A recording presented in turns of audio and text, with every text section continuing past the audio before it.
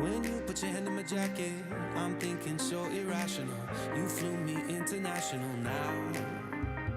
And we can spend hours reading the signals, but that's so unoriginal. What if we took this back to my house? Under all these lights, I gotta take a minute to calm down. But I feel like if I told you I was ready right this minute, do you think that it would turn you on? I just feel like you need to know. If I told you I was ready right this minute, would you just run off and tell someone? I just feel like you need to know. I don't wanna feel like we're wasting time. Tell me, should I go and call up a taxi? We can make out for play in the backseat. Please tell me now how that all sounds. You can sleep in while I make breakfast, watch cartoons and talk about exits. And if you're happy, stick around. I just feel like this is worth the risk. I never felt a fire like this. If I told you I was ready right this minute, do you think that it would turn you on? I just feel like you need to know. If I told you I was ready right this minute, would you just run off and tell someone? I just feel like you need to know. Right here, right now, we're running out of things to talk about. Right here, right now, I'm about to let the truth come out. If I told you I was ready right this minute, do you think that it would turn you on? You tell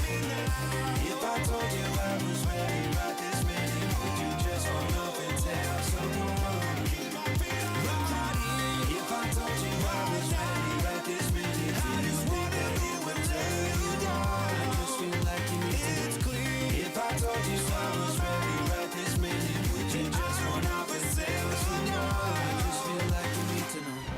If I told you I was ready right this minute, do you think that it would turn you on?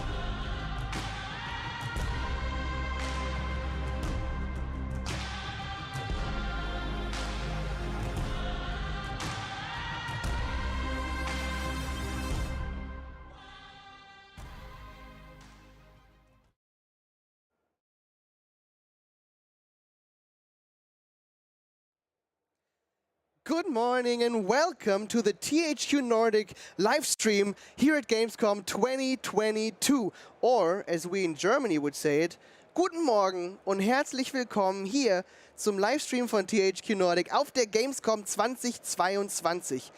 But I'm about to change to English again because this stream is gonna be international.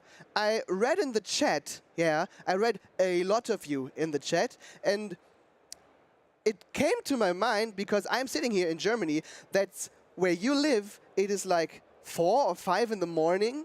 Why are you watching? Why are you even watching the stream right now? Can you tell me what you're doing that you watch the stream right now at, well, 5 a.m. or something like that? And yeah, I also heard the WhatsApp sound. Maybe someone got a message in our tech room. Hey, hello. Who is here? Who is here already? You woke me up, Popsoda Gaming, awesome.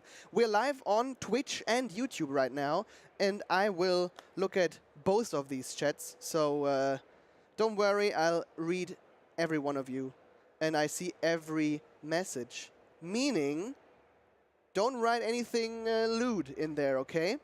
I'm Daniel, by the way. Daniel and I'm one of the main hosts for the Gamescom 2022 live stream this week here at THQ Nordic. My colleague, Lena, my co-host, will appear in like 15 to 20 minutes right outside at the booth because she will show you around here what it's like at Gamescom, but we'll come to that when it's time. Hey Rixdorf, hey GG Money, Daniel, you're great. You've already won me over. Awesome. Popsoda Gaming, that's cool. Hello from Australia, from Indonesia, from the UK. From where you are tuning in right now? From where are you tuning in? I want to know. I really want to know. Not speak English. Oh, sorry. That's unfortunate. Do you speak German? Then I can say hello to you, at least. But if you don't speak English, I don't speak any other language than German and English and Latin. I had Latin in school, so, well. France, Czech Republic, Poland, Slovakia, Bulgaria. Oh, that's pretty cool. California. I always wanted to visit California, to be honest. What's the most beautiful place in California? Please tell me. Salve. Hic forum est. Germany. Ghostface. Greetings to you, my old friend. Grüße aus Deutschland. Grüß dich doch auch, Dennis and Games. I hope I don't like annoy you when I switch between English and German from time to time, but I think it's funny for some of you to hear a bit of German, isn't it? Because we're here in Germany, and excuse my potato English, if you want. Please excuse minor grammar mistakes or something like that. I hope there are no people that are offended by those, because, well, we're in Germany, and I'm a German host. Deal with that, I suppose. We're here. You already asked in chat, why is THQ Nordic even going live at this point in time? And I can tell you, we're going live because we will stream every day of Gamescom here. Okay, we will stream every day of Gamescom. We will stream these morning shows. We will stream booth tours where we show you the, well, very awesome booth of THQ Nordic here at Gamescom. We will talk to devs about their upcoming games, which are right now in development. We will take a look at these games, at the playable demos. We will have small talk shows, talk elements, where, yeah, I already saw some wrestling fans out there. Evil Uno will host a talk show today, in fact. That'll be awesome. Roasted by the host in under 5 minutes. Nice. I'm looking at both chats, at YouTube and at the Twitch chat, but they're side by side, so I need to multitask, and that'll be very difficult, to be honest. Will THQ have demos on Steam? I don't think so, sadly. If you want to play the THQ demos, just come over to Germany, I suppose. Do we have some program for live stream? When and what to see? That's a good question. And I can tell you that we, in fact, have exactly that. Thanks for helping me in my moderation. We can show you the program for today right now. let's take a look. And yeah, Gamescom is always in Germany. I'm very sorry, but it won't move for some years now. Much love from Scotland. I was once in Edinburgh. Is it how you say it? Edinburgh? Was that quite good? And I also ate haggis when I was there. Will we see here some All Elite wrestling results? You will when the time comes, but it will be on the stream. Not right now, and disclaimer, I won't wrestle, but it'll be on the stream. Okay. Host just, I did not, Optimus, I did not. And I saw you typing that. Let's take a look at the program, like I said. So, today is Wednesday, spoiler alert. Today we've got the morning show with Daniel. Hey, that's me. We've got the booth tour with Lena. We've got SpongeBob SquarePants, the Cosmic Shake with me and Lena at 11:30. And then we've got the booth tour at SpongeBob, the booth here behind me, at 12. And then 12:30, the devs will come from Purple Lamp and one from THQ Nordic and talk with me about SpongeBob SquarePants, the new game. Are you hyped? I'm hyped. At 2, we will play Outcast with the devs and some other things after that because the program graphic is too fast for me. But you're seeing the program right now. Red's Quest at 4:30, the arcade show with Evil Uno at 5 p.m., the Valiant at 6, and Spellforce, Conquest of EO at 6:30. And then at 7, Destroy All Humans 2 with me and Florian from THQ Nordic, and then we say goodbye this evening. But let me tell you, we're like staying together right now in the stream. You and me, we'll see each other now for like 10 hours. Roughly. So get used to me, I suppose. Red's Quest, yeah. What games are you most hyped for? That's what I want to know. SpongeBob, Alone in the Dark, Jagged Alliance 3 for tomorrow? Yeah. We will show, and I can read them to you right now. We will, during the stream, because our time is limited per day. We can't stream 24/7. How could we? And we can only show so many games in one day, but during the stream, during the Gamescom stream, we will show SpongeBob SquarePants, The Cosmic Shake, Outcast 2, we will show Jagged Alliance 3, the Destroy All Humans 2 Reprobed, we will show, of course, All Elite Wrestling Fight Forever. How could we not? Stunfest World Tour will be on stream, Wreckreation, Tempest Rising, The Valiant, Spellforce, Conquest of EO, Alone in the Dark, and 5 games from Handy Games, the indie publisher from THQ Nordic. I think that's Red's Quest, that's Endling, that's Parish, The Exit, and one more, Airhead. My brain is just too smart because I didn't have those written down. You can stream 24/7, I believe in you, Dan. Well, if you're fine with me just sleeping on this couch during the whole night, that's fine. Yeah, if you want to watch me sleep on this sofa, that's fine with me, but I won't do that. I won't host like tonight. But I can stay on this sofa if you want.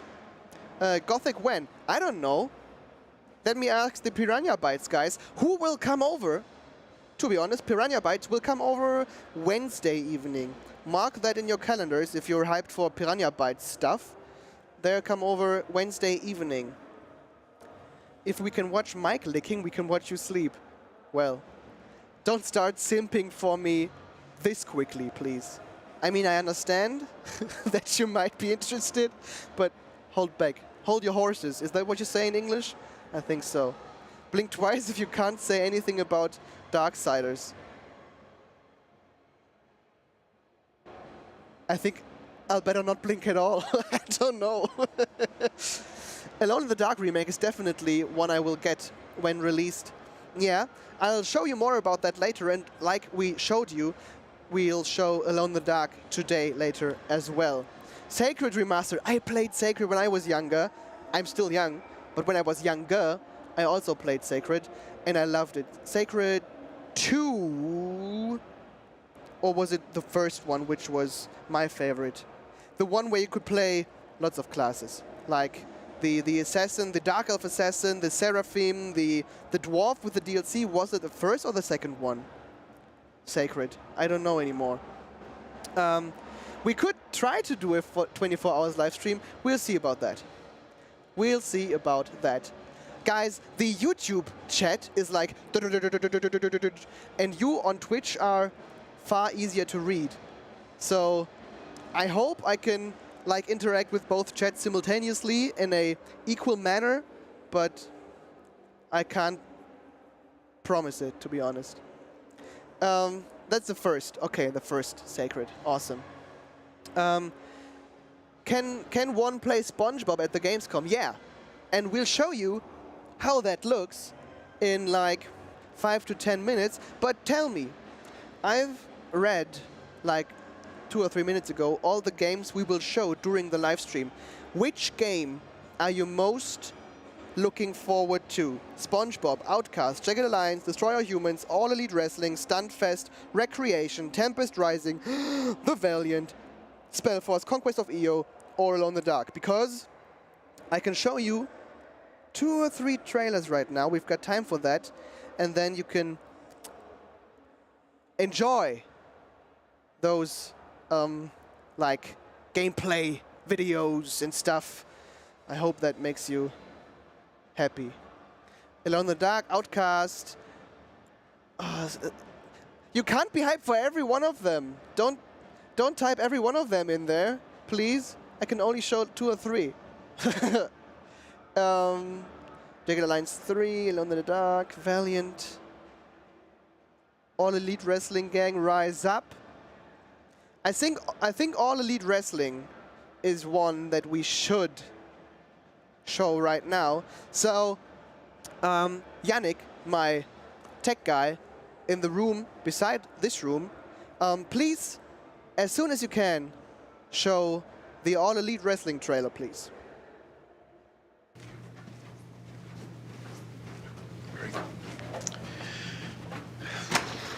Tony. Hey.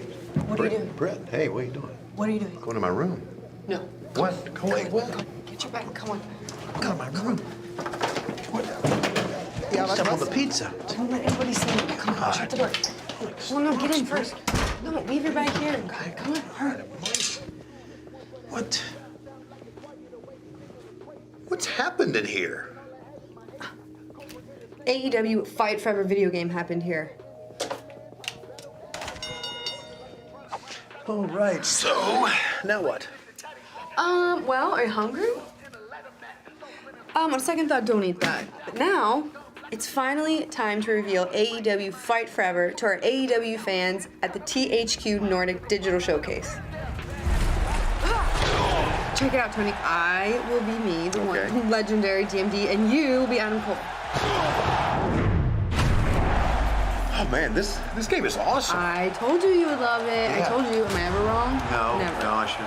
Never. Whoa, this game it's tremendous. Are there any weapons in this game?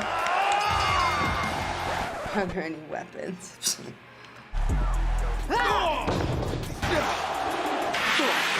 Look how easy this is to play. You didn't have to figure out a million freaking buttons, even though I could have, because I'm a dentist. Oh, I know that. But I just picked it up today and started playing, and I'm already the best at it. Yeah. And career mode. Wow. Mini games. Wow, I'm really excited you tell me about career mode, I can tell you that. Yeah. And I almost lost my mind when I found out that AEW Fight Forever has mini games. How did you find out about the mini games? You told me. AEW Fight Forever, coming soon. D and D. Knocked your teeth out, Shivani.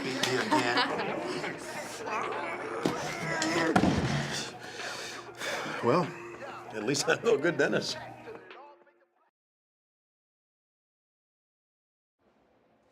It's a pretty awesome trailer, isn't it?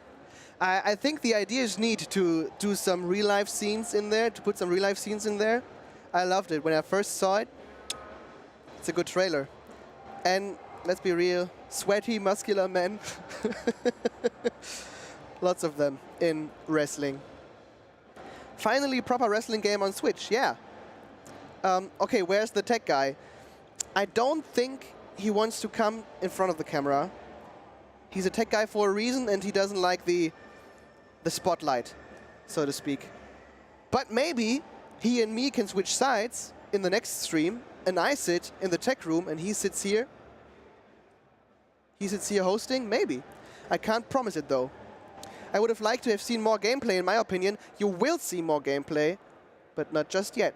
Because you need to learn patience, guys. Learn patience. SpongeBob will be the first segment we come to after the booth tour, which will be soon. What time in Germany in the evening? Gothic will be... No, Gothic. Piranha Bytes will come Wednesday evening at... I don't know, to be honest. I think 5.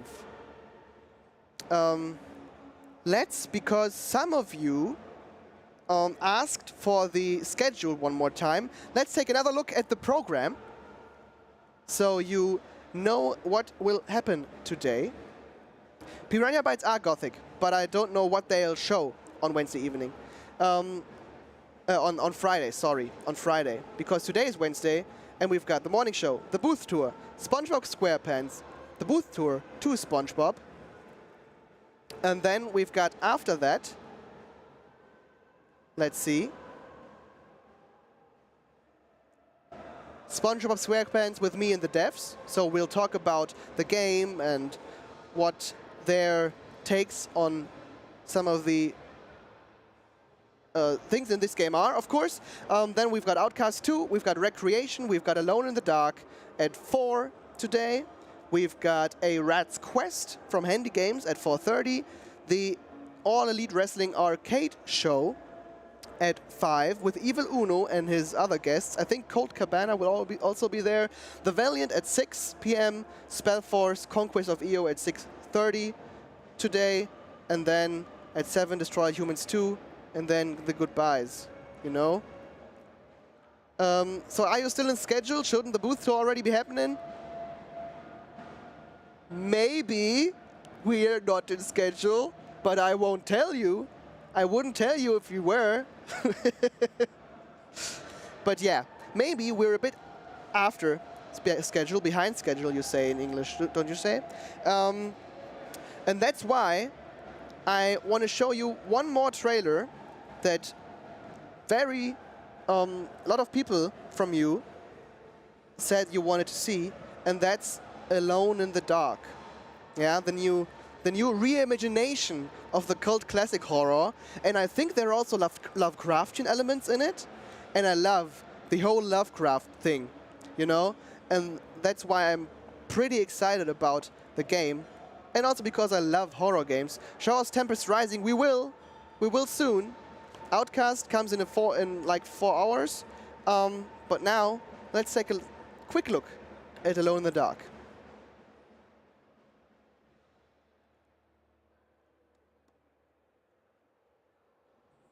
There is a house in New Okay, Orleans. hörst du mich, Yannick? They call the rising sun, where thousands of young to salvation have gone. Oh God, she knows I'm one. Don't let them get inside, compare. They're not the good kind. Dusetto isn't cursed or blessed. It's a battleground. Maybe the Dark Man just likes it when you suffer.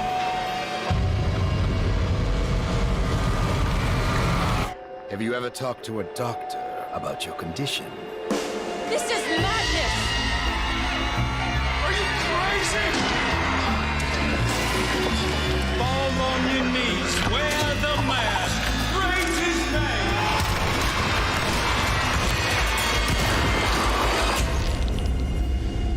Welcome to the Madhouse, Detective.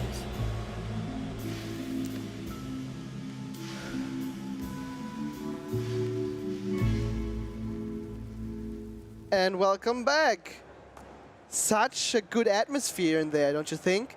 And I'm really hyped to try this game out myself this afternoon, like you just saw in the program graphic. I will watch Destroy Humans 2 though. Yeah, you should. It looks pretty good. And it's good that you can hear me. Yeah, you are right. I just asked it when the trailer was was showing. But well, I really needed to know if our tech guy can hear me. Was that Daniel Radcliffe? I don't know. Horror games scare me, yeah.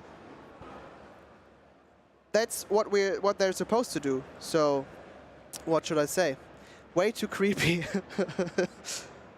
What's your name again? I am Daniel. Hello and welcome to the THQ Nordic live stream at Gamescom 2022. That's my introduction. That was my introduction. So I hope that helps you. Can we see the program somewhere else than here on live stream? We'll sort that out as soon as possible. We'll do a command, and then you can like from this command you can go to the schedule. So don't worry, it will be there soon. Let's go All Elite Wrestling. I read on YouTube. Beyond excited. Yeah, that is pretty awesome. There will be a backup on YouTube. Yeah, all of these streams we're doing during Gamescom from today until Sunday. Yeah, Wednesday, Thursday, Friday, Saturday, Sunday. All of these streams will be possible to re-watch as a VOD on Twitch and on YouTube. So don't worry if you miss some parts, then you can go ahead and re-watch them whenever you want.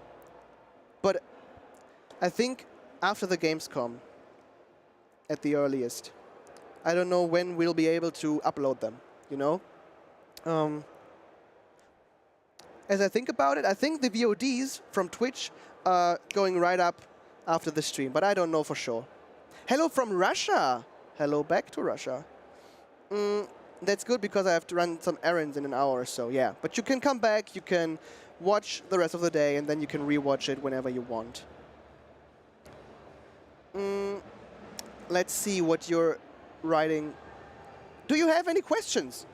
I can answer some questions if you want, because as the team, the booth team gets ready, and they'll let me know when they will be ready. As they get ready, we still have some time to talk about what's going on during the live stream. SpongeBob SquarePants, the Cosmic Shake, is the one I'm most hyped about outside of AEW. Yeah.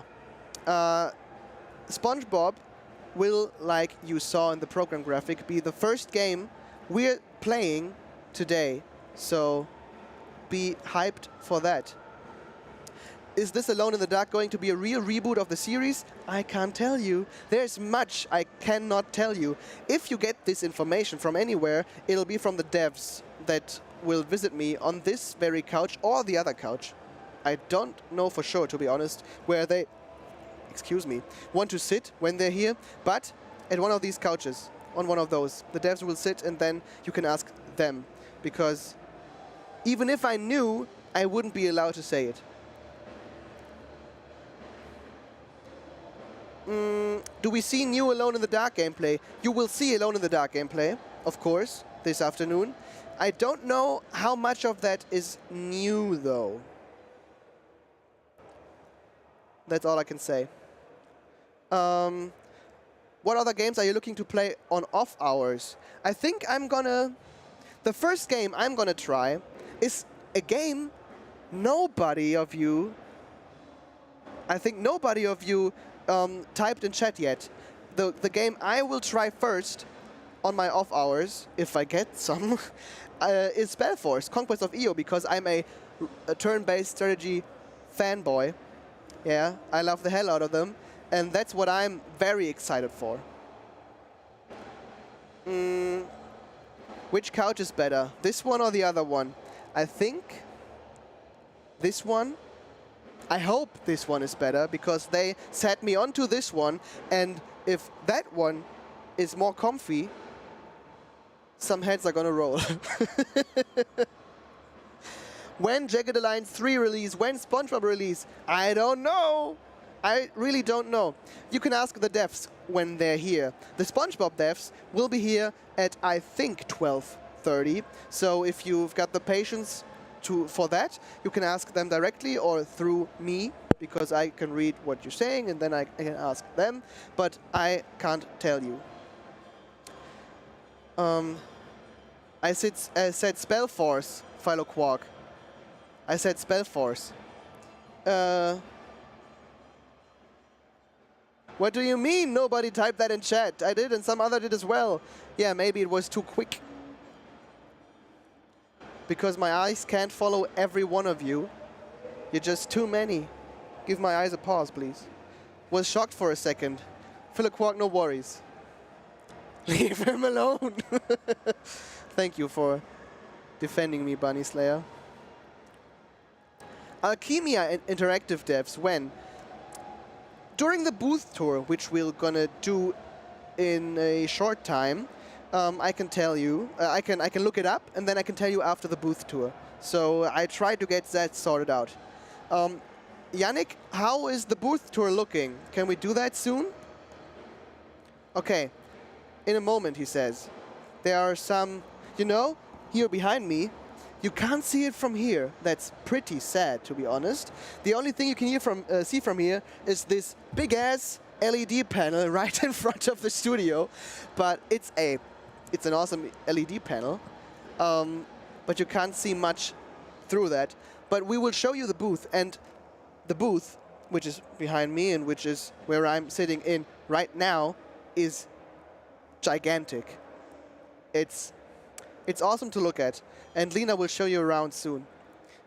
And when I say soon, he just told me, when I say soon, I mean right now. I'll give you into the loving arms, loving hands of my wonderful co-host Lena, which will show you around. And I think she'll start at the Alone in the Dark booth. Take a look. Hi, Chad. What's popping? Thanks, Daniel, for the nice introduction. I'm here in front of the Alone in the Dark booth, and there's actually quite a line already. It looks amazing, and you have to know that Gamescom isn't open for public yet, and still there is a line, so people are pretty excited. Chad, I have you on my phone so I can see what you type. Hey, what's up? And I would actually just show you around this massive booths, because it's massive, like really. You can see the Alone in the Dark right here, and I would say we just start walking around, right?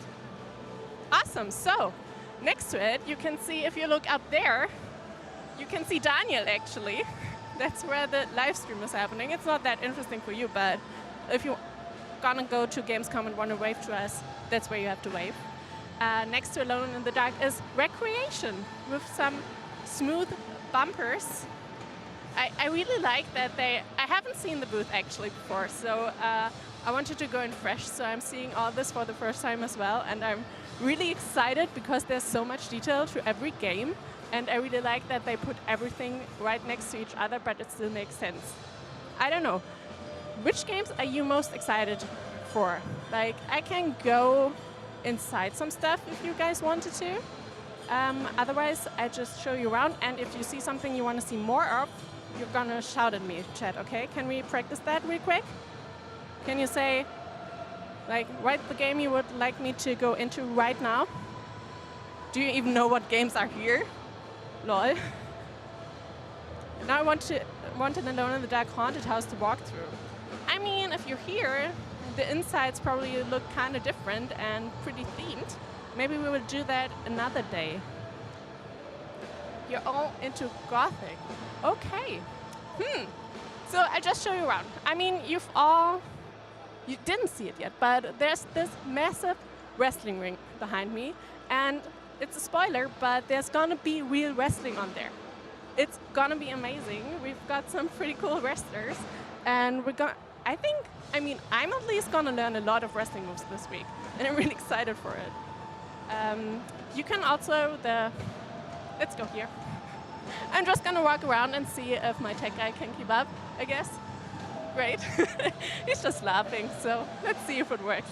I'm going to give you the perspective of you coming into this hall, so you get the whole Gamescom experience, okay, guys?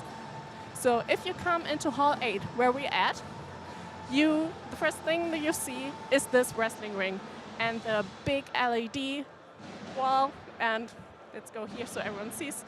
And you can play All Elite Wrestling right there. The Alone in the Dark you just saw, Wreckreation, and also really massive is the Outcast 2 one. And I mean, guys, look how beautiful it is. Like, if you want to take pictures here, I mean, that's the perfect Instagram spot. Let's be real. I mean, priorities at Gamescom, right?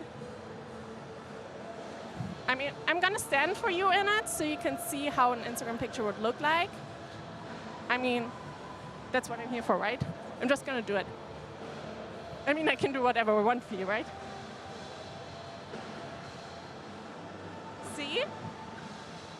I don't know what an Outcast 2 pose would be. You probably know that better than me, Chad. But, I mean, I feel like that would be it, right? It's like, Chad, from 1 to 10, how awesome is it? My chat is a little bit delayed, so I'm going to start it awkwardly. So we're going to practice this because I need a lot of feedback from you this week. There's a lot of 11s. You got it, Chad. You got it. We can work with that. Great. Yeah, let's do that. I mean, I can look behind it and tell you what it's inside. There's a lot of fake plans, which I like. And there's also real plans. I'm a plan person, so I really like it. They got me with that. So let's go over here, I guess. There's 100 also. I mean, if you say it's 100, are you coming to Gamescom or are you like far away? Because otherwise we can just show it like this and you can Photoshop yourself into it maybe. And then you can just pretend that you were here. That's also good, right? Is the game playable? I think everything here is playable. I'm not 100% sure, but I think so. So here's the other part of the booth, which is also massive, as you can see. There's a tiny stage, and let's start at the corner with Destroy All Humans 2. There's also a nice photo op. I mean, if you like taking pictures, THQ got you, guys. So this is kind of sweet. Who's a fan of Destroy All Humans 2? Or Destroy All Humans? Who's a fan, guys? I'm really looking forward to looking inside it. I mean, we're not going to do it now because we don't have that much time, but really looking forward to it. I mean, there's so many details. It's so nice to look at it right now because there's not many people.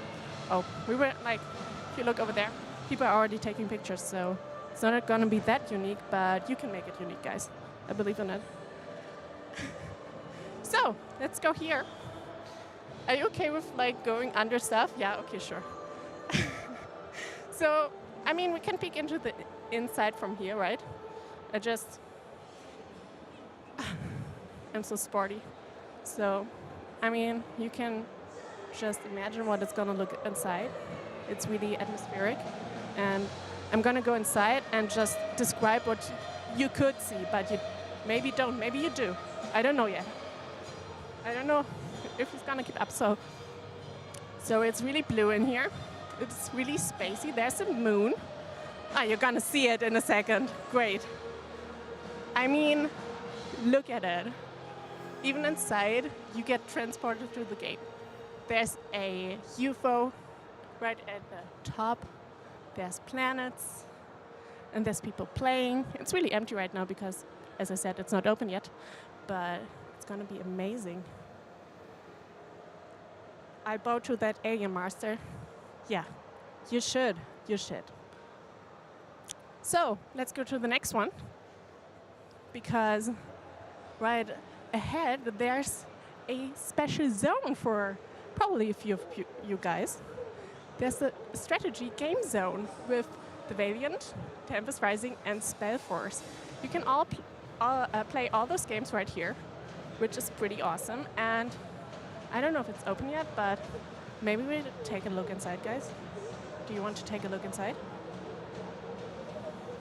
I'm kind of curious how they made that work with like 3 games in once. Aren't you, Chad? I mean, it's really cute. Cute is probably the wrong word, but I think it's cute.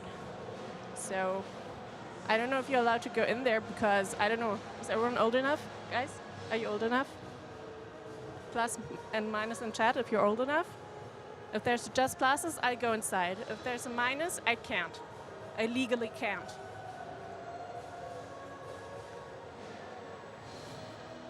There's a plus. I don't see a minus yet, so I'm gonna go inside. There's no minus. You're old enough. Ooh. So you can just. There's a side for every game, and I like what they did with the lighting. How great does it look? I mean, you have to concentrate here because it's the games you have to think about, right? I mean, strategy. My strategy for Gamescom is just survive, but I guess that's the same with those games. Great, so I have a lot in common with those games. We have one more game that I'm going to show you. It's amazing here. Here you go. Yeah. I'm happy. So, those people are really excited. And there's another booth that I'm just going to show you a little bit about because we're going to go back there in like 30 minutes and do some special stuff. Because here's the SpongeBob SquarePants Cosmic Shake booth. And I don't know, are there any SpongeBob fans in chat? Because there's so much to see here. There's another great sculpture with SpongeBob sitting on a seahorse, which is cute. I would see myself riding a seahorse. Like, I think I would be good at it, Chad. What do you think? Think I would be good at it? Do you see me more? I mean, you don't know me yet. You're gonna get to know me pretty well in the next days.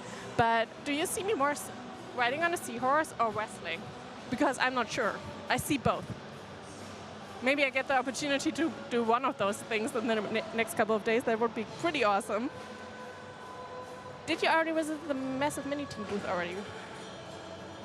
Don't think so. Did we? No. So, the Cosmic Shake booth, we're just gonna scrap by it because, as I said, we're gonna look at it more later. But just for your scale, how big this is, I'm gonna stand right next to it. I'm average height, I would say, so it's massive. Does it look huge? It does. It looks huge, guys, right?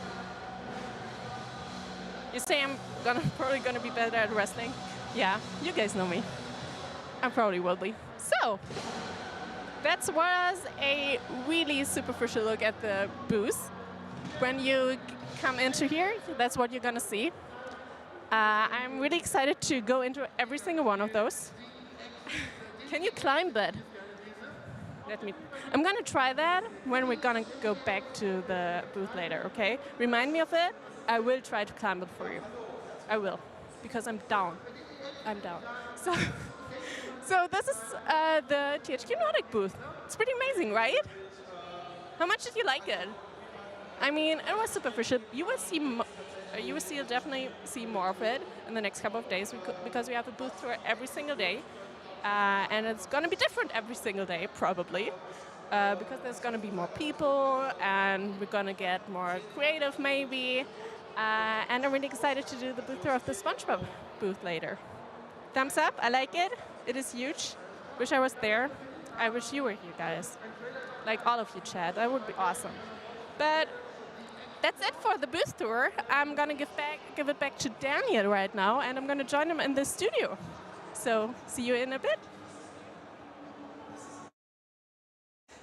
Hello and welcome back. Thank you, Lena, for showing the people around. Guys, on a scale from 1 to 3,424, how great is this THQ Nordic booth? Please tell me, because I love it. To be honest, I love it. I went inside every of these playable demo areas just to see what it's like in there. I didn't want to go out anymore. I just wanted to live in the Alone in the Dark demo area because they are so cool designed, aren't they? I mean, Lena just let you see some of those, but they are pretty cool designed. And I read lots of times in chat that you wish you'd be here. I mean, Gamescom will be until Sunday. Maybe you're lucky and get a chance of a ticket at some point in time, but he wants to be alone in the dark, in the alone in the dark area?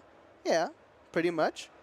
Okay, people seem to love the booth. It's, let me tell you, it's one of the biggest booths here at Gamescom. Just to flex right now. One of the biggest booths and one of the only booths that is like not only one, I don't know what's called in English. You know what I mean? The first, and the second, You know what I mean. Please tell me. Hey Daniel, did you find out when Alchemia Interactive devs are here?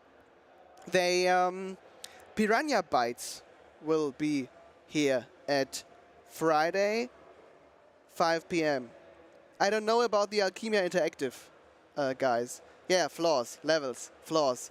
It is a pretty simple word, isn't it? Flaws. I should be able to remember that, but I didn't. Well, stairs. Yeah, we also have stairs. First level, second level.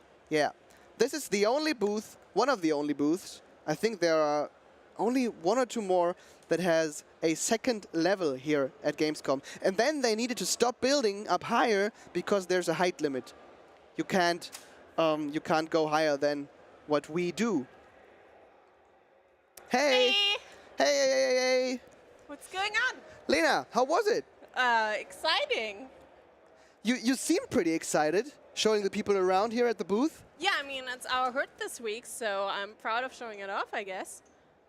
I always like peeking inside the booths. Yeah. Because usually, to play games, you have to stand in line for so long that you never see insides.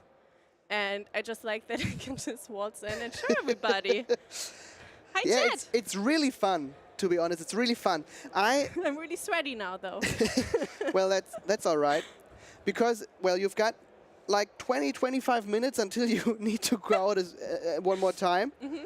But, well, what do you want to do? I mean, our job is to show you what it's like here, to give you a chance to experience THQ Nordic at Gamescom, but you're not even here. So that's a chance we give you, and that's why Lena loves to show you around the booth and loves to stroke these poor This one's a plants. Schlitz, Nikolai. As I said, I'm really into plants, so if you want to learn more about the games and about plants, I'm your girl. Which couch? Would you say this couch is comfy? Would you say the couch is comfortable? Right now I would say yeah, but after sitting on it for 10 hours, I would probably judge again. Okay, because I think this couch is more comfortable than that couch. I heard you doing that, and I saw in chat that someone asked if the table is more comfy, and I don't know if you've tested that yet. I could try to sit on the table. I think you should. I mean, is it bad if it breaks on the first day? It's a good clip. I mean, for a live stream, that would be a good clip. An awesome clip, I suppose. Okay, chat. Do you think Daniel should sit on the table? Plus or minus in chat? Yes. Plus or minus in chat. But what do you expect? What do you expect the answer to be? Do you expect me to say? Maybe it's really comfy and you're going to sit on there the whole time. Maybe. But let me get my glass of water. You have to do it. Did you already fail at drinking? Mm-hmm. Great. This is going to go great, chat. Okay. I'm going to hold this. Can you hold this for a second as well? Yeah. Is this furniture showcase? Kinda. Sponsored by. Sponsored by THQ Nordic. Okay. Maybe lay on it, yeah? Try what you can do with it. Like, let's see. Well, this is really shit. I could host from here if you want. I mean, it looks cool. And it is colder than the couch. Because the AC is in that direction. And that's very positive, that it's colder than the couch because it is, and it will get even warmer in here. Great, I'm already spreading. This is gonna go Yeah, great. this is gonna grow really well. So if you like All Elite Wrestling and love people that sweat a lot, you'll have a lot of fun with us during the stream because we've got an air conditioner, but the last stream, 2019, the air conditioner, in fact, broke. So they sat here for like 5 or 6 hours in an impossible heat. Clickstuff is asking, how comfy is it under the couch? Well, Under the couch. maybe we can show that tomorrow. Maybe I can try. You're saying that because it's my day tomorrow. No. We can try to showcase another sitting option every day. Okay, yeah, that's great. And tomorrow's sitting option is under the couch. Okay, sounds great. Sounds good? No, tomorrow maybe a different one on Friday, under the couch. Because how are you gonna sit? Sit under the couch, like lay under the couch. Fine. I mean, we can I'll also find play myself- hide and seek in this booth. That would be a great booth tour. Playing It hide would. and seek. Yeah, it would be. But, well, the booth is big enough. We wouldn't find each other. I don't That think would we'd be find really each other. fun. I could get myself some of those wrestlers, maybe Evil Uno or Colt Cabana or someone like that, and he could hold this couch on top of me so I can sit under the couch. Sounds really Would good. that be awesome? To have 1 or 2 wrestlers just... I mean, I could probably pick it up, so. Oh, they can carry me as well. You're gonna, like, this is not gonna be good for you. Not? Okay. Well, then. Flip the couches upside down and sit on them. It's a real plan, guys. We'll real. see what we can do about that. Originally, It's we just really wanted bad location for it, though. we just wanted to show you some games, and now we're talking about sitting under couches. I hope you're entertained, guys. Didn't And we want to talk about something under the sea? under the couch? Yeah, we did want to talk about something under the sea, and the thing we want to talk about is SpongeBob SquarePants. SpongeBob SquarePants, the Cosmic Shake, guys. That's the first game we want to take a look at, and we've got the playable demo right here on this very screen if Yannick in the tech room switches. I got a quick question. Oh, that's YouTube chat, right? That's the YouTube chat, yeah. YouTube, I haven't seen you yet. Hi, what's up? Wrestle him in the arena instead. I could try to. We should wrestle. We should wrestle in the Because arena. that would be kind of even, I feel like it. Because I'm really try-hard, and you're probably stronger than me. But I Don't can you even think manage. I am try-hard as well? Yeah, but I need to win more. I wouldn't hold back. I mean, you only have a lose-lose position probably because you either won against a woman or lost against a woman. So let's do it. I'll think about that. Maybe they can teach us some They slams could teach and us some stuff. wrestle moves. I would be so into that. Some special moves and how to use the ring to your advantage. I always wanted to do like this. Yeah, I'm really excited for the wrestling part. Yeah. To be honest, I already leaned against those wrestling. It's ropes. bananas, not SpongeBob, I'm sorry. Don't look at the YouTube chat, they're unclean, says Pop Soda Gaming. YouTube chat, what do you say to that? What do you answer? Pop Soda Gaming. Are you unclean? I don't think so. Let's Dirty take a YouTube look at chat. something under the water. Good transition because under the water it's pretty The Cosmic Shake could probably Clean. be a wrestling move. could, yeah, the Cosmic Shake, or it's like the Harlem Shake and the dance. I think that's a reference they went for with the game, but I think so as well. Let's see. We need I to. know Daniel pretty well, so I know that he identifies as male, but you're right. Identifies as a mammal. Yeah, Okay. let's go to the gameplay. I in fact identify as a mammal. Hello, help me! I'm under the water. So are we, so we can't really help you. Okay, let's start a new game and look at the SpongeBob SquarePants The Cosmic Shake demo. We will take a look inside of it right now, but the devs will be here at 12:30 and they'll show us how to really play the game. Because I didn't know, I think it was 2019, I first saw the older SpongeBob game, and I didn't know how gigantic the fan base was. It's really, really big. Push start? Should I push start? I don't know, should I? Just kidding. We're gonna be that kind of host. And let's get the mouse out of the way. How to glide with a pizza. Awesome. With A. Actually, I wonder how the SpongeBob games compares between the PS5 and PS4 versions. That's a good question for the devs later. How to ground pound. A and B. Okay. Have you played this before? Bubble throw. What? Have you played this before? No. Okay. To be honest, I didn't want to spoil myself. So I thought I'd go fresh into these experiences and we, well, enjoy them together for the first time. I think we're playing on PC, actually. Yeah. We just use an Xbox controller. Are you really into SpongeBob, though? Are you a SpongeBob person? I've watched a lot of SpongeBob when I was younger, but you know, you can also watch SpongeBob when you're older. But I watched lots of Nickelodeon as a kid, and of course, SpongeBob was one of those series as well. Do you wanna speak as the familiar-looking guy? Oh, funny meeting you here. Just checking on the barrels, you know, keeping them safe from bandits. There's juicy profit. Oh. I mean, he's talking, It's so I don't. I was close though, right? You're pretty close. I mean, the fun part of the game is the real voice actors. Yeah, it's So Clancy Brown. I couldn't be as good. I mean, I would probably You'd probably be better. no, but probably be pretty insulting. Okay, let's see. We can glide with our pizza. Meow. What kind of pizza is gonna be in there? I think a pizza pasta. A pizza with spaghetti on it. Now, That's the best pizza. Chad, who of you eats pizza with spaghetti on it? I'm not judging, Daniel, but it's odd. It's not odd. I need to train my multitasking abilities because I play this game for the first time and then you're asking me those difficult questions. Yeah, that was really difficult. It what was your favorite really pizza difficult. Is. Yeah, true. Sorry, my fault.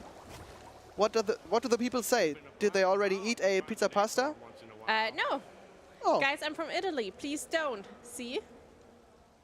It's not allowed, Daniel. That's sad. Pizza with fries on top is clearly superior to pizza with spaghetti. Could you please be more tolerant? What's going on with you guys? Pizza with pineapple? Excuse me.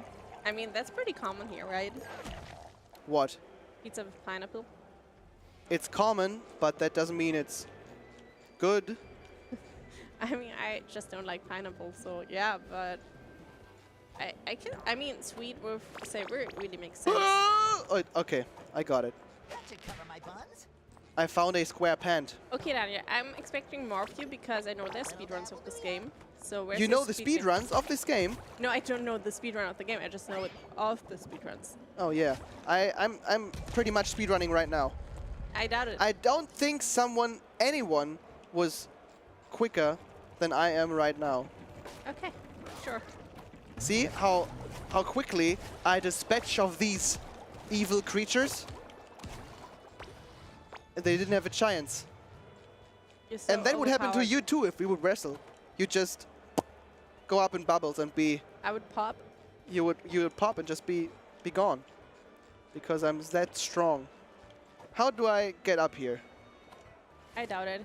Chad, who do you think would win in a wrestling match, Daniel or me? Of course I'm asking me. the important questions. Let's do a double jump. So Daniel or Lena? The ring would win. The ring. Whoa. I mean, there's not many answers to it, but Chad says I'm gonna win. Why can't I go Is that your speedrun strat? over that? Yeah, it's the speedrun strat that you fall from that height just to get to here again, because that way you skip some some very long and exhausting parts of the level. It would be a tie, probably. Yeah, we're gonna just be both exhausted after 2. Hey, you also moves. need to read JC Vastgoat, who says Daniel. Yeah, he's they are the only person that said your name, but yeah. Oh, and Basha Noel. How do I get over YouTube this? is for you and Twitch is for me. That's odd. How do I get? What's the controls for that? Maybe interact. Okay, swing hook maybe, dodge. Guys, do you know? How do I get over this? Because if I walk on it, I'll just. Oh no! Okay. You have to be careful, Daniel. That's not my strong suit. I mean, you could probably just. Yeah, you're doing great. The next slot will start like 2 hours later because I don't stop this gameplay until I'm over this. Oh! What's happening? Oh. This is on PC. I did it! And as a reward, he just clubbed me. Did you like it? A little bit. No! Speedrun strat, by the way. It would be fun if they did like when you fall down, it's like chat says 7 hours later. 7 hours later. I'm excited for the devs to play it themselves because we have them over, like I said, at 12:30, and I think they'll be slower than me. Getting better at it. Yeah. Good job. There's a learning curve, not a strong one, not a big one, but there's a learning curve. Good for you. Wasn't there like a tiny step button on previous game? It may be, yeah. Okay, let's try to get it to the stripe. Oh, we did it. Touch. Krusty Krab pizza for you. Why is and Patrick me. so smaller than SpongeBob? Because he's a balloon. It's a balloon, Patrick. I don't really know why, but I think they'll explain that. We can ask the devs as soon as they're here. Why Patrick is a balloon. I'm glad that it's not that difficult for me to find pants at home.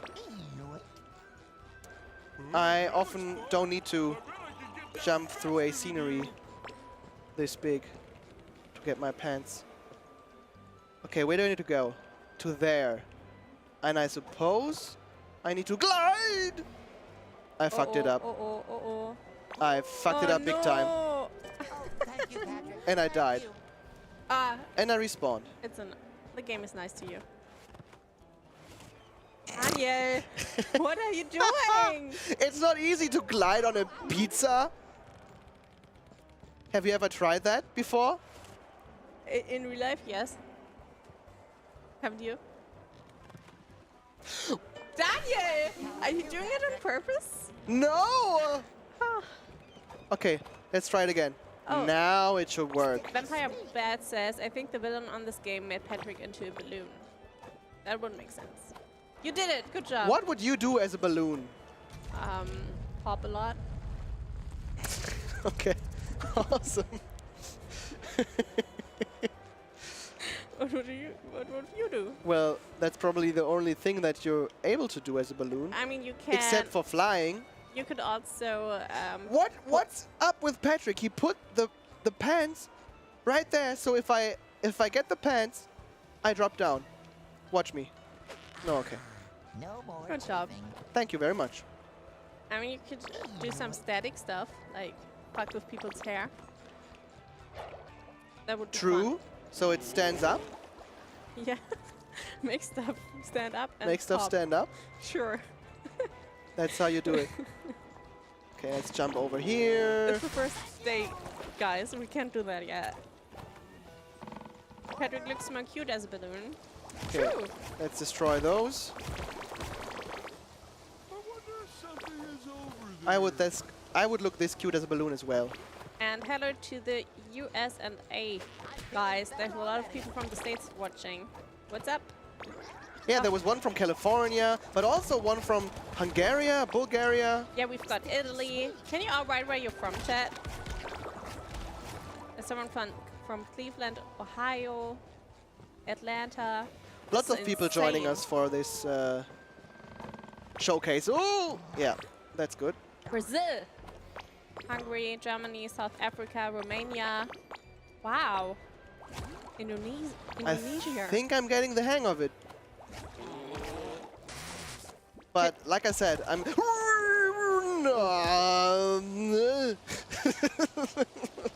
Fun fact, the SpongeBob voice actor once was in a bar with boxer Mike Tyson, teaching him how to do the SpongeBob laugh. Must have been a sight to watch. And United States. Okay, where am I now? We like fun things. Thank you. I Poland, fell down Oklahoma, United Kingdom, pretty far, and I don't know where I'm now. Philippines. That's so crazy. Chat, you're doing a good job.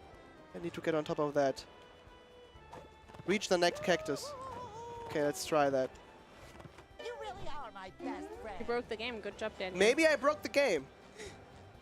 But let's try to get on that platform. We can't. Oh, now we're up here again. Awesome. This is where I wanted to go. If you were a sponge, Daniel. If I were a sponge, yeah, what would you like to absorb? I think it'd be coffee. Why coffee? Because I need that to stay awake. And if I absorb lots of coffee, well, I don't need to drink, I need to stay awake. Okay, And smart. that's all about efficiency. That's a really German answer, I guess. It's the most German answer I could give. Oh, Daniel using speedrunner path. You're doing good. let's try my specialty. Oh, is that the first boss we're fighting? Okay. America of Monster Birth. Okay. He should have got himself better minions because they didn't defend him that well. You already did it? I already did it. Like I told was you, I'm a quick. speedrunner. Yeah, true. True. Of course. What's up with him? He's dead now. Let's free this cactus and return to the familiar looking guy.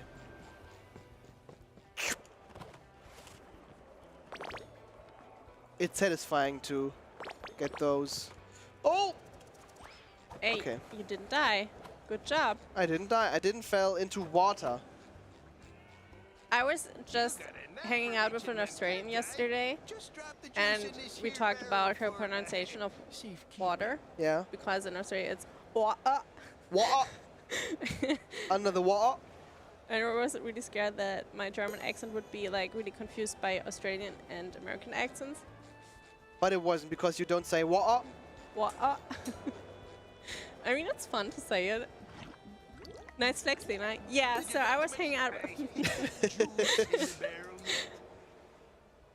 Okay. What's our... Okay. But I was really scared of my accent being too German. And yesterday I was just told it's cute. So it didn't comfort me at all. You're English? Yeah. It is pretty cute. Aww, are you flirting with me? No. Sorry, that was awkward. But that's okay. Lena and I know each other some time now. So don't be alarmed or disturbed if anything seems awkward. That's just how we are. That's our brand. That's our thing.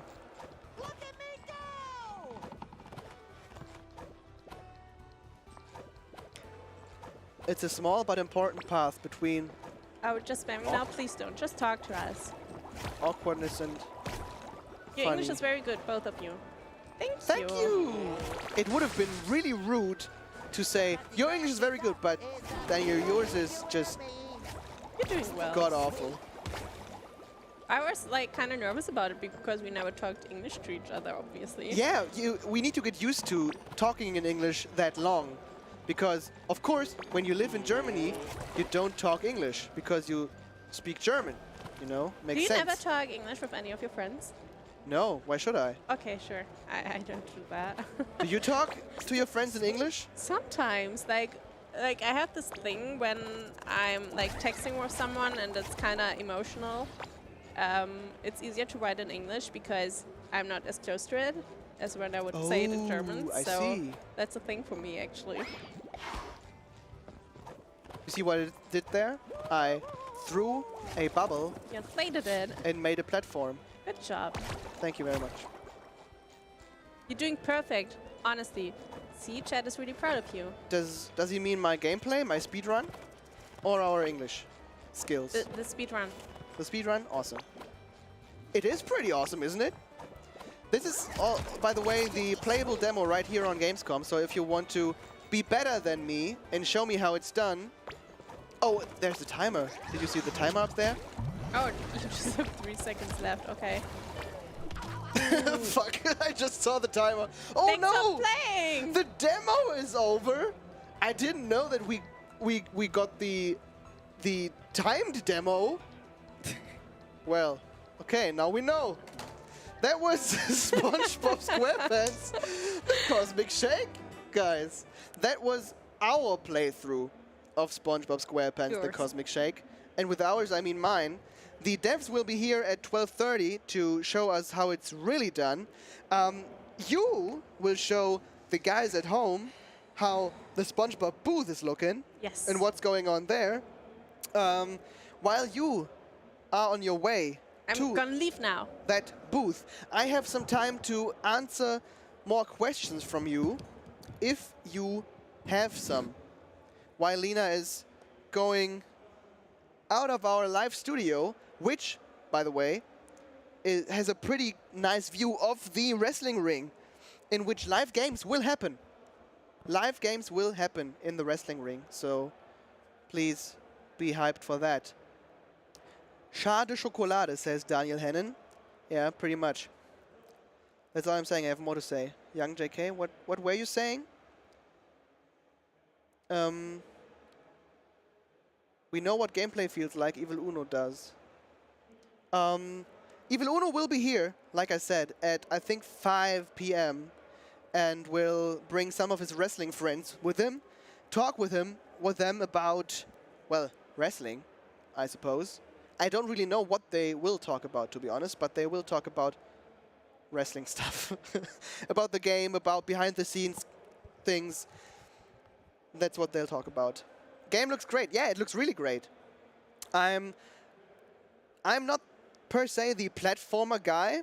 Like I said, I'm more the turn-based strategy and RPG guy, but it feels good. It feels great to play, and you know, like I said at the beginning of this slot, that was my first time playing the demo, and you saw me getting better and better with each minute. With each of my fails, I grew. My power grew enormously.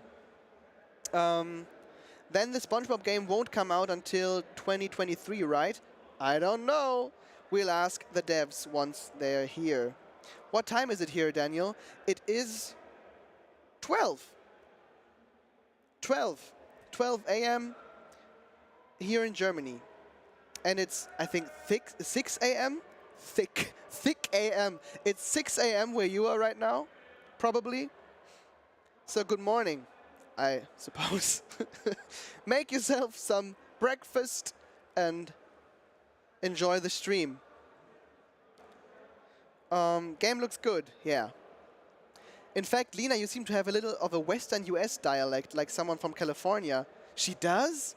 I need to tell her that once I see her again. What beverages are THQ providing you? Water? I think water is the answer. Thick AM. I'm sorry, guys. I'm sorry. Good afternoon, Dan. Good afternoon to you as well. It's booty o'clock here.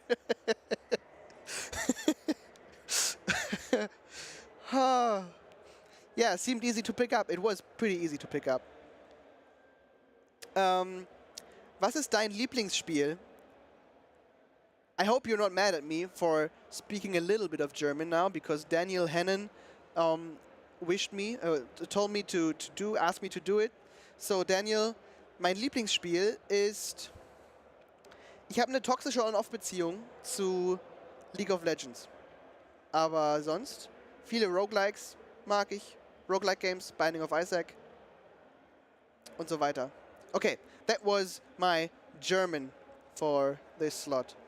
And, you know, it's pretty hard to get used to talking in English so much and so long when you're, aside from the stream, only talking German, you know? With the guys behind the camera, with Lena, with anyone here, I mostly talk German. And once I sit on this couch, this is the English couch. Once I sit here, I don't stop talking English. I only talk English once I'm on this couch. And once I'm gone, I talk German. Oh, du kannst ja Deutsch. Yeah, I know German pretty well. Do you listen to Rammstein? Is that what you think Germany is? Beer, Oktoberfest, and Rammstein? What do you think? Please tell me. What do you think is the most German thing? What is the most German thing you know? Or what's the thing you think about when you hear Germany? You sound like your English is your first language. Really? Thank you very much. I'll do my best, Mr. O'Hydro. I can speak a little bit school English, you know? Well, that's pretty good.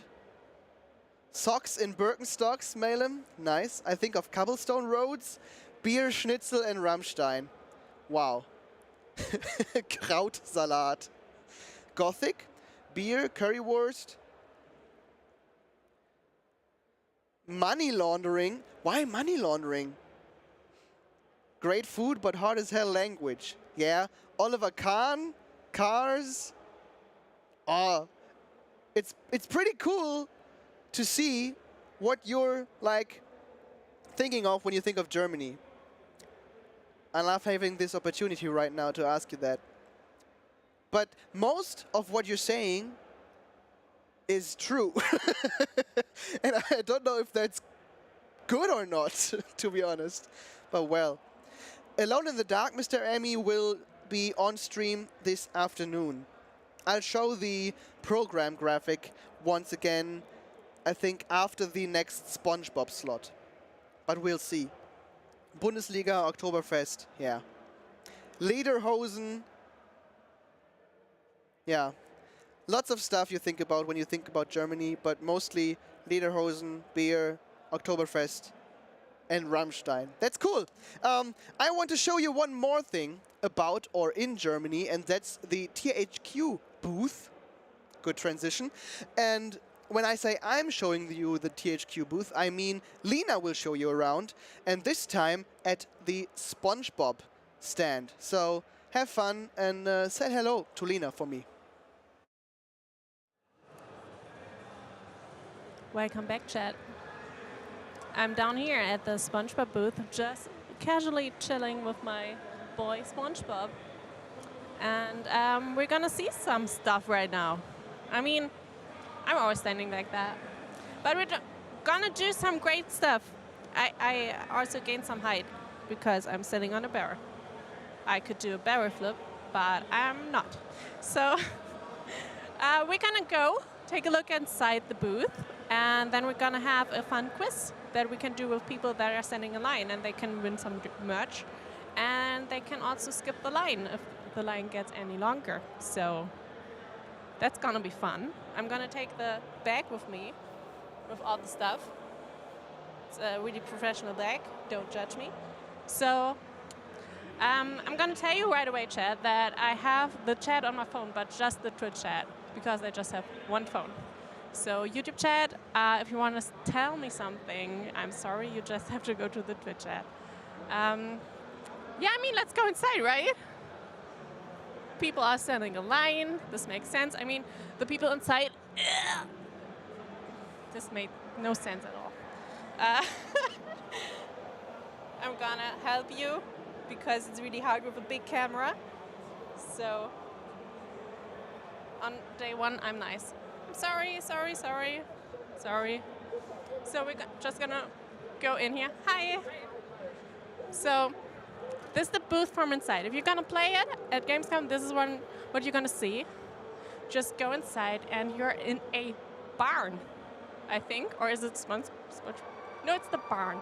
It's the bar that you saw outside, and there's the gaming station, and you can play the demo here that Daniel just played. So this is fun. There's plants here again. This is so awesome. There's so many plants. I mean, there's kelp shakes, there's plants, there's more plants. I mean, it's cacti, but I let them count because they can do a good job at Gamescom, I guess. And yeah, people are enjoying themselves. They all look really happy, right? Especially people from the back. I mean, Chad, what do you think how happy they are? 10, right? I mean, we just saw the demo. It's awesome, so probably pretty good. Lena didn't acknowledge Daniel's hello. The plot thickens. Sorry. Yeah. Hi, back to Daniel. So, but we're still doing that. So there's a mirror, just if you want to check if you're looking good for playing the demo. But let's actually talk to some people that are standing in line for this game because they're obviously excited. So let's go back outside. And there's actually a line forming. And I have 5 questions. And I have 5 goodies I can give away. And theoretically, I mean, we can do kind of a dick move because we can just go to the back of the line and ask them a question. And if they're right, we can let them in front, which the people in front will hate. So we should probably start at the front, give them some goodies. Don't tell them about that they could skip line, and then just let someone skip the line. They're still going to be mad then, but less mad because they got goodies, right? Makes sense, right? Yeah, sure. So I hope the people speak English here. So I have to take out my earpiece, otherwise I won't hear other people. Hi. Do you speak English? Yes. So would you be up for a quiz? You can win something. Okay. Do you think you're... Oh, sorry, I have to give the microphone to you. Hi, what's your name? My name is Lucas Pearl. Hi. Hi, nice to meet you, Lucas. So you're a big SpongeBob fan? Yeah, since childhood. So do you have a favorite character? Favorite character? SpongeBob, I guess. Makes sense. Pretty basic, but makes sense. Did you play the other SpongeBob game yet? Yes, I think so, yeah. So you would say you're pretty good in the SpongeBob universe and know stuff about this game? I think so, yes. Okay, good. So you should have no trouble answering my question, right? Do you want a hard question or a really easy one? Let's start with the easy one first. You're just going to get one question from me. Okay, then the easy one.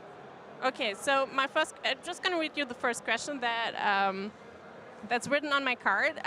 Disclaimer, it's not from me. So, what is funnier than 24? 25. Good job, that's correct. So you get a goodie. Can you hold this real quick? Yeah. What's your size? XL. So I have a T-shirt for you. Okay, thanks. And some... Oh, no. Thanks. And some SpongeBob socks. Enjoy them and have fun playing the demo. Thank you. That went well, Chad, right? That went well. It was nice. You won. You had the answer to the question. That was good. Went better than expected. So now we can go to the end of the line because he won't be pissed if we let someone in front of him. I mean, we just made a new friend, so we can just fuck it up again and don't have any friends left. So that's how life works, right? Yeah, so... I'm sorry, Fabian. I'm so sorry. You can stay there, I guess. Okay. Who are we going to talk to? Are we just going to talk to anybody? I mean, my mom said I'm not allowed to talk to strangers, but I guess that's changing today. Hey, do you speak English? Yes. Okay. Hi, what's your name? Markus. And you want to play the demo of SpongeBob? Yeah. So you're kind of standing in line, right? Yes. Okay. What's your name again? Sorry. Markus. Markus. Okay. Hi. So I would actually give you the opportunity to skip the line, so you don't have to stand in line if you answer one question correctly, okay? And you can also win some goodies. Okay. Or you can decide if you want to have the goodies or you want to skip the line. Then I want to skip the line. Okay, smart choice. The demo's great. So, do you think you're good at SpongeBob trivia? No. Okay, great. This is gonna go well, really well. Do you have a favorite character though? Yeah, Patrick. Why Patrick? Because he is kind of, I don't know. He's just not the typical hero, but he is still a hero because he does heroic things, and that's, I think, the thing that I like at him. Okay, great. So I'm gonna ask you a question now, and if you answer it right, I'm gonna escort you to the front of the line, okay? You like Patrick, so I'm gonna ask you a Patrick question. What is special about Patrick and Cosmic Shake? I don't know. Maybe look around, maybe there's hints here. Can you repeat the question? Yeah, sure. What is special about Patrick and Cosmic Shake?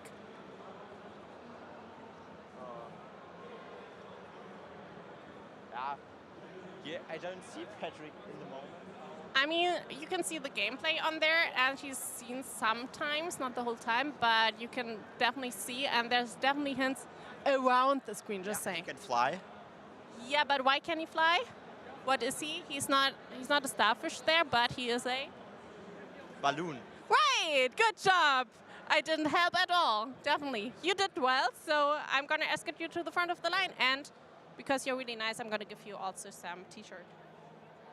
So, do you think a small foot would fit? Yeah, small, medium, or large. There's a large. And some socks. And come with me.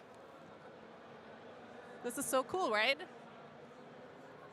allowed to skip the line because he won a quiz. So have fun playing. Okay. You're gonna go play? Have fun.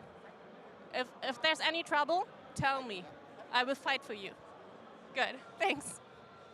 So, this is going really well, Chad, right? I mean, people are so smart here. I'm holding this kind of oddly, and it hurts. But life hurts sometimes. This is turning dark in a SpongeBob booth. It's not what it's supposed to be. So, there's more people standing in line, I guess. I promised Chad earlier that I would try to climb the tree. So I guess I'm going to do that because they're not going to throw me out of Gamescom, right? I mean, I hope not. But I'm pretty sure it's not going to hold me. It's pretty stable, but maybe I don't want to break it on the first day. Maybe not. Grabbing other people for quick interviews, just another way of speed dating. I'm not dating anyone here.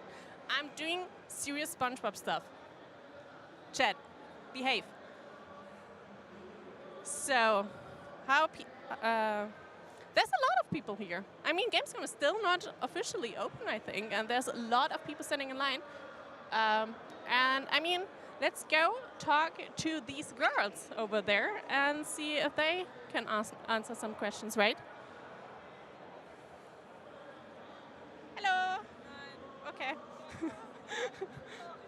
Alles gut. Okay, they didn't want to. Hey, do you speak English?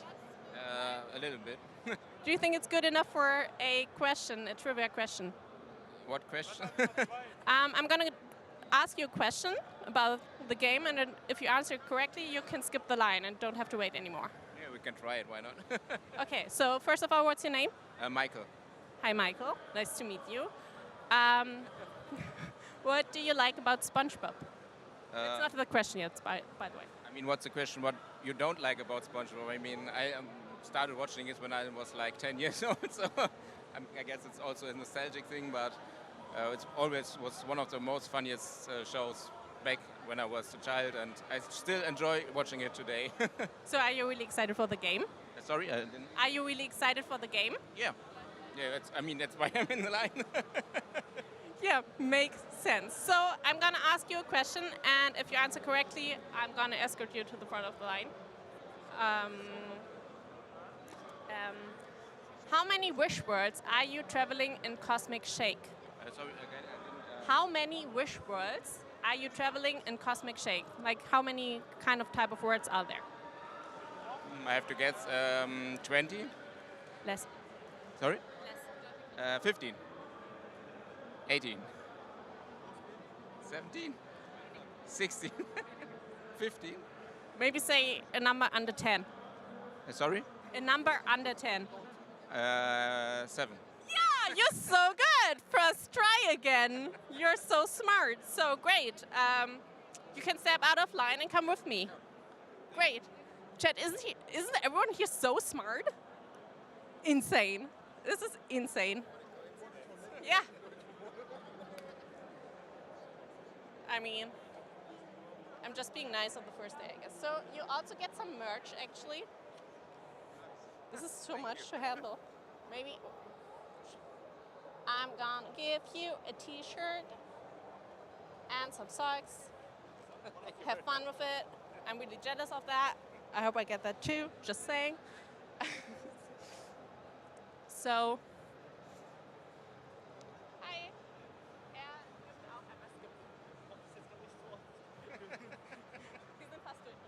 Danke. Have fun. I was just told that I can't do it that often because people don't like it. But you like it, Chad, right? You like it. There's people. So, a question for you, Chad. It's not a quiz question, but a question. Is there anything about the SpongeBob booth that you would like to see in detail, or should we just ask the next person? Maybe in the front, so they don't have to skip. Maybe. Lena pushing boundaries. That's my job here, right? Is it trivia from the game or the show? It's about the game. Danke, does that mean thank you in German? Yes, it does. I mean, you're gonna learn like a few words of German in the stream, probably. So if you ever want a translation, just ask Chad. The horns on top of the roof. That's really... I can't make that joke on the first day. I can't. I'm sorry, Chad. So let's go in front and ask some people a trivia question. We have 2 more. Awesome, right? We have 2 more questions. The problem is I'm really bad with names and faces. So I don't know if I've asked anyone before, so let's see. This is going to be awkward if I already asked someone. Okay, maybe. Hi. Does anyone speak English and want to win something? No one. No one wants to win free stuff. Okay. Buzzkill, chat, buzzkills. I mean, they're nice and great. I understand that they just want to play, but who says no to merch? Is it because I'm asking questions? They're really not. Okay, the next questions are kind of hard, though. Yeah, I get it. I should ask the staff member a question. They can't win stuff. They work here. It's serious business to work here. They can't have fun. I mean, they have fun, obviously, but they can't have stuff. They already get T-shirts from THQ, which is nice enough. They didn't want to... I mean, I'm not going to let them skip line, but I'm going to ask people next to me. Hi. Do you speak English and want to be on stream? What is it about? You can win something. You can answer a question for me, and then you can win something. Game trivia? Yeah. Can we work together? Yeah, you can work together, but you... We can do it. So first of all, what's your names? I'm Melly. Don. Okay, nice to meet you. Are you really excited for the SpongeBob game? Kinda, yeah. Yes. Did you play the first one? Did I play? I actually did. I did. How did you like it? Say something positive. Yeah, no, I enjoyed it actually. But I mean, I'm not a big gamer myself, so it's just like casually sometimes, and yeah. But I mean, makes sense at Gamescom, yeah. Yeah, I'm a. We are developers, so. Yeah. Okay, makes sense. I'm a fan of SpongeBob, so like since childhood, so this is like why I kind of wanted to play it. Who's your favorite characters? Damn, Patrick probably, yes. Gary. That's a good answer. I haven't heard this. Yeah, so good answer. So I'm going to ask you the one question now. And since you're two people, I'm going to ask you the hard question. But if you're into, I'm going to give you a hint. If you're into mythology, you can guess that, okay? So, what is the name of the fortune teller in Cosmic Shake? Fortune teller in Cosmic Shape? In Cosmic Shake, in the game. Cosmic Shake, oh shit. The fortune teller. Do you want me to give you a hint? Like, as I said, Greek mythology could be a big hint. Because if you know about Greek mythology, it's kind of same. Goddamn. I don't want to make this harder. Maybe I just give you a... It's always hard if you get put on the spot, you know. It's the hardest question on my card, though. I'm sorry. No, it's not like Fortuna or something like that. Yeah. But, I mean, in Greek mythology, Fortuna would make sense, yes. We'll just go with that. It's Fortuna. Maybe you want to think about it again, and maybe think about... I don't know how to give that hint. Can I talk about other games here? I don't know. So, probably not. I don't know how to give you a hint, though. So, Chad, do you have an idea how I could give a hint for that? Maybe. So it's starting with a K. K-A.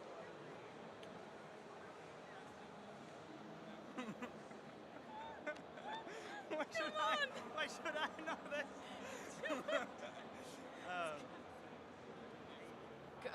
Calliope? No, not. Close. Callisto. Close. I'm just wait. I don't know. I mean, you can use your phone as a joker, maybe. As a hint, you can Google for like 10 seconds and maybe find the answer. Is that fair? Well, I wasn't listening at all. I said you could use your phone to Google for like 15 seconds, like as a hint. I'm really fair, Chad, right? You would be happy if I did this to you, right? Maybe it's not Greek mythology, by the way. Maybe I'm just... Maybe. I mean, I'm not an expert on Greek mythology. Yeah, but it's Roman religion. So maybe. So Google, maybe just Google the... Yeah, maybe, I mean, I'm going to read the question to you again. What is the name of the fortune teller in Cosmic Shake? Maybe you could, I mean, there's stuff about the game online, maybe.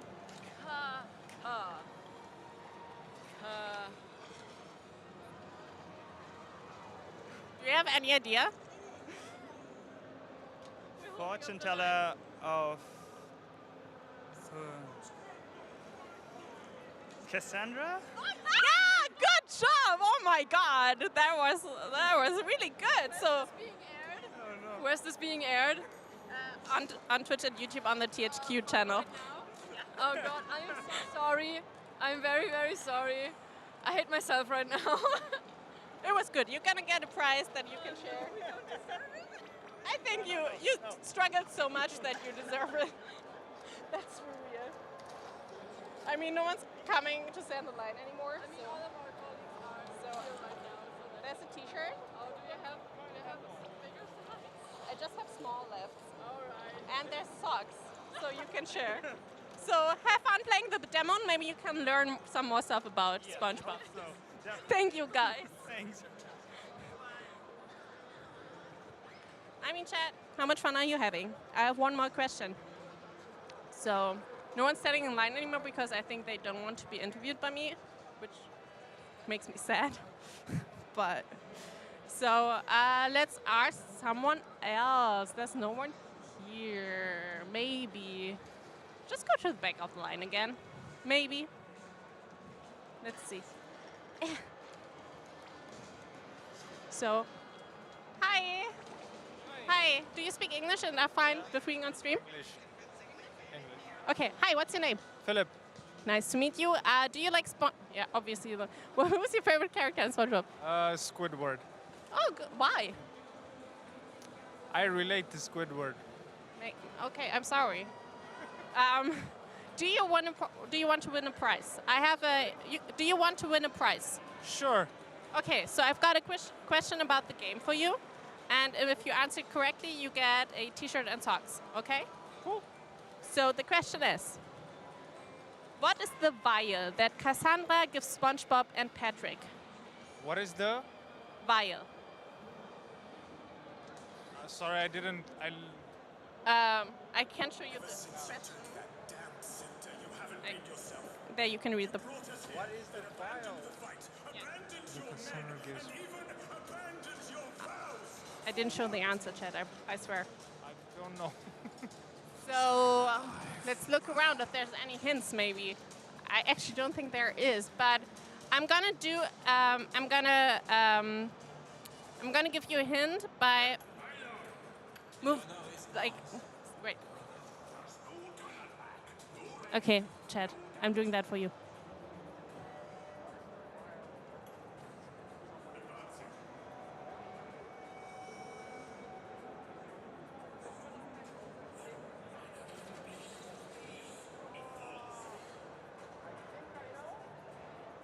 Yeah? Mermaid oil? Yeah, close enough. I let that count. Good job. Good job. That's a full body workout here for me. So, the correct answer is mermaid's tears. I didn't act out the tears. That's my fault. Yeah, no worries. So you get a T-shirt and some socks. Just a small. I'm sorry, but Thank you. have fun playing the demo. Thank you.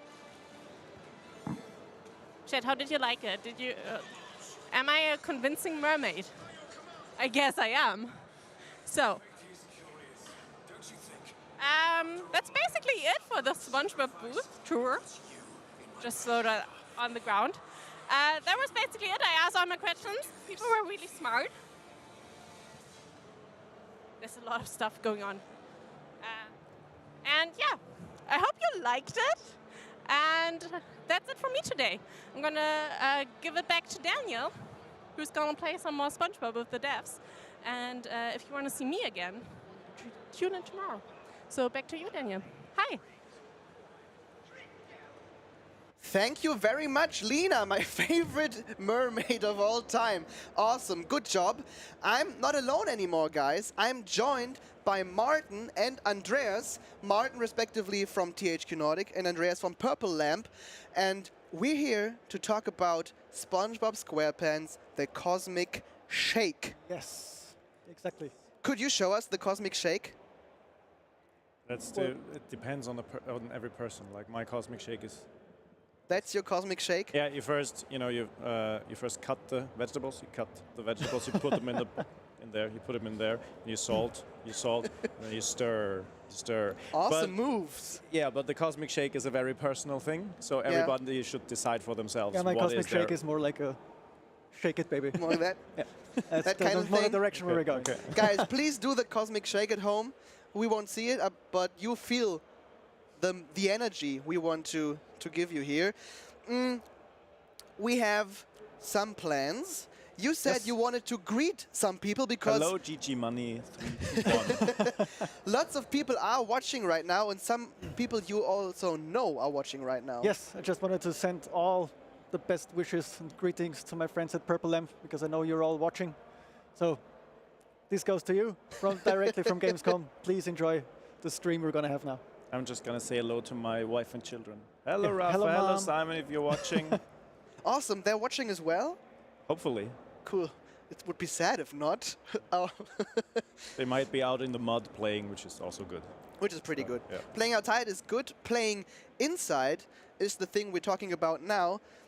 Or playing underwater, because we're talking about, like I said, SpongeBob SquarePants, the Cosmic Shake. If you got any questions at these two sympathetic guys here, then just ask them in chat and we'll try to answer them as good as possible. When the game releases is the first question that gets asked. And we saw it coming. And yeah, you saw it coming. Have you prepared an answer? We can unfortunately not yet tell you an exact release date, but you don't have to wait much longer. In the coming weeks, we'll slowly unveil the secret of when it will actually come out. So the but people today just we can't yet. need to follow THQ social media Just or wait a Purple little Lamps. longer. Yes. So we know we've been testing your patience. You're all very eagerly awaiting this wonderful game. Yeah. Just a little longer, and then A little longer. But very soon. Very soon. Yeah, and like you said, just follow the social media accounts of THQ, of Purple Lamp, and you will soon know the release date. Because many of you are looking forward to it. To be honest, I already told the chat that when I was first here at the THQ booth, 2019, and we had the now older SpongeBob game there, I didn't know that the fan base was so gigantic. To be honest, the speedrunning community is really big, and you've got many people to please. To be honest, how hard is the difference? How hard is it to please both groups, the speedrunning community and the more like younger player base? Is that something you think about a lot while developing? We indeed do. I mean, for us, what was the most important thing when we started working on the Cosmic Shake, and while working on the Cosmic Shake, was definitely bringing the fan service to the people, giving them the experience that they're looking for when playing a SpongeBob game. What is fun, having the references to the episodes from the original series, having the original voice cast. It's a very big thing that we actually also have in the game. So the current cast has voiced the whole game in English, German. We got Spanish, we got Polish, Japanese is in there. Awesome. A couple more languages will be fully voiced in the game. I'm a big fan of Clancy Brown, by the way. There you go. Yes, and in this game, yes, I know one of the big questions. Yes, it's Clancy Brown. Yes, it's the real voice of Mr. Krabs in this in our English version. The game is compared to Battle for Bikini Bottom Rehydrated. It's a completely new game. It's a completely new story. It is a spiritual successor, of course, to Battle for Bikini Bottom Rehydrated. Same team, same big group of SpongeBob fans behind it, and we did want to take the best that we've learned from recreating SpongeBob Battle for Bikini Bottom, and then have a new vision, have a new kind of game and story to show to people. Coming back to your question about the speedrunners and the children, one of our big focuses definitely was to make sure that the game can be enjoyed by children and to kind of learn from Rehydrated of what are the things that are confusing to them that we take for granted and stuff like this. So that did influence, like we did tests and with children, showed them the game and said like, okay, what do you like, what do you not like, or did you find your way and stuff like this. And it was mainly about player guidance and about like, okay, how do they find their way about. But other than that, yeah, as AJ said, we mainly think about, you know, SpongeBob fans, as we all are massive, incredible SpongeBob fans. We just think about like basically what do we want to have in there and what do you want to do, what do you want to be able to play. That's how, for example, the costumes came in there. You've had them in the SpongeBob movie game to a degree, so we've also looked at the old games and see like, okay, what was great on all the previous SpongeBob games. And costumes was the big thing immediately. Like you want to run around in the cowboy costume, want to run around in the prehistoric as SpongeGar and all these kind of things. So the game has like 30+ costumes for everybody. I was just about to ask, yeah. Yeah. So these are like primarily we start from the point of view like, okay, SpongeBob. What's like the SpongeBobiest thing we can cram in, and then try to get in as much as possible. Awesome. Do you have a favorite costume? I have a couple of them. Like there is, I love Prehistoric Sponge. Yeah. Like we're both big fans of the prehistoric episodes. Like there's a level Prehistoric Kelp Forest in the game, which is also both of basically our favorite level. And there you can run around either as SpongeGar or as Prehistoric Sponge. So never confuse them. SpongeBob. What's the difference? Prehistoric Sponge is from a very early episode, and SpongeGar is a little later in time, and you can differentiate them by their clothing. One has like more like a kind of leopard skin thing, and the other just has a loincloth and like kind of vampire teeth and stuff like this. So, and there's one costume that I personally very much like is where you can run around as SpongeBob looking like the Dutchman, the Flying Dutchman. Oh, because really? the Flying Dutchman is my ultimate favorite character. Not only yours, Markus. So, yeah. So, yeah, there's most of the kind of costumes are taken directly from the series. Yeah. You know, like the Opposite Day or stuff like this. And then other costumes are unique to the game. We have these jelly enemies in the game because basically to give you a brief rundown of the story, SpongeBob and Patrick got a vial of mermaid tears that have magical powers, but as usual they kind of overdid it. They used them too much, and they created these wish worlds. So they wished too much for pretty things and for the best things for their friends, and created these parallel kind of worlds, wish worlds, that are themed according to Wild West jellyfish fields or prehistoric kelp forest, and then they have to go there to save their friends. And each of these kind of also, you know, you get a costume that kind of fits that place. For you get the Wild West costume, then you can go to Wild West jellyfish fields. But we didn't want to limit players because we know, some children want to run around as a pirate in the Wild West. That's just your thing. And so you can then switch the costume, but they unlock the different levels, and then you can play through them. Okay, so visiting all these different places, all these different wish worlds, will be a big part of the game.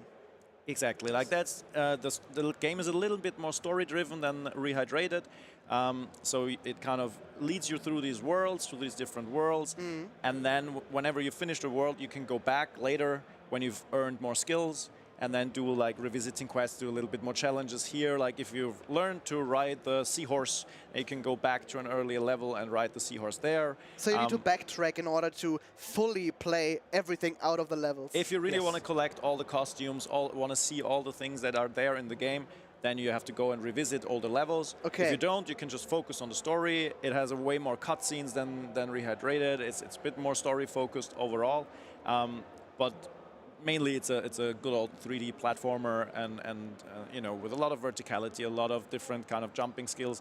He has again quite a few basically combat skills, as much as you can call it combat in something like this. But all the skills that he has are actually traversal combat. So basically, you've got a karate kick that sends you flying into the enemy, but you can also use that to traverse. So yeah, okay. So battle is always about movement in Cosmic Shake. That was there from the very beginning, kind of that idea. So you have a pizza box to glide around and all these kind of things. So that was very crucial from the very beginning. That if there's combat, it's always like very dynamic. It's movement. It's basically you're not, you know, it's not about fighting as such. It's about going on, and then the enemies are just basically another way of moving through the level, basically. Awesome. Yeah, you described a lot of gameplay elements. You described a lot of things we're going to see in SpongeBob costumes, worlds, the voice acting we will hear, of course. Let's take a look at the gameplay trailer, the showcase trailer we got from you to give the audience at home a short insight about or on what we're looking at and what we'll be playing soon, once our tech guys are ready. Love you, AJ. And then we can also answer some more questions of you.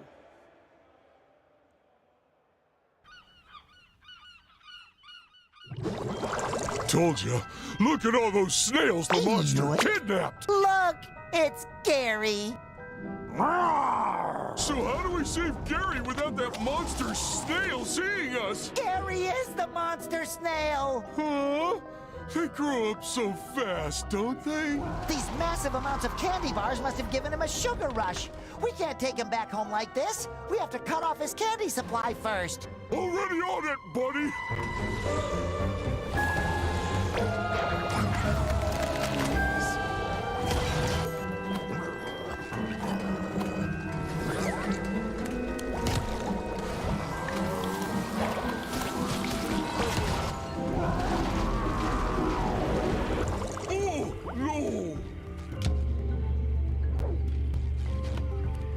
Squidward! Squidward,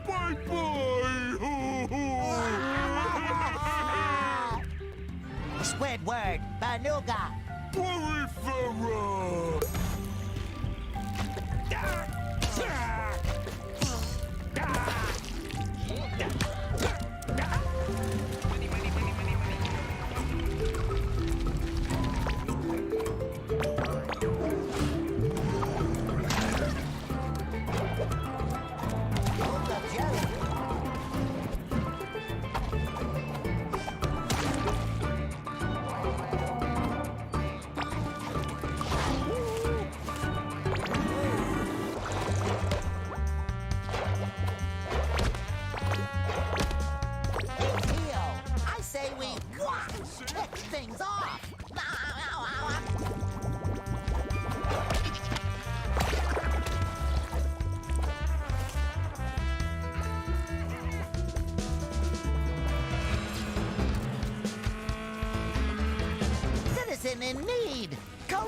SpongeBob to the rescue!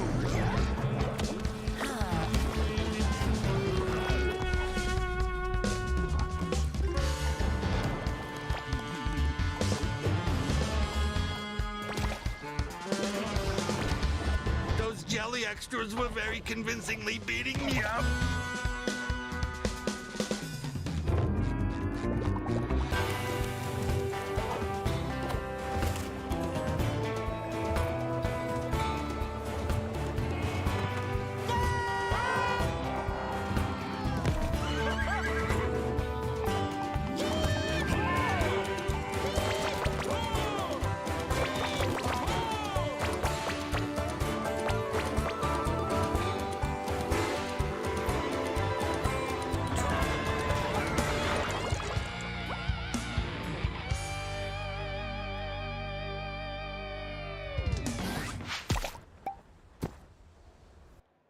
So guys, how did you like it? Just let us know in chat what you think of this trailer and of the gameplay that was shown during the trailer. We saw a hell of a lot during the trailer. Yeah. Lots of these worlds, lots of these characters we all know and love. And some questions came up in the chat. Yeah, I think we need to address said, those. Like, loving the music. I think that's a good thing to kind of, by Mr. Ohydro. Yeah. Hello, Mr. Ohydro. Basically, the music was written, like we have the score of the actual game, which was written by Hacienda Post, who are the guys behind also the score of Battle for Bikini Bottom. So this score was very much loved by people of the fans, and we said like, so we want to approach the same composers to do a completely new score, and they made these themed music for every world, so that every world has like the Wild West level has this kind of distinct Mel Brooksian kind of a Wild West sound to it. On top of that, though, we also brought in a lot of tracks from the actual series. Some fan favorites. Yes. Okay. So basically, as you walk around the world, if you approach the saloon, you'll hear the saloon music that you know from the Wild West episode and stuff like this. So if you walk around the pirates level, so that's Pirate Goo Lagoon, and you'll hear like little raked horn, the hornpipe and stuff like this. So rake hornpipe. So all these little tunes that you know from the beginning of episodes, or if you heard in an episode. So I think that is another nice layer to the kind of music experience when you kind of like, oh, I know this. So that's quite fun in the game. Awesome. Andreas, let me ask you a quick question, because someone asked, Raintech asked, how much freedom did you guys have creating the story? And maybe the game as well, so how did that go? Well, the interesting part was when we started working on the Cosmic Shake. Of course, we knew what we want to create here is a very story-driven experience. So the story is what we really focused on, making it as fun as possible. Also honoring the good old Steve Hillenburg humor, which is so widely loved by people, and of course also by us. So as Martin said also before, it's what we try to create here is give people a lot of references to the original, as much as fan service as we can actually do. So as I described it to some people on the show already, is when you play the game, you will have a lot of these Leonardo DiCaprio meme moments where like, I remember that one. That's the episode. Yeah. So when it comes to the story itself, it is a very narrative and driven game. It's very long. We have a ton of cutscenes that have been all of them, of course, voiced and animated. And yeah, well, we approached Nickelodeon with the story. Yeah, exactly. Like from the point of freedom, obviously, we have a very good relationship with the guys at Nickelodeon, guys and girls who help us with everything, and they know the franchise better than anybody on the world. And we've been lucky enough for Cosmic Shake. We had a writing team, but we also had access to the lead writer, the current lead writer of the series, so who's currently leading all the new seasons of SpongeBob. So he was there on the project as a script editor, and another writer from the show was also there to polish up the dialogues, add more jokes and stuff like this. Because apart from just being a bit more narrative focused in general, the key thing we wanted to bring in, which I think relates to one of the questions, is Patrick a playable character? We do not have various playable characters in this game. It's all focused on SpongeBob, but there's always like with all the wishing, Patrick has been turned into a little balloon, into this kind of cute little balloon who flies around with you. And he's always with you. We just saw that in the gameplay, exactly. in the Like cutscenes. He's your permanent companion. Yeah. And the idea was we wanted to have this this kind of buddy banter, this buddy comedy thing that you have in the series. Like a lot of episodes in the series are just about these two characters doing something funny, doing something stupid, talking stupid things. I have to watch my language. And that we've never had in a game like this, so we wanted to have that even if you play alone, you have Patrick with you, and they just talk and they make jokes and they ask each other stupid questions and then give even more stupid answers, and that just, you know, it carries you through the game in a whole different way. You have this kind of old school platforming gameplay with a lot of verticality, but then you have all this kind of buddy banter in between, and for that it was great to have access to these writers that can polish up the jokes and kind of bring even more jokes in and all this kind of stuff. So it's a very, very funny experience. That I think we can also add here for Patrick himself. It's not only the bantering that you have, he also has a function. He is also a feature. He's helping you. So for example, if you drop down something from a ledge, Patrick will be the one that brings you back up. If you're low on health, Patrick will come in, drop some pants for you so that it can add up more health. So he's always there. He's your buddy that actually brings supports you you. new underpants, I need a which Patrick is, in you my know, life. a best friend should do. Yeah. Yeah. I need my own Patrick. We all need people that bring us underpants. We should. Guys, can we Don't get take on this that? quote out of context. Can we get some underpants, please? You just talked about Patrick and his important role, SpongeBob's role. We saw a bit of Squidward in the trailer. Yes. How big of a role will the other characters play? Are they just cameos, or will you be able to interact a lot with them? They are, first of all, they're always, like in Rehydrated, they are the quest givers, basically. They are, of course, part of the story. They are the ones that you go to look for in the Wish Worlds. So compared to Rehydrated, they're a little bit more involved in the story.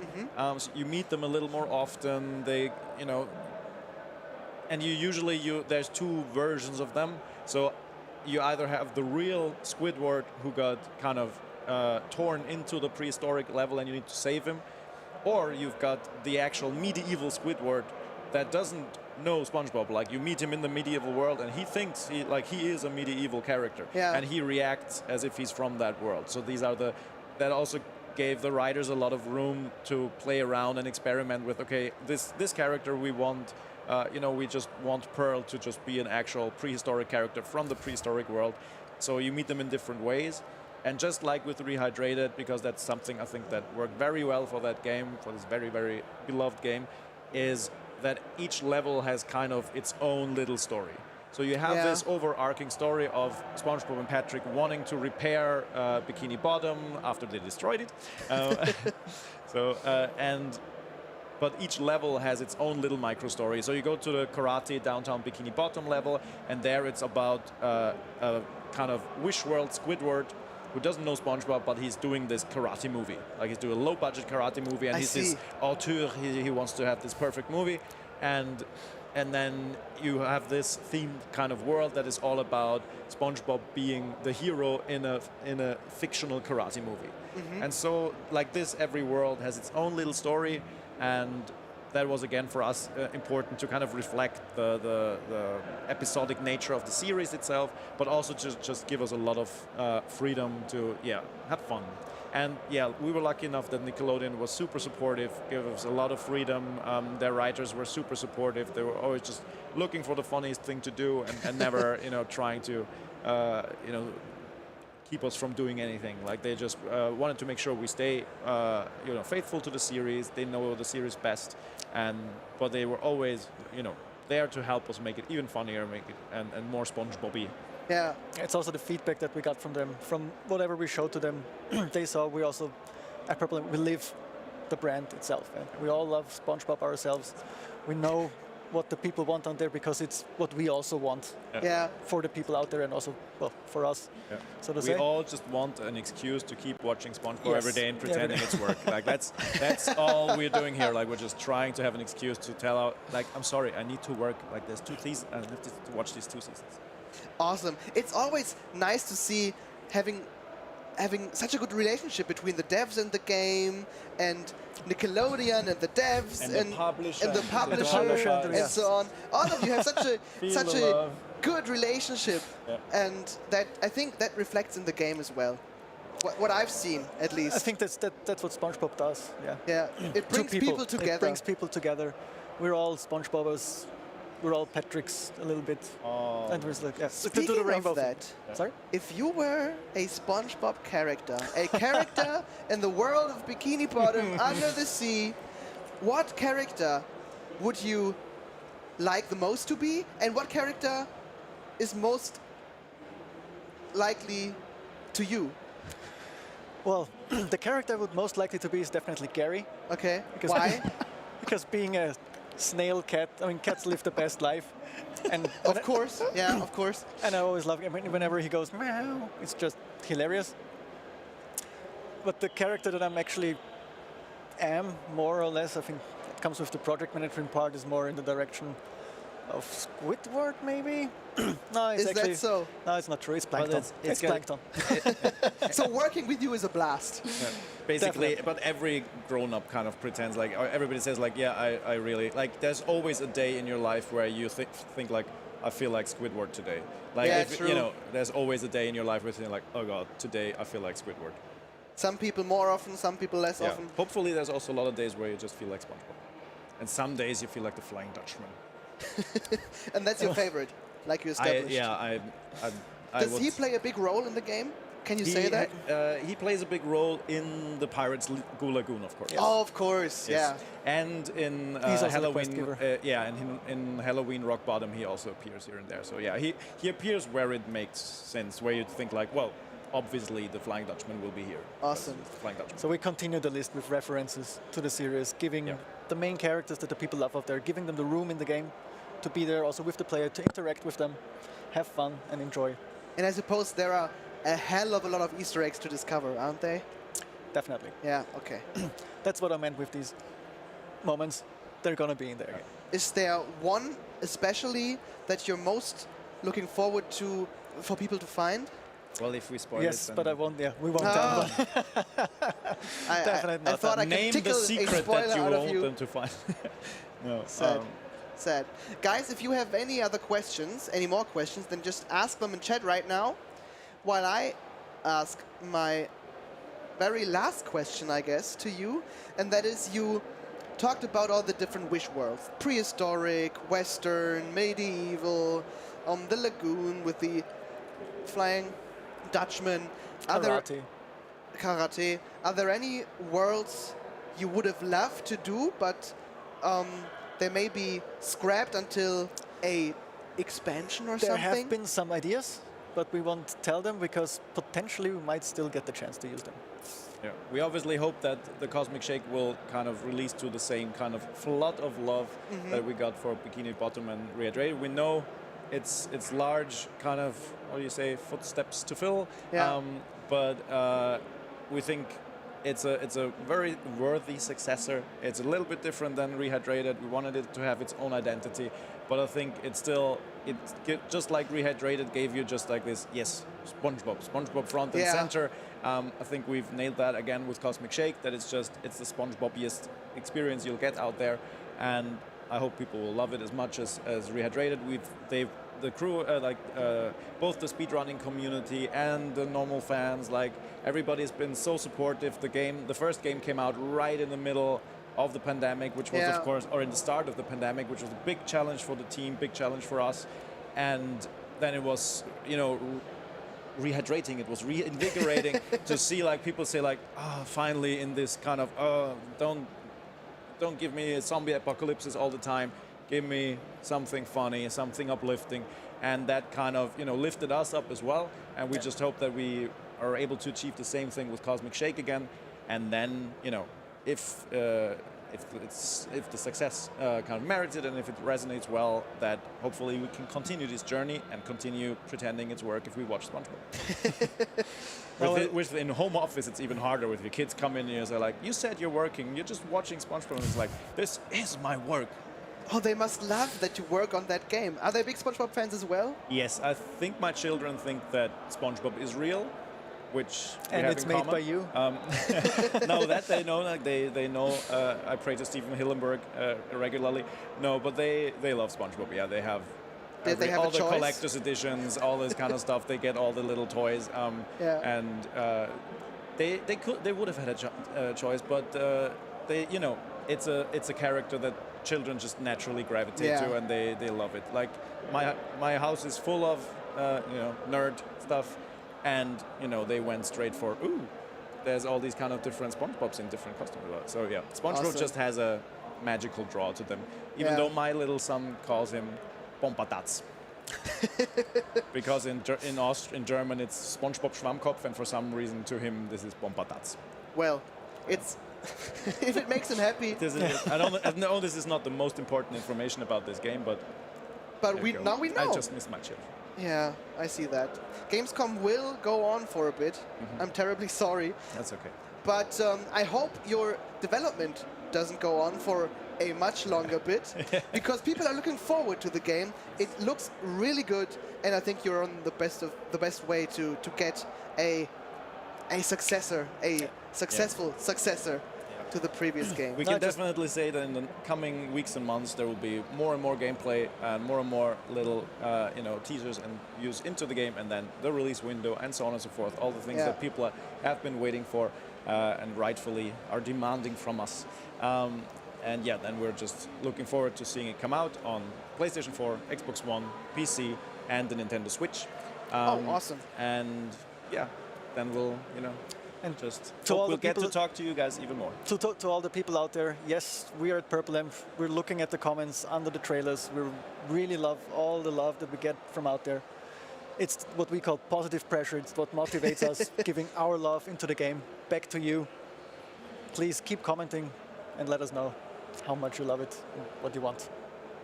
Yeah, what he says. So if you've got any feedback, put it under the videos in the comments below.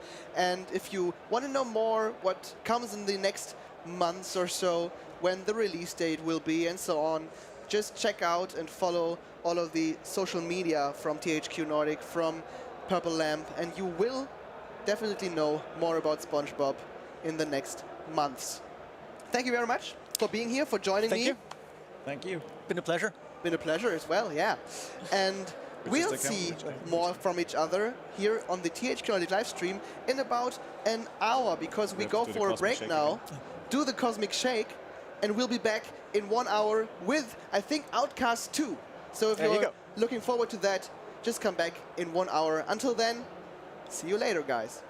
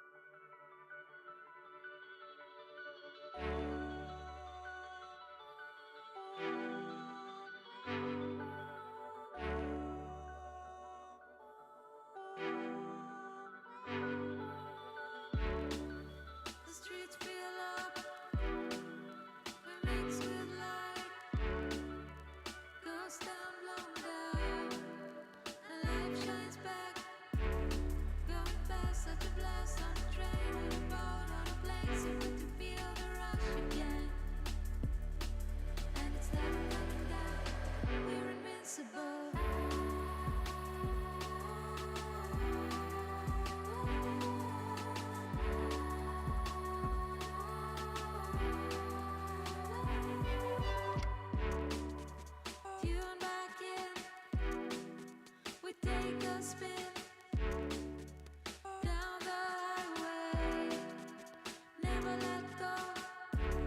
So we drive to the show and we shout. You don't know how it flows. So good to feel the rush again. And it's never coming down. We're invincible.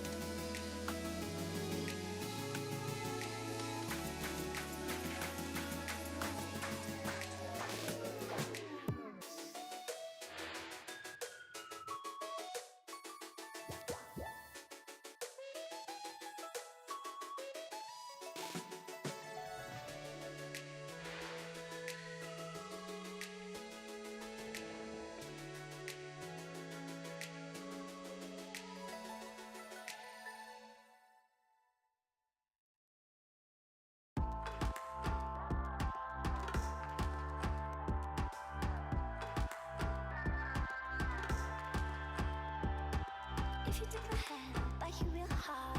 Feel like I'm about to burst, howling inside. Staring at the ceiling, picture never captured. Kisses nothing like ice cream, heart taken. With a message never ending, ever stop. With the enemy basking in the dark. Shooting, preaching, sunny side laking. Never gonna stop the light, break it, pop ticking.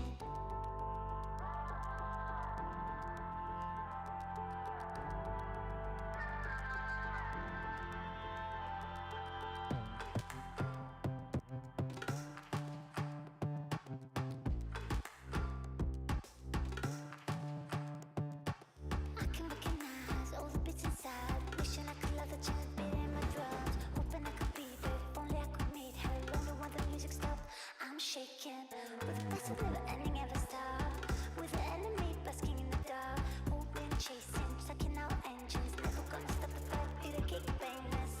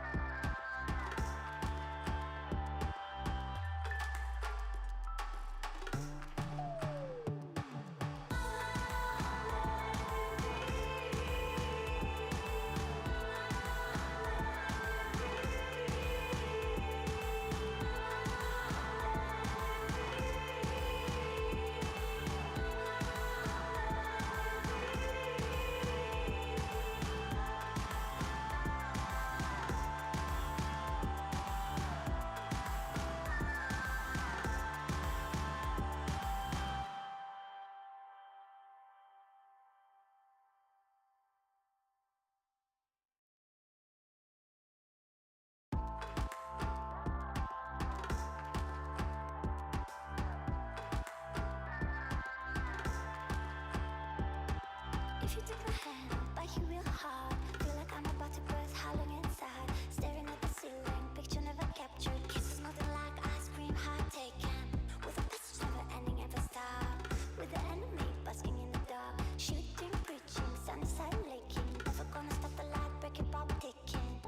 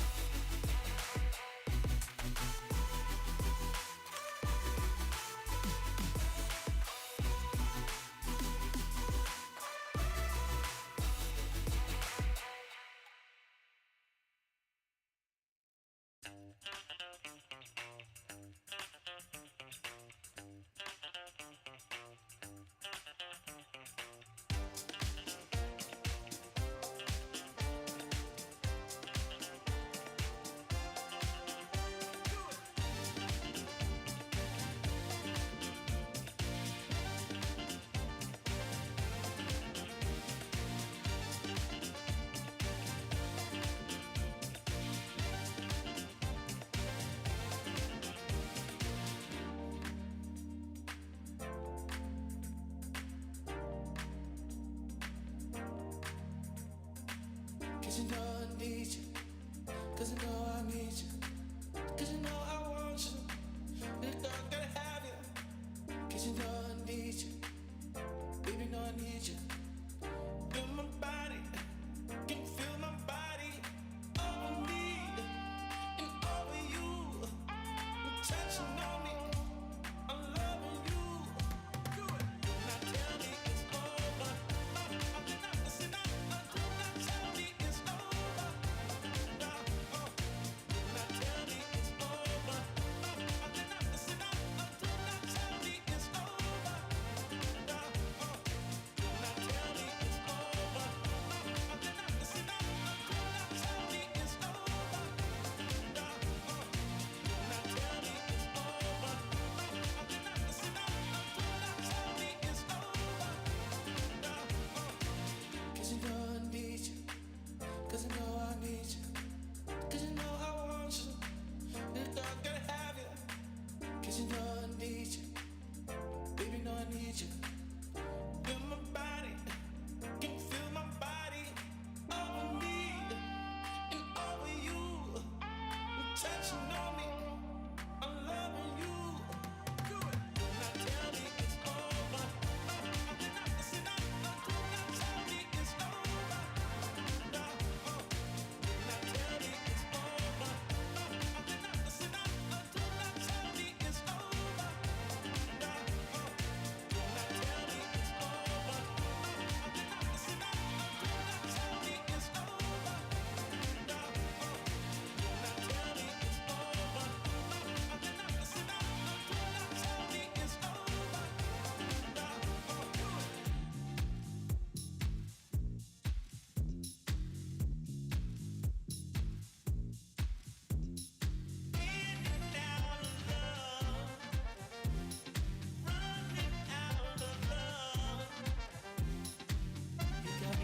Outside alone, you got me locked outside alone. You told me you love me. You told me you love me. Now tell me it's over. Listen up. Now tell me it's over. Now tell me it's over. Listen up. Now tell me it's over. Now tell me it's over.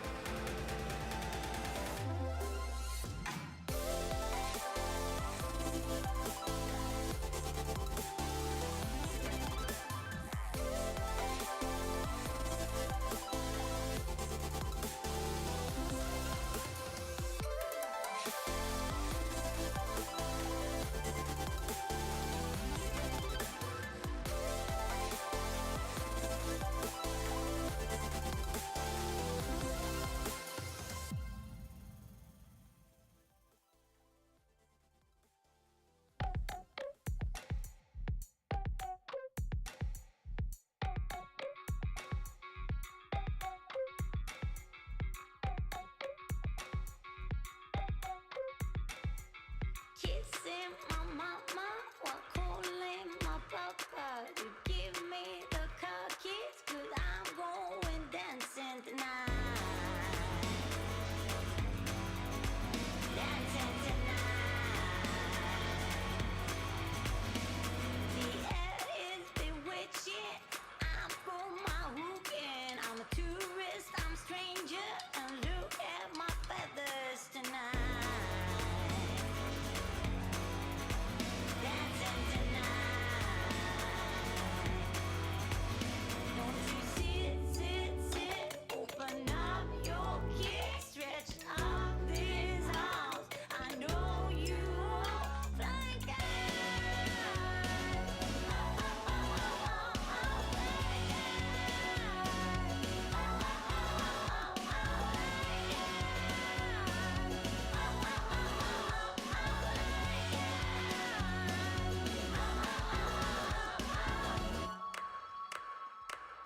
Kissing my mama while calling my papa to give me the car keys, 'cause I'm gonna dancing tonight. Dancing tonight. Don't you sit, open up your kiss, stretching up these arms. I know you won't like it.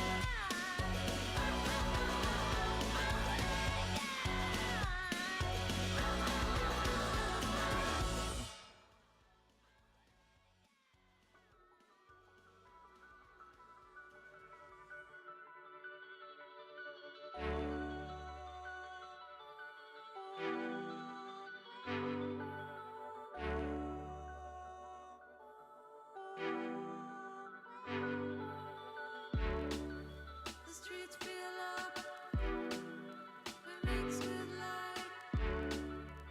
Goes down, blown down, and life shines back. Going fast, such a blast on a train, on a boat, on a plane. So good to feel the rush again. And it's never coming down, we're invincible.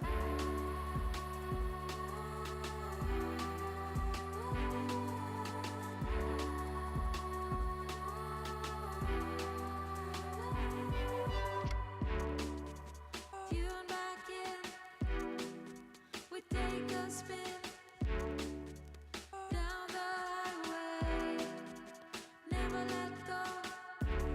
So we drive to the show and we shout, you don't know how we glow. So good to feel the rush again. And it's never coming down, we're invincible.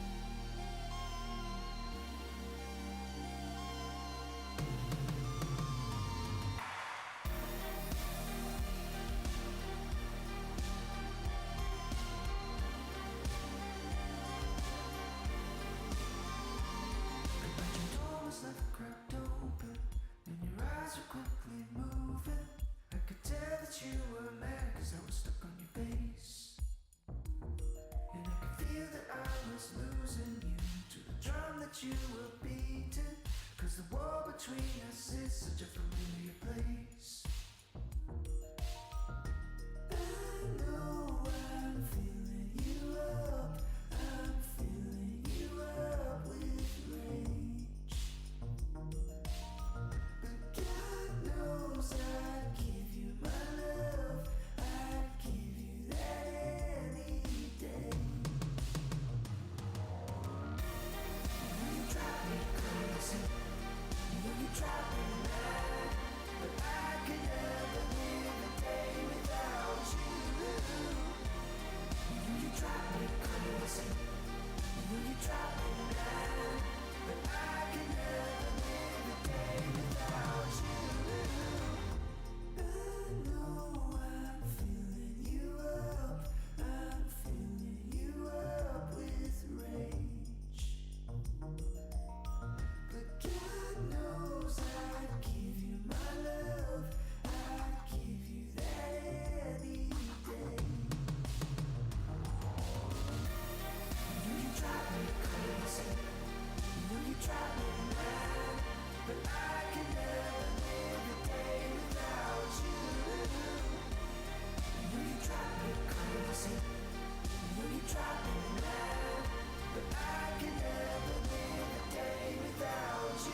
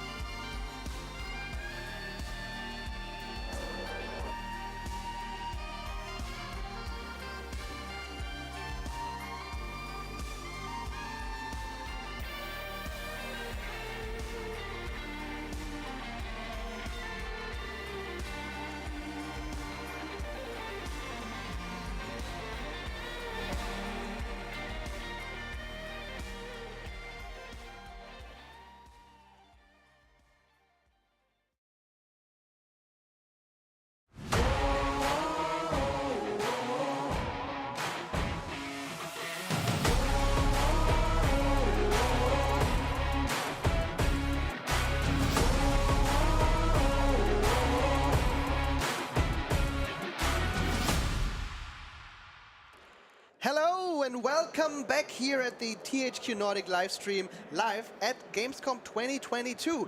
And I am again not alone anymore here.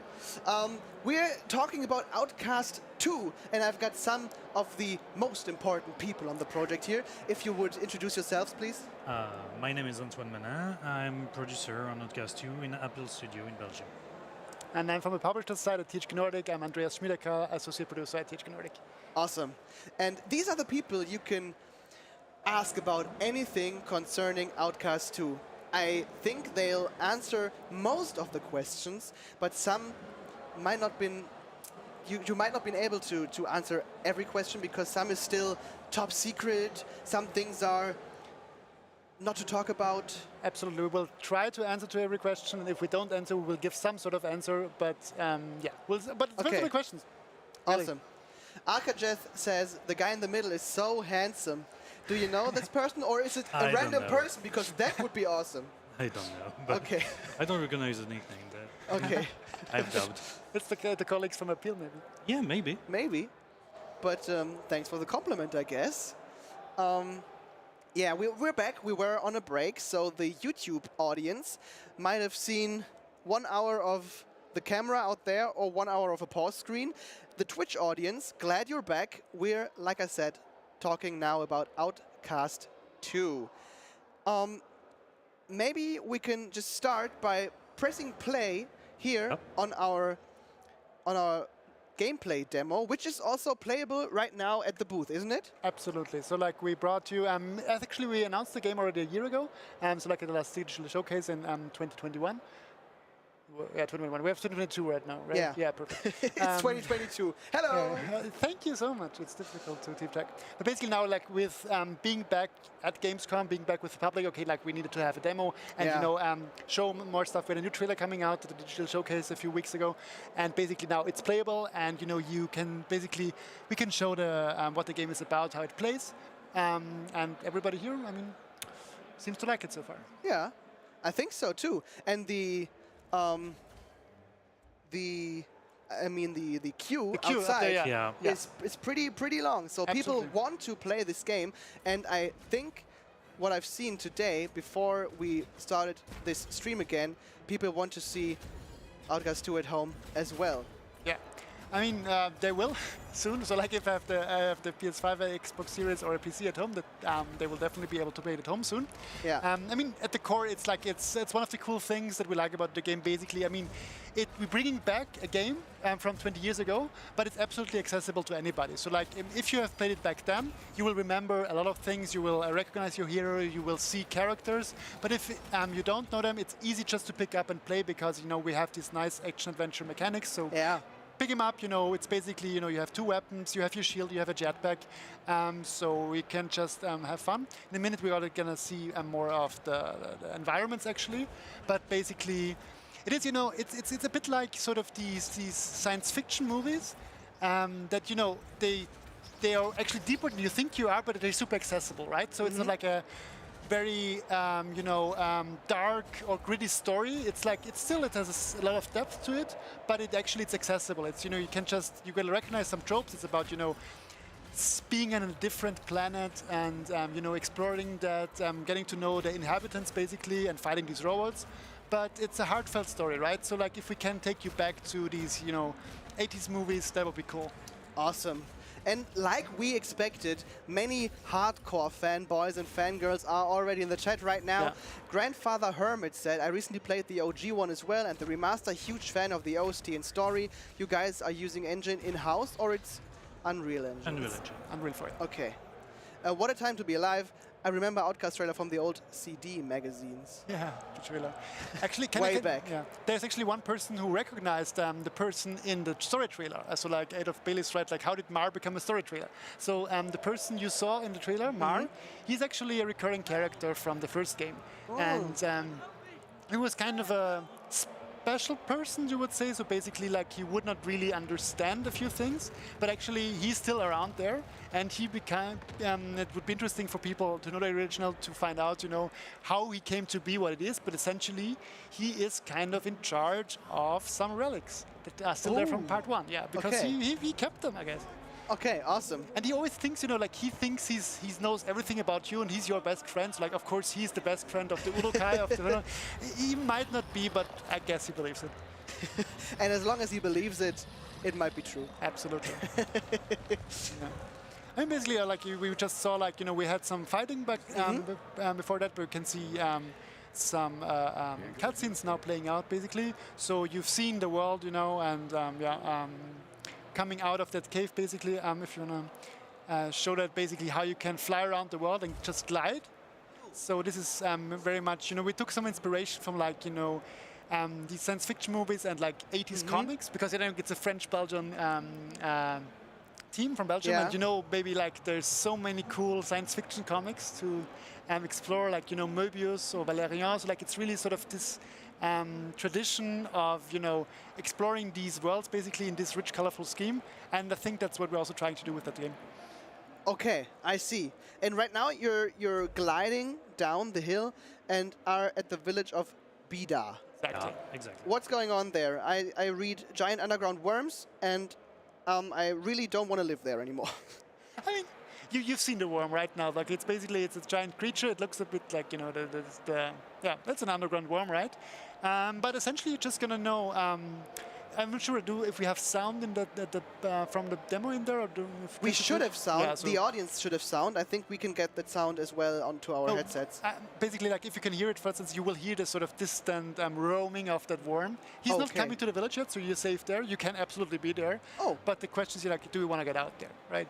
So, like, do you want to get in the field and encounter that beast? But I could go there, start a new life with a family, with a wife and children, a happy life. So wife and children, it's difficult because the Talan females are actually in a different part of Adelpha. Oh. Yeah, it's actually different. The society is a bit differently organized. So you're gonna have actually, that was the thing about the first part, that you only had male Talans, right? Now we're gonna see more of them. This village is just males because they have to work, right? Because you gotta find out what the females actually do. Okay. And that's the mystery behind it. That's one of the big mysteries behind it. But it will get answered. Yes. Spoiler. I love the environment art. Was there any main inspirations? You just talked about some inspirations, but art, design-y, what were the inspirations there? Yeah, basically, I mean, also somebody mentioned before, you know, people always sort of go back to the first part. They remember like the voxel technology back then. So basically, it's always about creating a believable world, right? Creating these environments. So, and I think that's what we're committed to, basically. So like I mentioned a few of these. It's like a fantastic world that's a bit like our own, but a bit different. Like in the colors, for instance. You see, it could be us, but you know, like some of those are like a bit more bright or a bit more, a bit special, basically. Okay. Yeah, but I would say main inspirations again. I would say.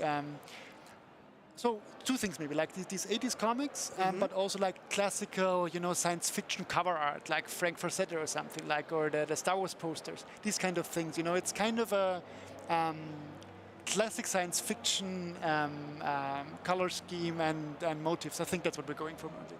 Yeah. And Lenny Moore, actually, he's been, so like the music is a real cool thing. So Lenny Moore is a fantastic composer. He made the first game and then went on to make many cool soundtracks. So it's super clear we want to have him back. So create a completely new soundtrack for us. Orchestral soundtrack, we made it by the Bratislava Symphonic Orchestra.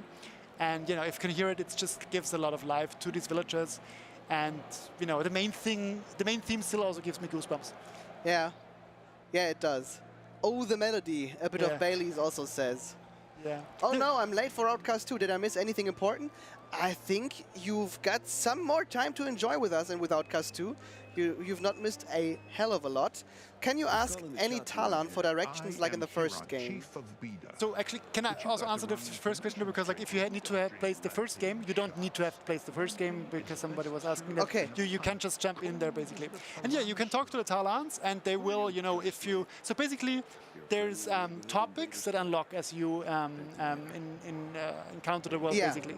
So you will sort of only ask Talans about stuff that makes sense at this point. For instance, some Talans in some villages will know stuff specific about that village, right? Okay. So like, you know, there's some creatures you have there or some resources, whatever. They will be specific to that village. I see. And you can talk to everybody, of course. Okay, awesome. Are there any... Because you just said you can play the game easily if you've missed the first one. Yeah. And maybe you'll have so much fun with this game that you play the first game after that, of course. But I imagine there are many nods to the first game, many Easter eggs someone will find if they played it. Absolutely. Right? Again, it's people already quickly figured out, you know, who the person. I mean, he says his name in the trailer, so it's clear who he is. They figure it out. I mean, only because like we teased it before, so like we work a lot with the community actually. So for instance, there's actually. It's a good that you mention it because maybe some people are in the chat too or will watch the stream. But you know, there's such a radiant and cool and devoted fan base there because basically they kept the game alive for more than 20 years when nobody knew if there would ever be a second part, right? Because you know, for Gram back then it was kind of complicated, right? And basically, like there's websites. There's they speak a fictional language, Agazork. And people created dictionaries for that. Really? Like language lessons online. You can learn, I think it's in German though, right? I think there's German Agazork you find online. So we could have talked in Agazork right now. I would like to pretend I could be fluent in Agazork, but I will not lie to you. I'm not completely fluent, but I can say a few phrases. What can you say? I'm sorry for putting you on the spot, but I really want to know what the language feels like. It's how mice. No, then it seems like... My Agazork is a bit rusty, to be fair. So. But I mean, I can see like a lot of Agazork words, right? For instance, like to basically the yachts are like the beings sort of that are ruining everything. Like the moons, and the moon is like a day in Earth language. Or for instance, you would not. So basically, the Talans have a lot of specific connection to living and dying. They don't actually say dying, they say rewording. So you return to your essence. Like there's 4 major essences, and at some point in the ceremony you find out sort of what your essence is, right? I see, okay. And then so like If it's like more a chaos engine, more like an earth sorry, I'm saying engine, essence, etc. And you basically return to your essence. So there's a whole cosmology about that, basically. Yeah, and Just about the language, just since we are using a lot of Agazok name, like for example Garandar, the big worm, we had a translator like who's highlighting, that's highlighting the words, and this way you have a small definition coming. You're not lost in the this way the dialogues still feel genuine, and you are not lost with all the terms. So you get a short description on what the word in their language means. Can we show it? Do we just say it? Basically, like you push the translator and say Lampe, it's an alcoholic drink. Okay, how does it taste? What does it taste like? Lampe? There's a good chance a human would die immediately if you drink it. Let's not try that. No, let's stick to Coke and water. But I mean, you will find out actually how it's made. Yeah. But the key ingredient is still water, this I remember. Yeah, water is a key. Water isn't that dangerous, but... No, but what you do with the water and what you put into the water. That's all the ingredients melt together might be dangerous for humans. But the lands will get drunk often with it. I love the setting, to be honest, because I really want to play this game just to know how Lampe is made right now. So actually, that's your guy. Like the person you see here, he is the brewer. Okay. Yeah, and he will actually give you a quest at some point, or you can work with him to, do a shipment of Lampe, and you realize sort of what the ingredients are. Awesome. So you have to find him in Vida. Did he just show us the finger? No, it was the... No, but they only have 3 fingers, right? Okay. So like, he showed us 1 finger, but not the So finger. the chance that it is the middle finger is pretty high. Sure, but maybe it's a nice gesture. Like, you should, there's all these intercultural differences, so I'm not sure if it's a bad gesture there. Okay. I actually be challenging my inner Talan with only having 3 fingers at the moment now, so like I'm cosplaying in a way. That's dedication, guys. Yeah, absolutely, that's what we do. That's dedication. 3 Talan fingers. Game looks amazing. It may be the first pre-order since few years. How many regions will be there and how varied are they? Good question. Yeah, so basically it's one open world. We have, how many biomes do we have? How many villages? Biomes. Oh, biomes, I think. So it's 7 villages, I think? think? 7, so... 7 villages, and it's, so you could say 7 villages and 7 regions, but it's a seamless world. So in the old one, you still had to teleport between these biomes, and this one, it's one seamless world, basically.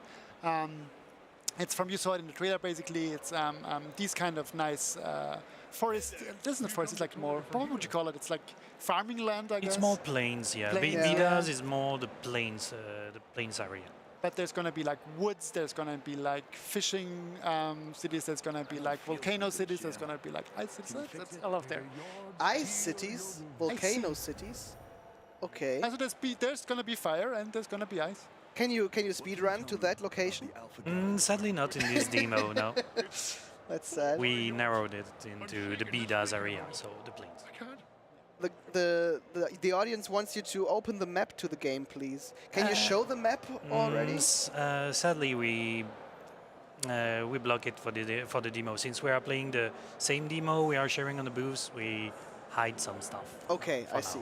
And there's still some secrets in the so actually, if you want to see the map, you have to look at some fan content online. It's crazy. Like, for instance, there's a cool challenge. It's called Under the Moons, and he actually unveiled a lot about the game already. So like, that's from people who are waiting for the game, and they will be able to tell you maybe as well as we do, sort of what's going to be there. Some stuff they got right, not everything, but basically like people are already starting to decipher the map and looking for these kind of things. But is it very stressful to you, because it seems to have a hardcore fan base? A fan base that honestly starts throwing stuff at you when you do anything wrong. They don't. That's an amazing experience so far, because they've been extremely generous, right? Oh, okay. There has been, of course, like, for instance, one thing, right? So Cutter Slade is like, it's for instance, like stuff people care about a lot, about the voice actor and about his face, because back then, it was kind of a different technology, so it was difficult to say how he actually looked like, right? Yeah. So we worked a bit on the face, and one of the reactions we got from the first reveal trailer was people were not super happy. Like, they didn't say, okay, cool game, but he looked different, right? So we said, okay, like, fine, we're going to take this, we're going to go back to see, like, how can we work on him? And basically, we talked to a few people, looked at what people actually expected for him to look like. Like, there's this fan art, and so, okay, like, we're going to redesign Cutter. Yeah. So that's what we did, and it was just generosity, basically. Like, it was okay, like, hey guys, it's not how we expected him. Maybe it could be look more like this, right? And I said, oh yeah, it could more like this, right? So you're very interested in pleasing the fans as much as you can do. I mean, again, it's about the community that kept the game alive, right? I mean, you will never. It's a lot of people. Not everybody's gonna be happy. We're gonna respect it, and you know, the game in your mind might not be the game that we actually can produce, but we're just. They are a part of the vision, right? They're part of the world, as we said before. You know, they have been doing all these things, so we try to work with them as much as possible. Okay, I see. Looks amazing, says Grandfather Hermit. Thank you. Grandfather Hermit. What are those like sheep, piggy, hybrids? Bonbars. Yeah, actually, the guy you're seeing now, Ozak, he's a Bonbar boy. The Bonbar boy. Yeah. What's a Bonbar boy? What? Bonbar boy. He's upset now. Oh no, he's high. I love him. Bonbar boys. Yeah. This kind of has this accent going on, right? There are lots of cool things in this world. I'd love me a Bonbar for a pet at home. But they're huge, though. Yeah, right? they're kind of huge. Yeah, I mean, they look small in distance, but if you're close to him, like, you need to have a big home to actually have. Oh, you have a big yard, then you could have one. But do they have wool on them? Yeah. You can do pullovers off. Okay. Can you? I think you can make wool of the Bonbars, right? We should try. Look.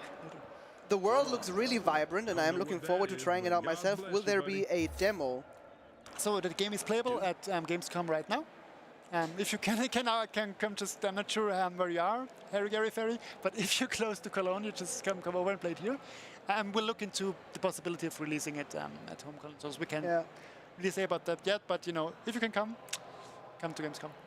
I see. I love that THQ are bringing back very old games and giving life to them. Says Acting Retro. And somebody knows Antoine. Probably. It's getting hard. So like it's good that Antoine is sitting in the middle because he's being recognized. Yeah, he's being recognized. They call him handsome. I might have some. I'm pretty sure some of colleagues are here. Oh, they're shy. Yeah, they're not really. Can you kill them as well? No, I can try if you want. No. No, but you. The weapons don't work with those. Yep. And actually, are we already on our way to the Garandar? Yeah. Yeah, right now we can do. Yeah, so basically there's dangerous creatures that you can fight, but there's also just peaceful creatures. But I think those back then, they look more dangerous, right? Yeah, the game moves. Okay, they run around faster. And they want... Do they want to eat the Bonbar? Let's protect it! No, they prefer to hit me. Get out. Yeah, running fast. Okay, and how does combat look in the game exactly? Is it any different from the first one? Are there any new features you brought in? Oh, it's very different. Like one of the things, so the original had a lot of merits, like it was a great world, very open, but the combat was a bit functional, right? And you know, so many things have changed. So basically, we looked at what we want to do, and one of the things we wanted to improve on was, first of all, freedom of movement, right? As you can see there, basically. But it goes, you know, directly into combat. So if we go to maybe to the Garandar area. Oh yeah. Yeah. Then you can see a few things that you can do. So basically, it's all about freedom of movement and player expression, basically. So you can, you know, jump around. You're gonna have your shield. You're gonna have your 2 different weapons with, you know, different modules. So for this demo, we only have 2 of them activated. I see. But in the game, so basically you have 2 weapons, a big one and a small one. And for all of them, you have like 4 to 6 slots. You're gonna find more than 40 modules in the game. So basically, you're gonna equip your game with different, your gun with different modules, and just create it the way you wanna play, basically, right? So this one, it's like more like a laser gun, but it can be more like a shotgun, like a sniper gun, exactly, or like the you know, this one can actually shoot faster now. So basically, it's up to you to mix it up a bit and combine it with, you know, your movement powers, right? Okay, and movement powers and the gun powers are going to like develop during the course of the game. Yeah, basically. And one more thing that we cannot show yet, but we can tease it, is that actually at some point you will receive Talan powers, right? So you're gonna work in these villages, and if you do quests in these villages, you actually be granted powers. So if you are Bonbar Boy for 2 weeks, you'll get the special powers of that. I can tell you one. For instance, like as we said before, like you remember in the beginning, the Garandor, the worm, you know, he propelled the Putaran up in the air. Like he defies gravity. So you will get that power to defy gravity and, you know, propel your enemies up in the air. Nice. Yeah, I mean, it's really about combination, right? You can do these things and fit it to your playstyle, basically. That shield is clutch, says Mr. Ohydro. What is clutch? It's really, really important for you in this fight. Yeah. It comes in clutch, I think it is. Is the fight hard, would you say? I mean, Are you about to die? I'm used to, but... But you lost a bit of health, right? Yeah, I have a health, and we have possibility to heal ourselves with some potions. Okay, I see. But yeah, honestly, I'm really curious about how many people will manage to kill this thing here at Gamescom. Yeah, because this is the main boss of the Gamescom demo, isn't it? Is it? So if someone of you, if you still want to go to Gamescom, we're here, and the demo, the gameplay demo is also here. If you want to try on the Garandar, just come here and try to defeat it while gliding and shooting. Can I actually respond to one question? Can you fight while flying? Yes, you can. Obviously, you can. You know, you can hover. You can, and there's special moves. For instance, you will be able to smash down with your shield. So there's actually some moves that are only accessible while flying. And also, like, there's an interesting question that I want to pick up. If that's okay. Of course. Like, while the game is open world, is the game linear? So that's actually one thing we thought about a lot, right? Because you know, back then, basically in 1999, open world games were like a new thing, and now, you know, it might feel like you've played every open world. Like you've seen all of them, you've been on every radio tower, you've sort of clicked all the boxes, and it has kind of become a trope, right? So, and we thought, like, what can we do to, you know, create something new, right? Yeah. So basically, what you're gonna do is you will access sort of the connectedness of the world in these villages. Okay. So basically, you will gonna do something for one person. So like, you, as we said before, basically about these animals, right? At some point, you're gonna find an egg, and you let the egg hatch, and out there comes a new creature. And so you have to find out what can you do to make this creature grow. And you're gonna go to a different village, find some plants that it likes, etc., etc. And at some point, it will grow so big that you can actually mount it. But that again will sort of attract the attention of your enemies. Okay. So it's actually connected. All of that is connected. You decide yourself where you want to go first. You decide sort of how you want to do that. You can go different angles. You will soon realize the stuff is connected, right? You can just, you know, brute force your way too, but you choose where you enter the simulation, right? So, because the thing is, sometimes of these games tend to be like, you have your main quest you do because you want to, you know, progress in the story, and you have the busy work, right? And we want to integrate that, right? It's not just like side stuff you do on the side, it actually fits together. Yeah. And we really like that, and we hope players will like it too. I think so. I very much expect them to. Nice, really cool. You've got the approval of RainTech, so that's go ahead. Thank you so much. That looks really promising. Is there a limit to your flying ability, or how will the flying look like at the end game in contrast to what we're doing now? So basically, it is also a skill tree, so that you will expand your abilities. Okay. And it's so I think it's demo playing like it's in the middle. It's not completely unlocked yet. We so don't have all of it, everything. Yeah. So there's more powers to that, but it has a limit. I mean, I think at some point, if you fly up too high in the air, you're just the pressure is going to be too high, and you're going to go and down. your head explodes. Yeah. Let's. We need to try that. Okay. I mean, you can try to do stuff with the glide if you take enough speed by falling immediately, and you can have some good tricks with this. However, for example, the jetpack I'm using is limited by the bars under the health bar. But there also be, I guess, better jetpacks, and the high-end end-game best-in-slot jetpack. Probably. I mean, there's more stuff you can do. You get some. So basically, the glide we say before, like in the beginning, it just goes down basically, like a wingsuit. But at some point, you will actually sort of be able to boost it. And it's more like flying. So in the beginning, it's like more like gliding, and when it becomes more like flying at some point.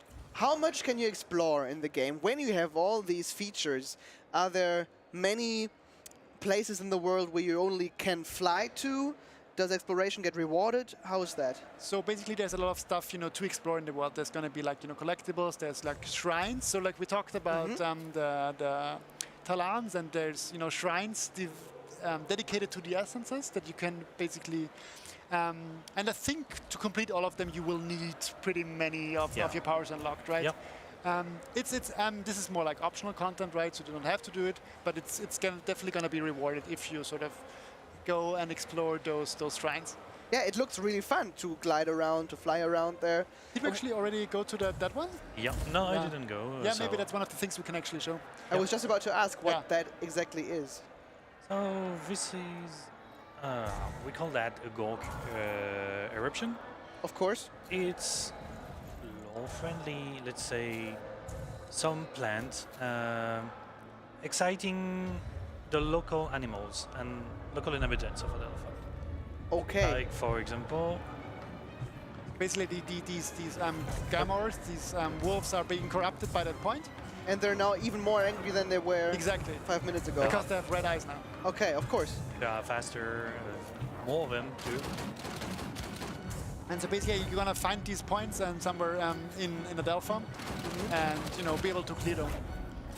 And that rewards you with a special power. Special power, okay. We haven't revealed that power yet, but it's a cool thing. So, will we reveal it when you now finish them off? No. Oh, sad. Sorry. But that's okay. We still have to have some things for the yeah, full game, that's right? okay. We need to be cautious. Yeah. And need to wait for the release, yeah. We need release date, lol, says Andy Adlin. You can't say anything about that yet, can you? No. But does lol mean he doesn't really want to know it, or...? I mean, I think he really wants to know it, but he knows that you don't want him to know it. Exactly. So, I mean, we're close to beta. Yeah. So, it's not going to be that long. But, of course, we're going to take our time to finish the game. But there'll be a beta where people can, sign in for? No, we're not playing. No, okay. And for consoles, will there be aim assist or auto lock options? We have some aim assist mostly on controllers. Yeah. It helps a lot. It's already in game, so if you are testing the game but right now, it's not a complete lock, right? You still have to. No. Oh, you still have to have a basic skill, right? Sort of it's not just like press the button and kill the enemy. No, you have to aim. What about your presentation? I think you've got a presentation in like 10 to 15 minutes. That is absolutely true. I don't want to send you off now, but I think you need to go, don't you? I absolutely need to go. I'm terribly sorry. No, it's super fun. Antoine will finish playing the demo. It was nice meeting you guys. Super happy about your questions. And yeah.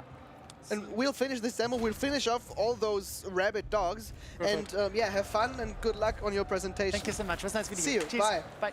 But we're not finished here yet, guys, because you can also answer many questions these people have. Sure. This game looks insane. Octofine really made a nice job. we have probably a fan from one of our developers here. Good luck with the presentation, says No Angel. Yeah, he'll own the presentation, guys. He'll own that. How long will it take to 100% this game? Maybe that's the first question I'm going to ask you. So, I think I played around... Right now, I played a lot, and I don't think I reached 100% for now, so... But how much is a lot for you? I can't give you a special number. Honestly, the open world... The only thing I think I can say is you have a lot of things to do in this open world, and this open world is quite big. Yeah. Even with a wingsuit and some, like, what we call this jet sprint. Yeah. It's quite fast. It's handy to have. I'd love to have it at Gamescom through the halls. Yeah. Honestly, it would be really useful. Yeah, it would be, indeed. But yeah, the open world is quite big. So okay. Really hard to me to quantify that with so hours. it's up to the players to enjoy the game in their pace, and then they have that much and that much game length. Yeah, and their own pace and their own choice. They can. The goal of the game is really to start. You can go to any village. Okay. You go at any village and do your stuff, and then you will do this quest, or the other, and then say, "Wow, I want to go to another one. Let's go." And then. Yeah, and you will just have to travel here, and everything will be fine. Yeah. Okay, I'm really curious how that works out in the final game, because in open world games, in my experience, I don't know if you can relate to me, guys, but in my experience, I often feel it's very stressful for me to play open world games because there are always icons and places to go, and I always think, oh, I need to go to that place and then to that place and then to that place, and then I stop playing this game because I feel it's so stressful for me because I think I need to go there, and because I need to go there, I don't really want to, and the game loses his interest. How is it in this game? So, well, the game here is we are supposed to of course go to a certain point in the game to advance in the story and do some quests, but it's definitely your own choice. For example, the Gork eruption I did recently. You're not forced to do it. Yeah. It's in it's in the open world. There's a storytelling around it, but it's really up to you. Of course, we will point stuff like with subtlety, with big ray laser like that. Yeah. This is not really subtle, but definitely you will see things, you will discover things, and you will say, "Can I go?" Yeah. The goal of Outcast, I guess, it's a bit to make you want to lose yourself in the open world and enjoy it. To explore it, yeah, as much as you want. Yeah. As Andrea said, we have different biomes, and we just want you people to get in the open world and enjoy it at your own pace. A quick question: who is Twanha? Twanha is this. Oh, this is a Twanha. Why do all those peaceful animals look so cute? Oh, they are peaceful. They are not fleeing. They are not fleeing. Just mostly used as what could we say? Horses. Can you ride them? I was just about to say. Not here, sadly. Not here. Okay. Can you ride a Bonbar later? Not enough. As you say, they don't want me close to them. But Okay, that one I see. has where I think is if I'm not mistaken, there are creature coming from the Outcast one that we wanted to get back in the second. So, you know. Is there anything that you didn't think of while developing, but the fan base said, "Oh, don't forget this and that," and then you put it in? Since we are working with some members of some huge fans of the Outcast, it happens sometimes they point stuff related to the global universe, and that was actually relevant. So yeah, we are taking commentaries, and when it happens, we are listening and say, yeah, but you're right. It had some cachet to the game, and it's a good thing for the fans and even for the newcomers. The goal of the game is to, of course, please the fans of the first game, but also to have a good introduction to the newcomers. And that's pretty difficult, I suppose. Yeah, honestly, that's a challenge. Yeah, but I think you'll handle the challenge very well. Can we change our appearance like armor or else? Asks Andy. Not really. I mean, not really. Cutter will remain with his legendary orange T-shirt that he was also wearing in the first one. He's known for that. He's the orange T-shirt guy. Orange T-shirt guy with a visor and a gun. Yeah. But the gun, however, customizable. So, for example, this you have two guns. Like, a gun and a rifle. Initially, when you start the game, the rifle won't do this big explosion like that. It's it's the modules Andres was talking about. Excuse me? The farmer just... I think we're in the way from the farmers. Oh yeah, and they don't give a fuck. They don't... some will give a fuck, honestly. They just some will be afraid. You will meet some will be afraid, or they will say hello to you. That's okay. We wanted the game to be, at least the talents were one of the core of this game, to be genuine. Like having the village looks cool, and it looks very genuine. There's people farming. There's one fishing. I just saw one fishing there. Exactly. Hello. And we could also talk to him and ask him, hey. Most of them, yeah. I don't think the fiction. He might be a bit busy. Oh no, it's fine. Yes? So I disturbed him in middle of his of his fishing, but it's fine. He will answer my question. Awesome. They're really polite. Yeah, but talents are pretty chill most of the time. They are harmless, but can be stubborn at times. Maybe that's because they always drink this lampe thing. In Who beta, knows? probably. Yeah, that's a common thing. Is there going to be official merch for Outcast 2? Asks a bit of Bailey's. It would be probably a question for Andreas here, so I'm not aware. We are delivering some merch here in Gamescom, so I don't know if there's anything scheduled for the. I see. I see. Okay. But I would be the first one to buy one. And I think a bit of Bailey's would be the second one. Any more questions, guys? We have some minutes left. If you want to ask him any more questions, then do it now or be forever silent. What is a Garandar? What is a Garandar? Good question. But maybe you've got some more as well. Most of the time, the farmers and the common villagers, we'll say that. Yeah. Will be more. Will point you some subject about the village and the place, so they can guide you a bit. There to the. We call them the VIT, very important talents, like the brewer or the chief of the village, who mostly give some questions. I see. Okay. Steam Epic release or still to be decided? Not sure. Steam for sure, since you can wishlist the game right now. Oh yeah, do that, guys. Epic, I don't know, to be fair. But you will know at some point. Yeah, and if you want to know more about the game, of course, I imagine they should just follow your social media.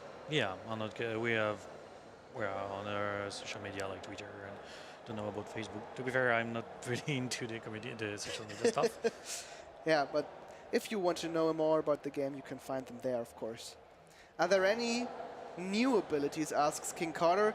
Maybe, yeah. Are there any cool new abilities in contrast to the first one that you can't show off yet, but you can tell us about it? New abilities. I mean, we teased a lot in the trailers, especially with the shield.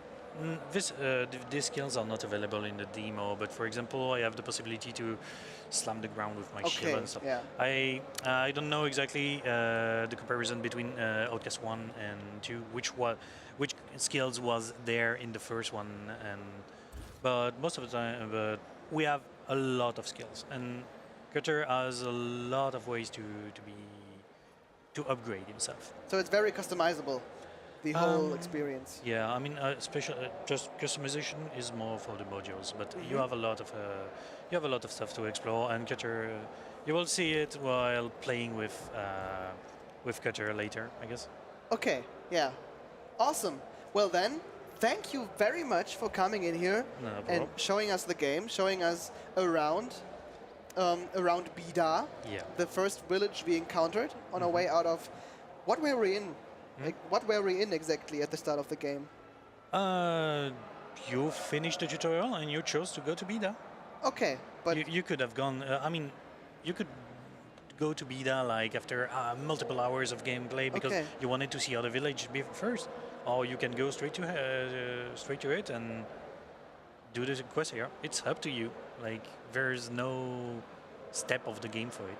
Okay, awesome. Thank you very much. And if you want to experience the game for yourself, just come and play the gameplay demo here at Gamescom. And if you can't come to Gamescom during Gamescom, just check their social media from THQ Nordic, from Appeal, and you'll get to know more about the game very soon. And you'll be up to date concerning all of the news. Thank you, guys. Thank you, guys. Before we get to the next point in our program today, we'll do a short 5-minute break, I think, to get everything sorted out here. Until then, see you soon.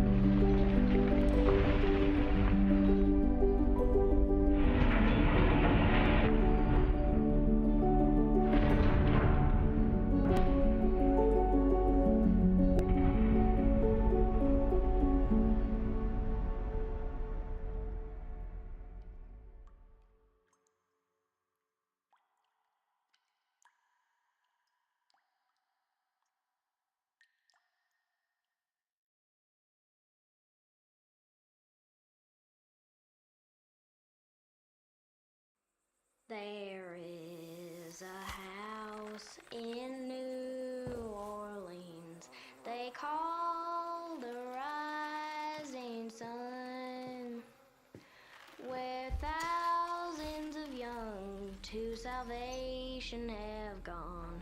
Oh God, she knows I'm one. Don't let them get inside, combat. They're not the good kind. Derceto isn't cursed or blessed. It's a battleground. Maybe the Dark Man just likes it when you suffer.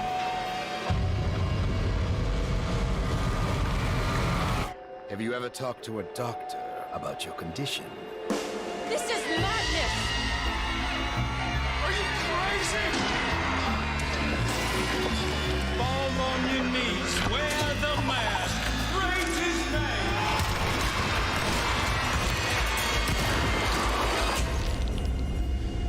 Welcome to the madhouse, detective.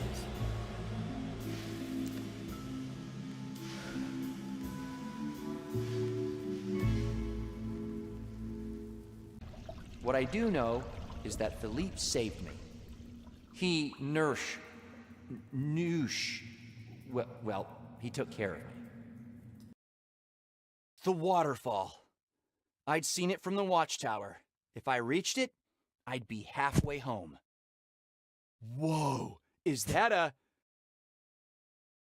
And right in front of it, a rock I could definitely climb up on. Now, if I reached that wall, it would be a straight shot to the waterfall.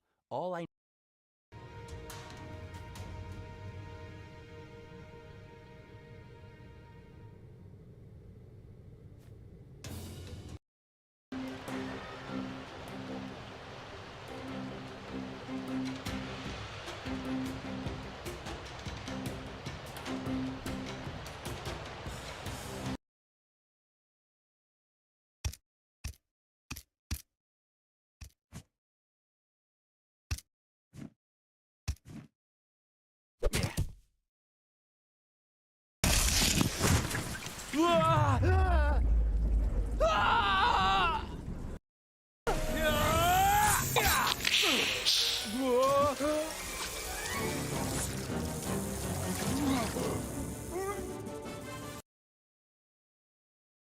Okay. Okay, so... Race you to the shiny things, no holds barred. On your mark, and...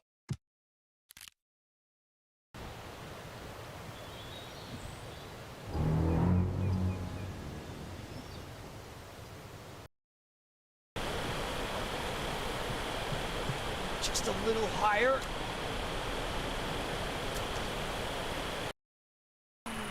Mere flesh, rat. Are you pure of heart, rat? Yes, I mean... Where do you think you are going?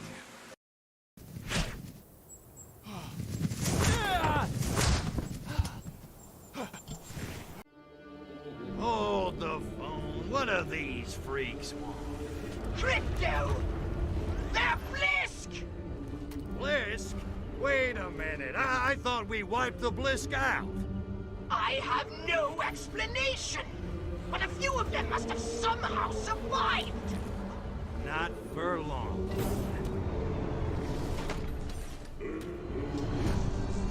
Attention, Blisk. I am Cryptosporidium of the planet Furon. This planet is now a territory of the Furon Empire. And your asses belong to me.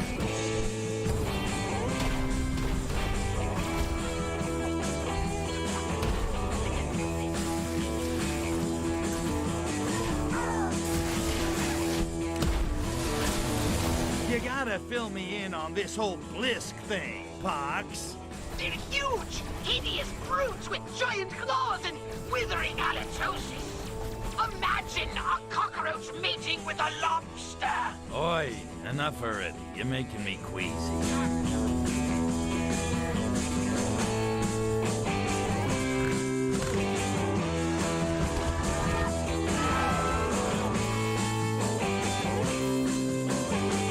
And there's another problem. I fear that most of our current weapons will be ineffective against the Blisk. Yeah, well, don't you worry your virtual little head, Pox. This time they're going down for good. You want to get the disease, you have to shoot the spores. Reprobed!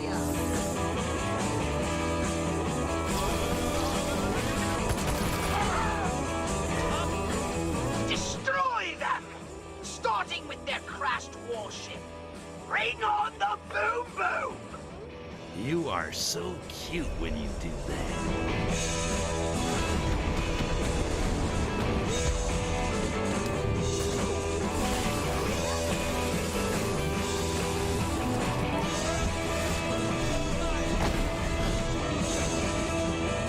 You saved the princess! Natalia. You should probably go over and, you know, make sure she's all right or something.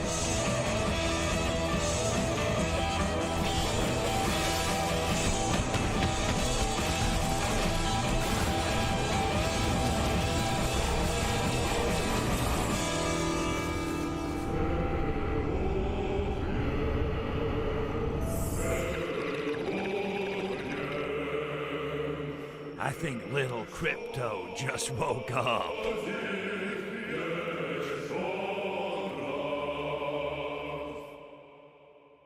Breaking news here in Sledgehammer County.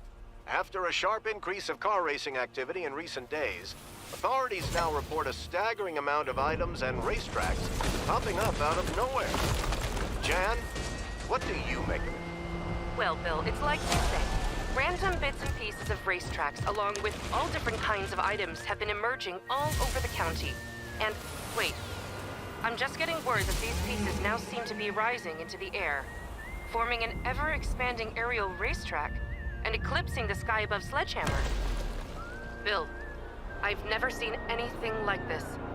You have to wonder, who is behind this, and where does it end? Shadows in the sky, footsteps in the night behind me, targets in their sight, running out of light to save me.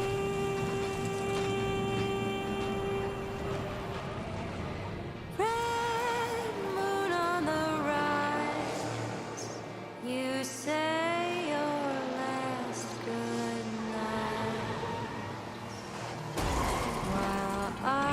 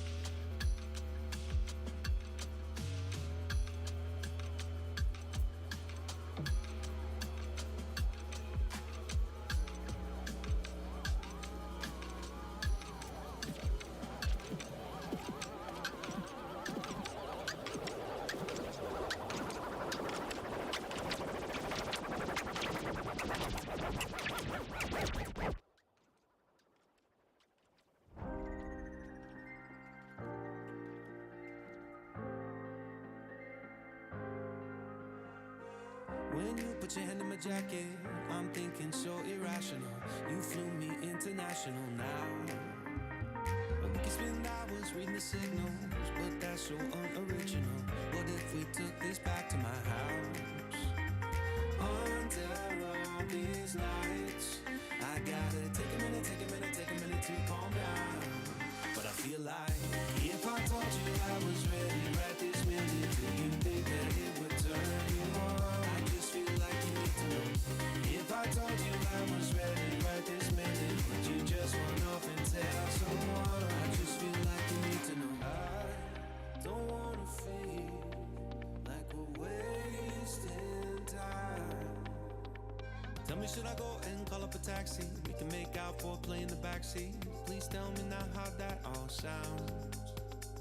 You can sleep in while I make breakfast, watch cartoons and talk about exits. And if you're happy, stick around. I just feel like this is worth the risk. I never felt a fire like this. If I told you I was ready right this minute, do you think that it would turn you on? I just feel like you need to know. If I told you I was ready right this minute, would you just run off and tell someone? I just feel like you need to know. Right here, right now, we're running out of things to talk about. Right here, right now, I'm about to let the truth come out. If I told you I was ready right this minute, do you think that it would turn you on? You tell me now. If I told you I was ready right this minute, would you just run up and tell someone? Right here. If I told you I was ready right this minute, do you think that it would turn you on? I just feel like you need to know. If I told you I was ready right this minute, would you just run up and tell someone? I just feel like you need to know. If I told you I was ready right this minute, do you think that it would turn you on?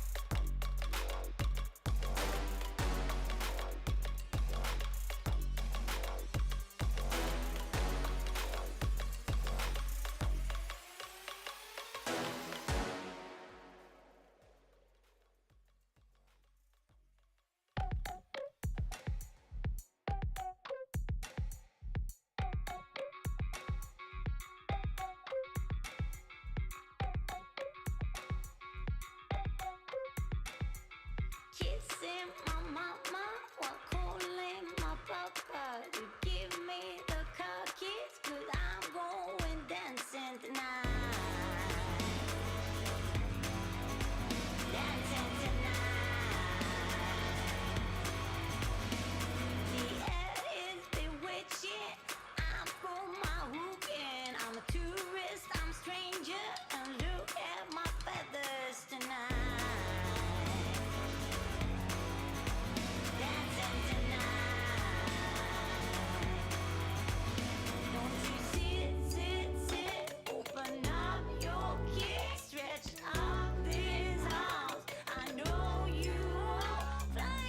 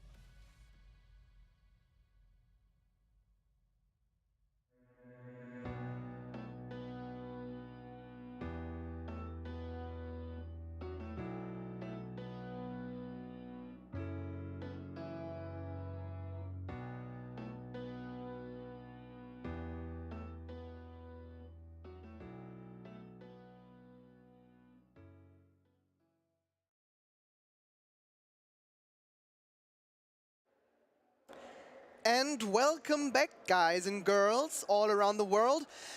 We're back at the THQ Nordic live stream, live from Gamescom 2022. Cool that you're still here. I'm glad you've waited for this slot.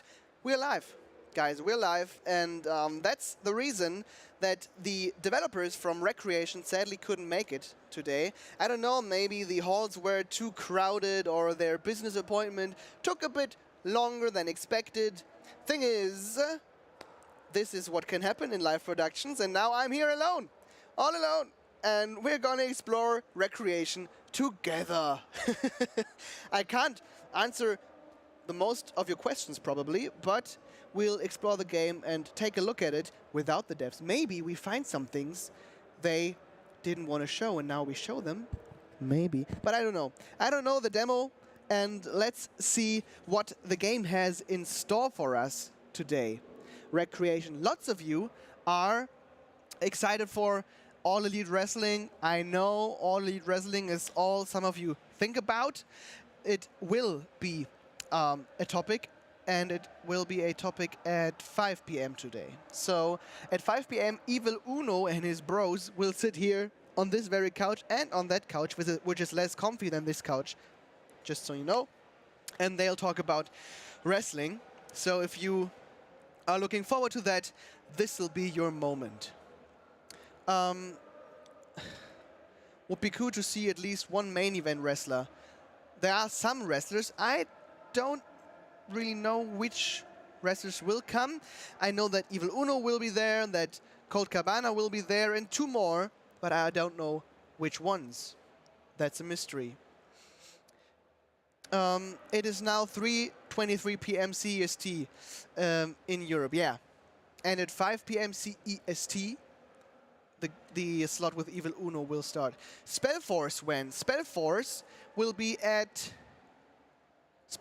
after wrestling. Let me take a look. Spellforce is at 6:30 p.m. and the Valiant at 6 p.m. But now, guys, let's take a look at Wreckreation. I'll go get the controller and we drive a few races, explore the gameplay demo for ourselves. I have seen Peter Avalon is here too, and if my eyes aren't totally trash, I think I spotted Christopher Daniels as well. I hope your eyes aren't trash, and I think I've heard the name somewhere here around, so you might be right. Peter is here, says my tech guy on my ear. And Spellforce hype. Yeah, Spellforce. I'm really hyped for Space Force as well as Spellforce. So, did I just say Space Force? The Netflix series? That was a good one too. But I meant Spellforce. Okay? Let's see what the game has in store for us. Let's do a race, I guess. Like I said, the devs couldn't make it, and now I am the one that shows you Wreckreation. I can tell you a lot about Wreckreation. For example, that we will drive a very nice car. In fact, it's an orange or a gold one. And I know that we can start driving now. And I know that I am very bad at racing games. That's one thing I know for sure. I'm very bad at those games. And if you were hoping for pro gameplay, you're totally at the wrong address here. But if you expect like funny gameplay, many fails, people that don't know what they're doing, if you're expecting that, then you're at the right place at the right time. What's with him? What's up with him? Fifth. Let's crash into him, shall we? Crash escape? Whatever that is. Did you play Wreckfest? Guys, how many of you played Wreckfest? How many of you played that game? Because I think this is a worthy successor. But to be honest, I wasn't that great at Wreckfest either.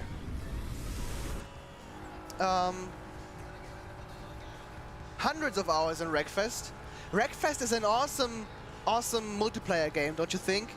We played it at our Christmas. What's going on here? At our at our Christmas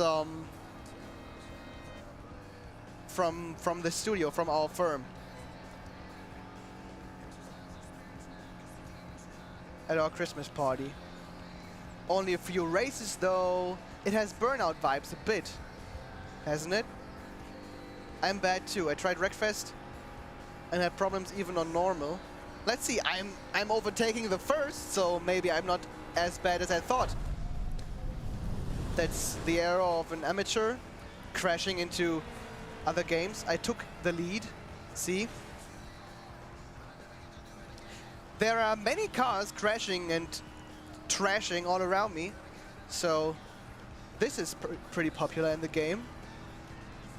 The game is pretty fun, to be honest, and the fact that I can read the chat and play the game at the same time, maybe I'm a multitask genius, guys. 216.66, gold. Do you see that? Gold. Wreckreation, coming 2023. There's your release date, if you wanted to know that. Only 6 cars on a race? I don't know. I really don't know. I'm so sorry that the devs aren't here, but I don't need to excuse for the devs that are not here. That's the devs' duty. Let's do another race, guys. First, yes! I'm not dabbing on camera. Use some boost. How do I use the boost? Let's see.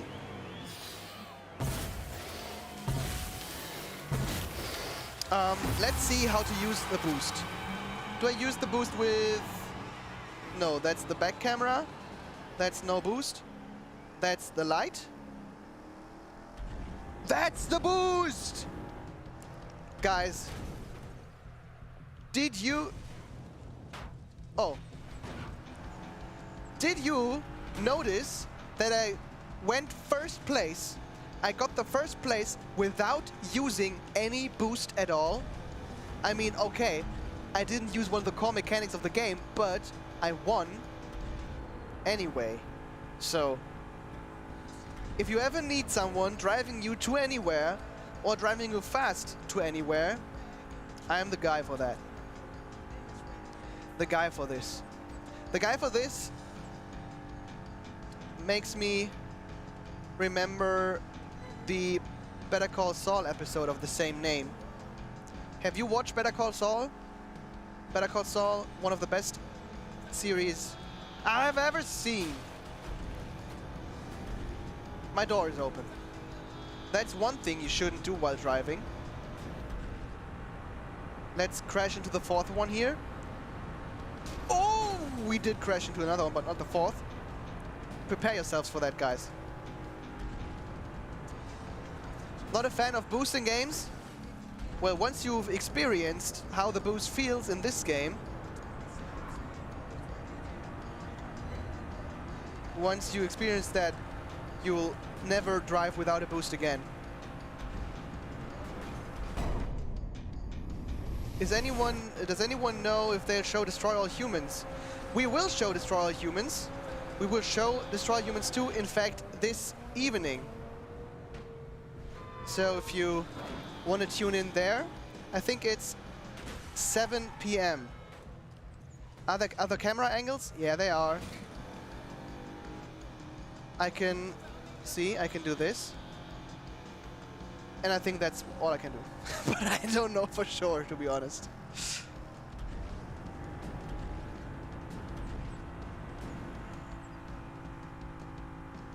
Okay. Let's see. Nice flip. Thank you very much. I tried very hard. This time I only went 5th place. So, with boost, I went 1st. Without 5th. Maybe I should always play without boost, to be honest. No in-car camera is disappointing. I don't know for sure, but if I push the button, there's only the back camera, you know? Earn a boost by driving dangerously. So basically a German autobahn. Yeah, basically. Okay, what's remix? Let's take a look at that.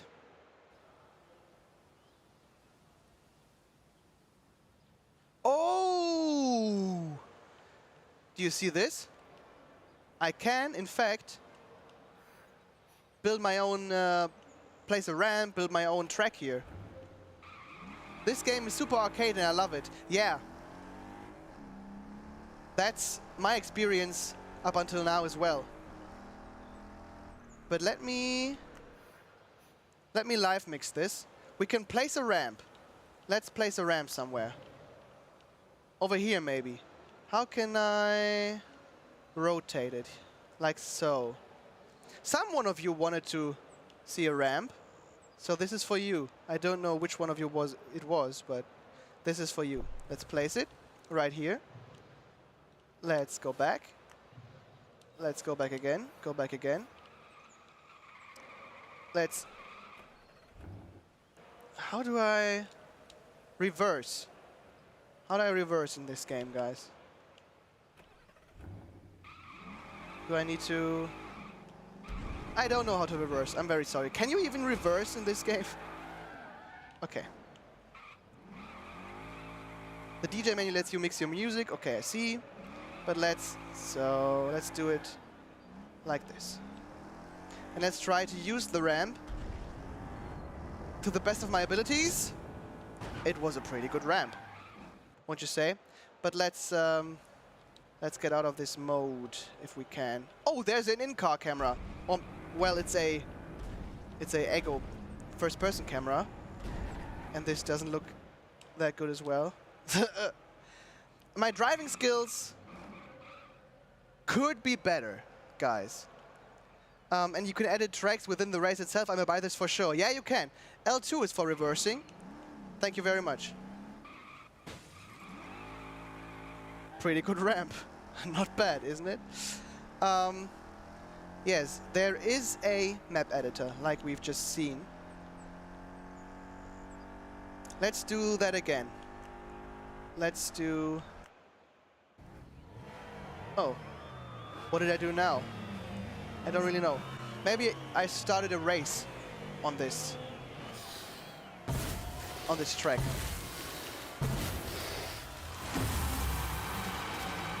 I like the graphics and crashes. There, you're happy. Yeah. So the crashes and the graphics look great. Driving with an open door looks great. Kylie's baby, I don't know. The devs, sadly, couldn't come, so I'm alone with the game. And I'll show it to you to the best of my abilities. And we explore the game together. Cardi. We're going to explore the game together. That's the best I can do for you now. But I think you'll get a pretty good impression of what the game looks like and how amazing these stunts are. What is this? It's Wreckreation. Show us some jumps and flips.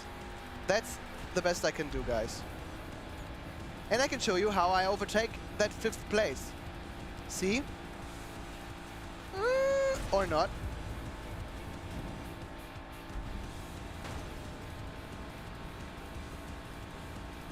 I can leave that one behind me for sure. But give me some time. Give me some time to overtake these 3, at least. I should be able to do that. See? The takedown. Can you share your map online? You should be able to. I don't know why you shouldn't. But that's the thing. Maybe I can ask the devs until the next slot of this game. Tomorrow or... I think it's tomorrow, I don't know for sure. But I can go ask them and we'll tell you in one of the next Gamescom streaming days. Theoretically, let me, for a short time, focus on the game I'm playing. Theoretically, I should be able to be kicked off of the track. edit the track right now. That's what I was going to say. But it would be far easier with the right controls. Let's do another race. We could also explore the open world, but let's do this race again. The game looks really good. Yeah, the first impression is pretty great. The cars look awesome, the crashes look awesome. It feels good driving, and that's the thing I think, well, racing games need to nail. The feel of the car, you know? Driving the car itself. Because if you fuck that up in a game, you're screwed. Because it's all about that, of course, you know? And the demo, at least, in this demo, it feels pretty nice to drive. There's nothing I could complain about, to be honest. The only thing I can complain about are my driving skills.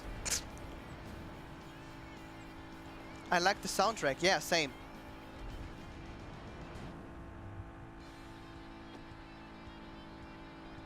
Same.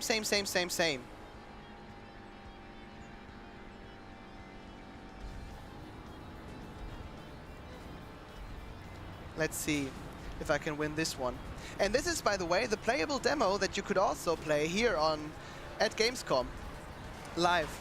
There are some gameplay areas. Lena showed them off this morning.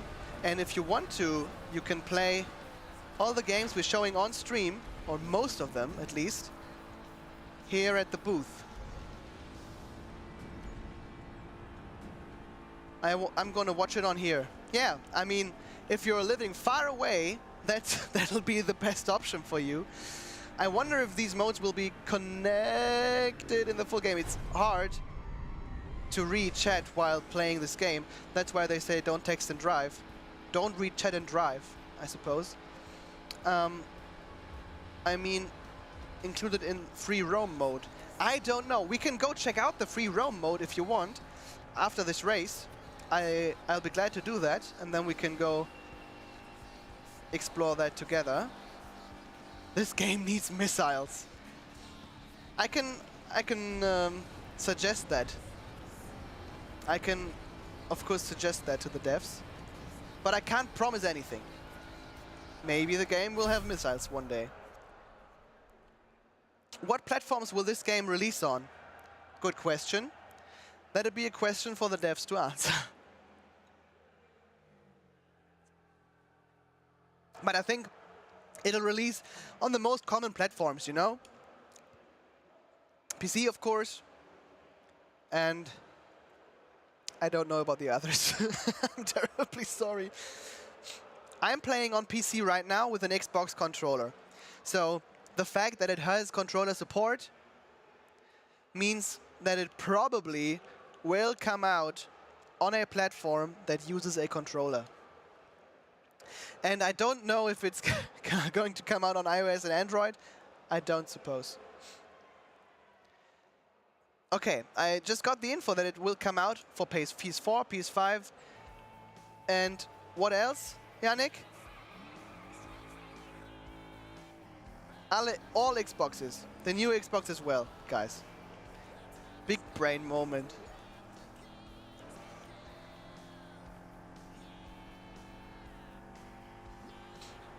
The devs were supposed, yeah, they were supposed to be here but didn't make it. And thing is, my role in all of this is the curious host. I'm here to ask questions and not answer them. So, so I'm off of my capabilities here. Okay, let's see. This is the free roam mode, and as you can see, I can roam pretty freely through all of this landscape. But I don't know where it'll bring me, to be honest. I crashed.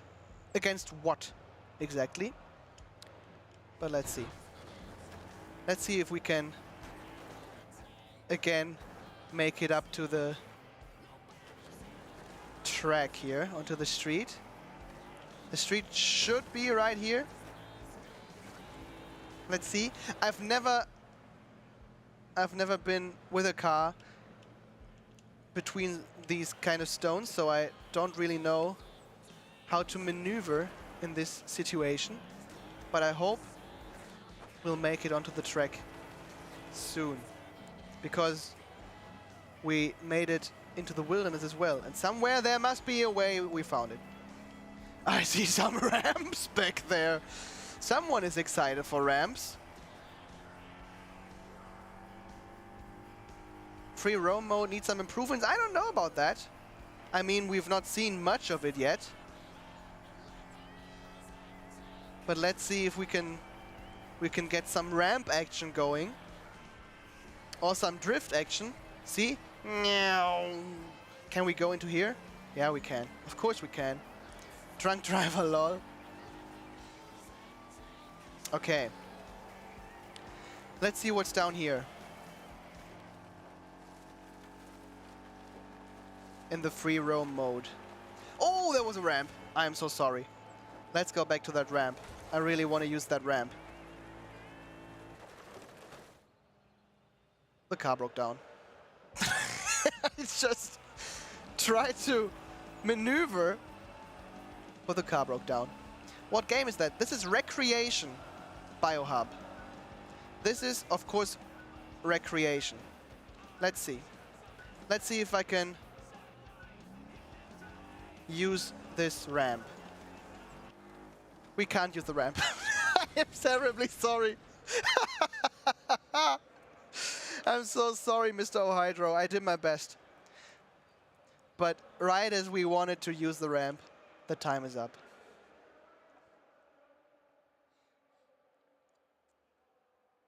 Ah. The game looks fun, actually. Yeah, it does. I'll try to find another ramp. No, you tell me. Shall I try to find another ramp, or shall I do one more race?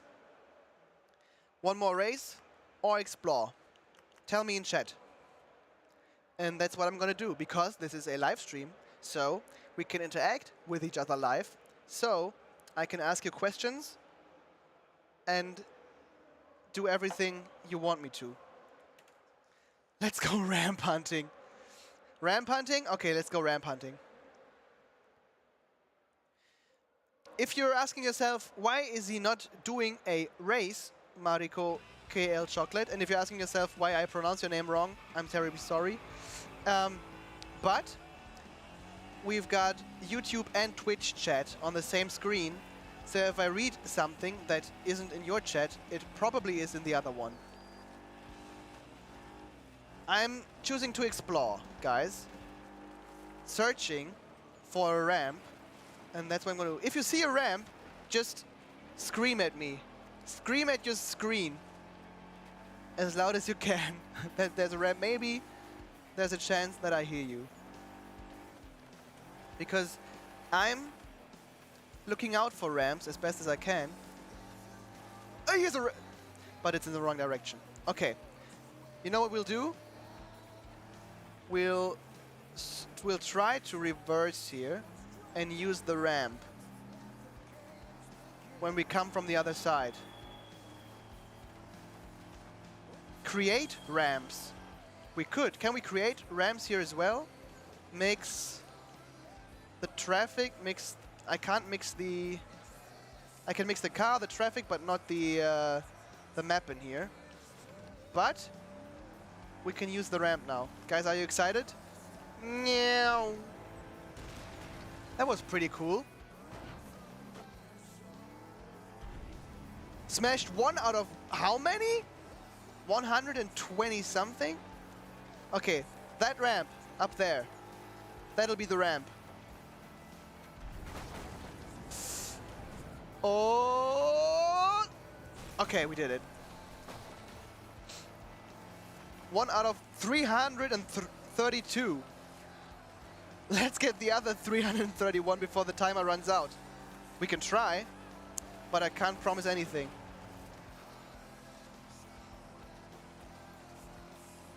Can I go off-road as well? Yeah, I can. Okay. Can I jump down here as well? No, I cannot. I'm stuck. Well, fuck. Okay, but let's try not to crash and instead drive down here. Yeah, this game is sweet.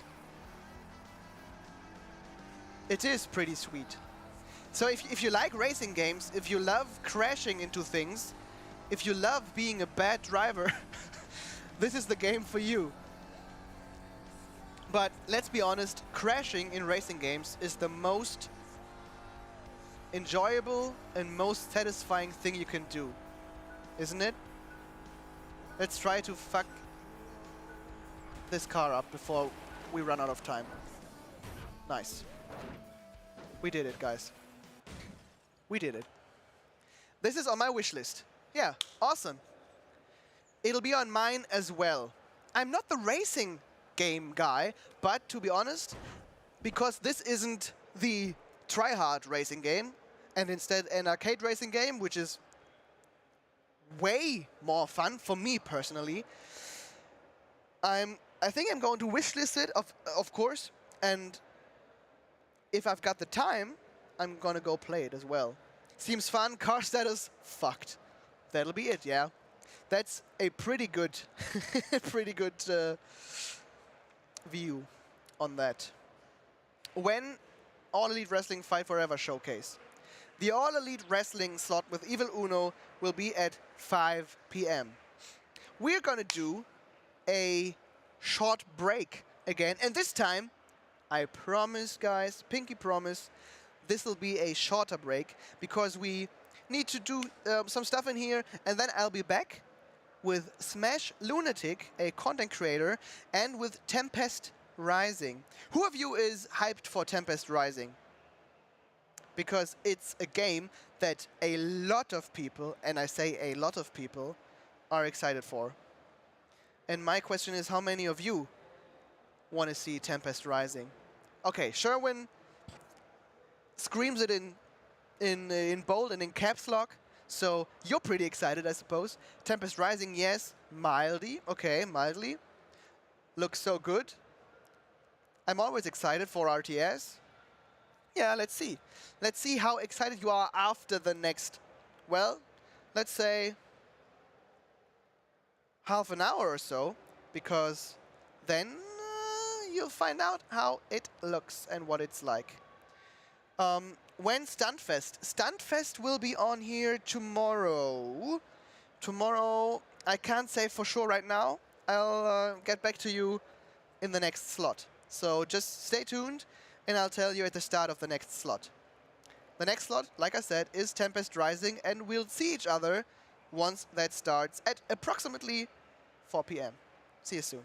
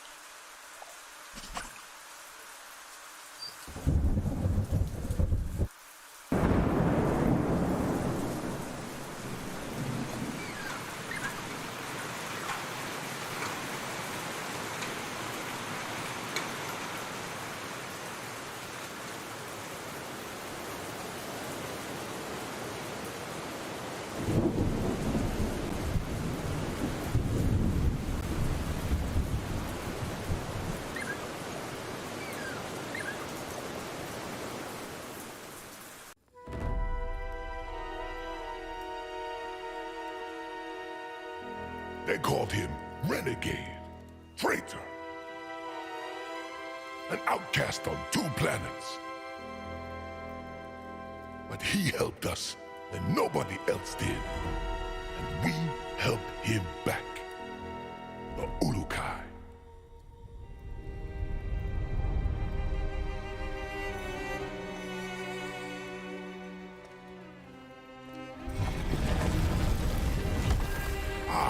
Greetings. Mar didn't expect your visit. Otherwise, I would have cleaned up the place. So, you come to hear the legend of the Ulukai.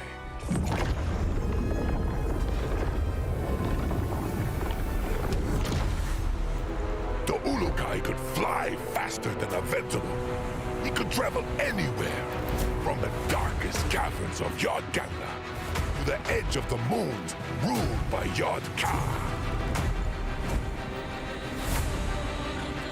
He explored ancient temples, unseen for 1,000 cycles, and awakened their powerful mysteries.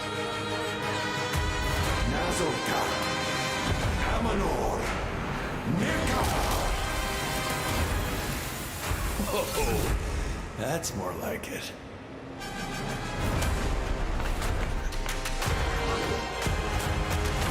His weapons were as much a part of him as your fingers, my toes. His aim was razor sharp. His shield, unbreakable. But as Mar used to tell him, fighting is half the battle. When saving a planet, Mar knows that a true hero must also gain the trust of its people. Do you want to know more? Have a look! Mar provides a tour for a very reasonable price.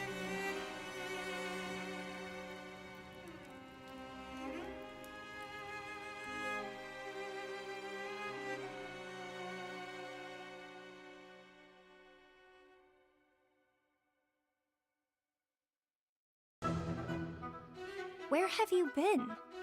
Out there. I was actually out there, Nat. It's crazy, wild, dangerous, but beautiful.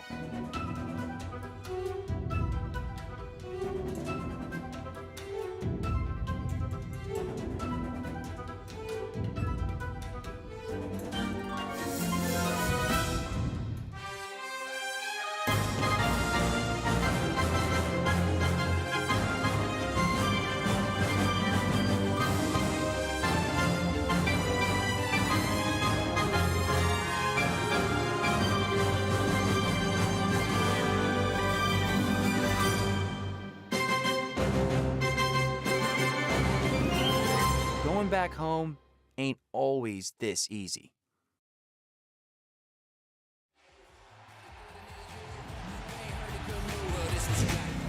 Break out. Tell everybody break out. Break out.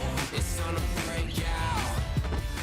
We about to, it's time. Let's go. Let's ride. Let's roll. Got me feeling so free now. It's exactly what I need. Yeah. We knocking down the door. Turn up a little more. Hey, what you waiting for? Race glasses once on me. I did the math. I got the test. Stay on the path. I lead. Under the rays, don't want shades. This here the life that I need. Top down to the breeze. Whole crew came with me. It's about to get litty. Shake it till you break it, baby. Run. Hey, what you waiting for?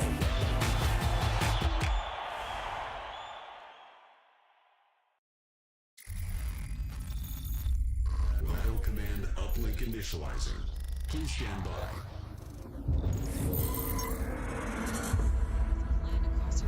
Most heavily affected by the fallout.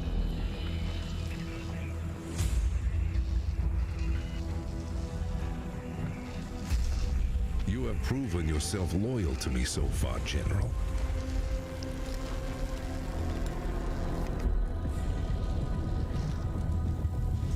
Our dynasty has waited long enough. Show me that my trust is not misplaced. Braces for the inevitable retaliation.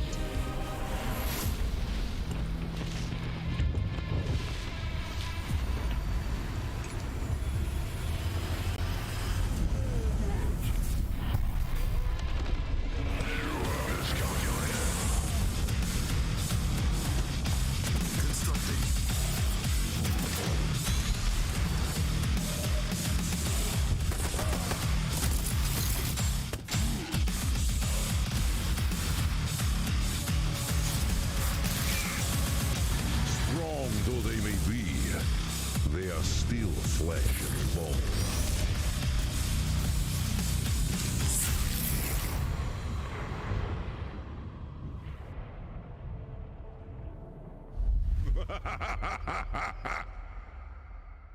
Get to work. Ever since you took that damned scepter, you haven't been yourself. You brought us here, then abandoned the fight, abandoned your men, and even abandoned your vows! For what? So you're alive, brother.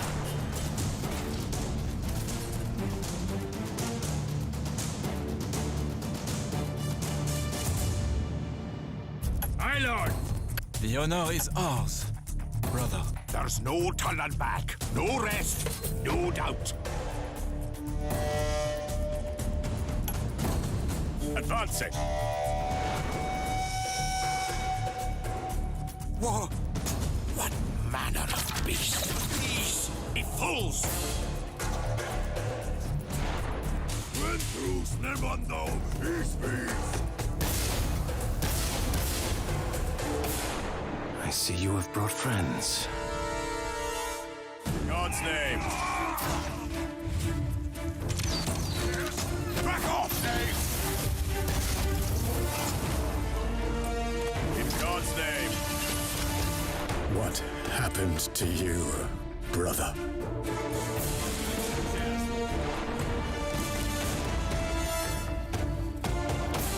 On the march. Back off, Dave! By your command! Fate is curious, don't you think? After all I had to suffer and sacrifice, it puts you in my righteous path. You! Don't make me do this, Theo.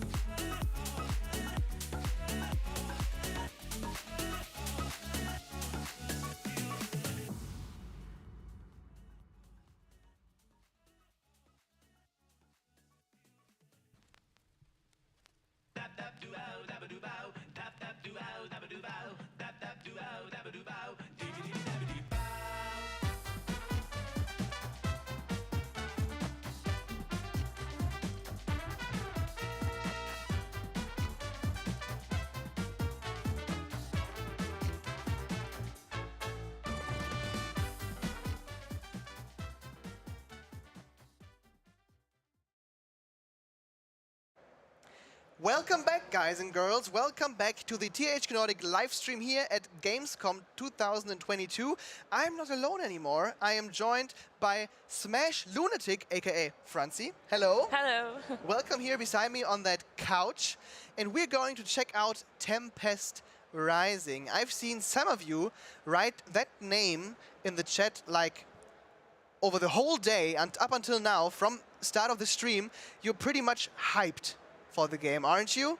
Have you had any experience with the game before? No, it's my first time. Your first time? And have you played lots of RTSs before? Is that your genre? What would you say? No. I prefer shooters. Oh, shooters? Yeah. Well, I think in this game your troops will shoot, in That's fact. true. So that's nice. But let's see how you do. I'm seeing this demo for the first time as well. Okay. To be honest, so we'll discover it together. And Nice, okay. I hope we can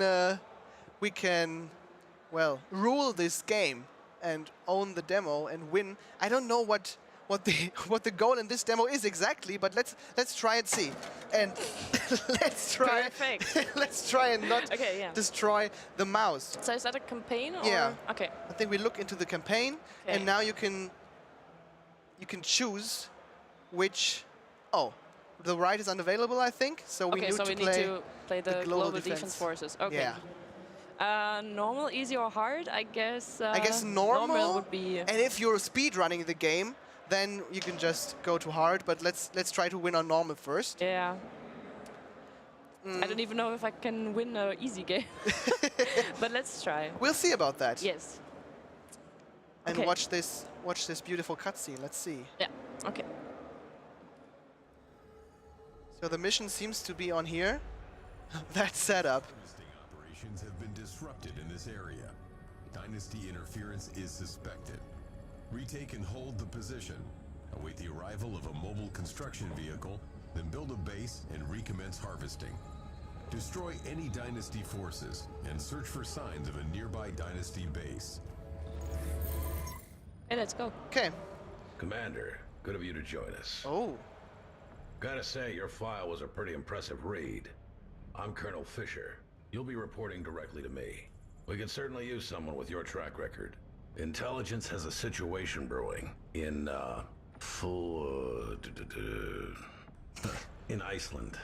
We have routine Tempest harvesting all over the grid, but some of the lights are going out, starting from the east coast. If you ask me, I reckon it looks deliberate. I want you to do a sweep of the area, flush out any Dynasty forces you might find.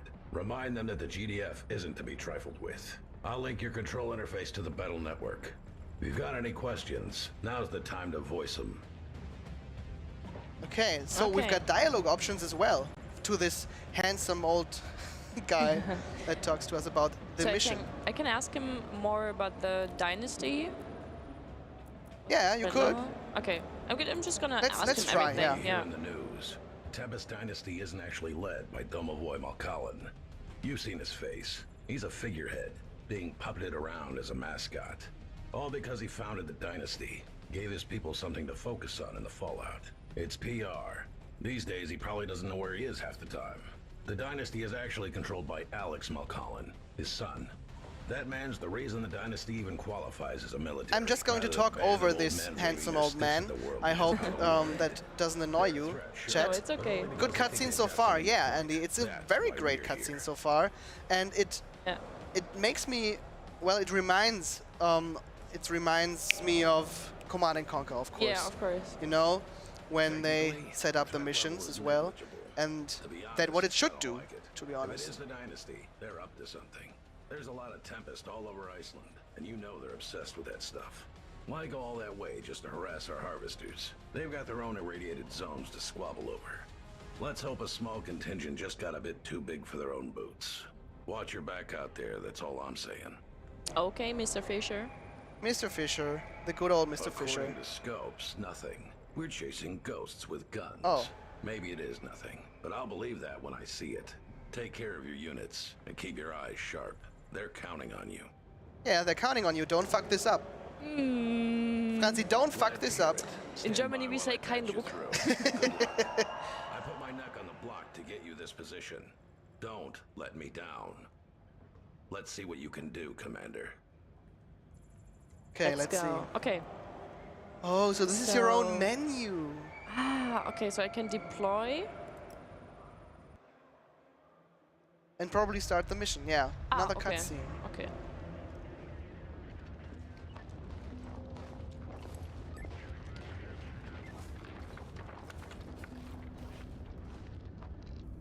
What's your impression so far?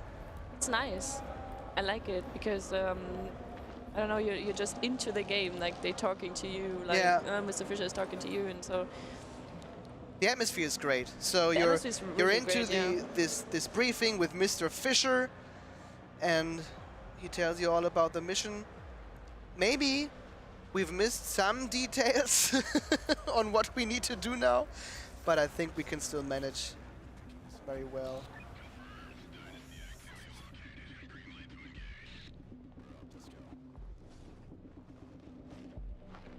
Could be funny. He's waiting.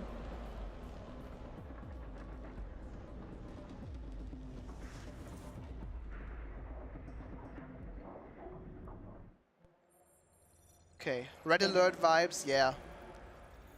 GDF troops look cool. They really do. And now you can start okay. commanding the units. Oh my god. Okay. Yeah, okay. Do you think it will work with our improvised setup here? I don't know. Okay, with the arrow.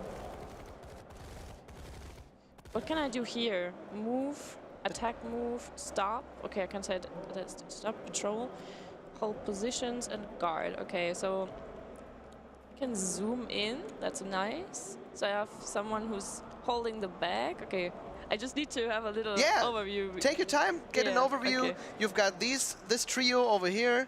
But it's a really nice graphics out here, I need to say. Yeah. I love that. I love the graphic art. Those are graphics you don't really expect from an RTS. No, that do you? Yeah, that's really nice. Yeah. Okay, I guess we need to move over here. Yeah, we don't have a mini-map, sadly. Yeah. So let's try to not get lost in these woods. That's our mission for now. Yeah. Find Destiny supplies outpost. So I guess we need to go in here. Okay, let's explore, I guess. And I guess these three guys move. Move. I suppose. Okay, so I can say right click or move something. right here. Okay. Move right here. Okay. Any chance to participate in a closed beta? We will ask the devs that when they are on. I can't say for sure, to be honest. Okay, they auto attack. Okay, that's good. But that was a pretty impressive first kill. But I have my bag up here. I guess he can move to this bush right now. Yeah. Is he? No. You never know when reinforcements will come. Yeah. So just move here and hold my bag. I want to go in here with those three guys. Let's go. Could you guys turn up the game sound a bit? Yeah, maybe our tech guys can manage that. I think incoming transmission. They should be able to. Stand by. Oh. Paratroopers incoming. Okay. Oh no, okay, troopers. Okay. Oh, that's our troopers. That's good. Nice. Okay. I thought we were enemies, right? Oh no. But it's only our reinforcements. Nice. Okay, perfect. Okay, this guy. He's like, it's a lonely wolf out there. Okay, come with us. Come on. I want to go to the party as well. Oh no. Oh, I just no. Stop. Stop. Okay. Combat ready. So you can move here. Okay, that's. Style control. Okay. Now I got it. Okay, so and you can go. You can go there, yeah. Go there with us. Okay. You've got everything, everyone ready to move? I'm ready, yeah. Nice. Okay. Let's go. Step by step. Okay. I think you need to go to the left, I think. Oh. I think we've got a minimap right now. It just came up. Okay. I see. Okay, so Cabana, let's go here. I want to see micro. Sadly, we're no esport pros, so you'll probably see a successful scenario, but I don't know.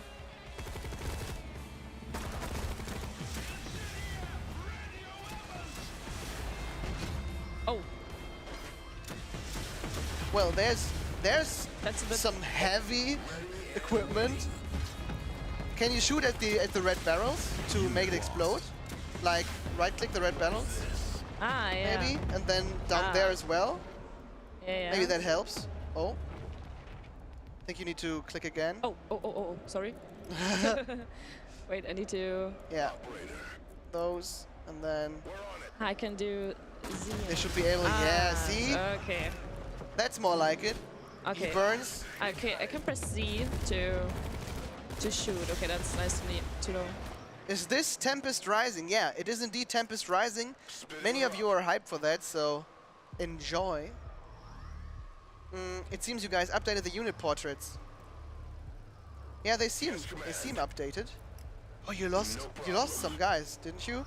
Yeah. Can you shoot again at these barrels? Are there enemies? Oh, there are enemies!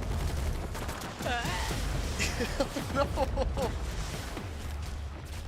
I think you need to select your units again. Okay, okay. And then That's a bit like this. annoying sometimes. Okay.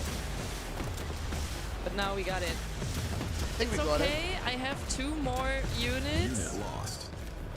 Okay, I have 1 more unit left. It's okay. Can you kill this guy? Okay, he won. Can An I help epic him? standoff.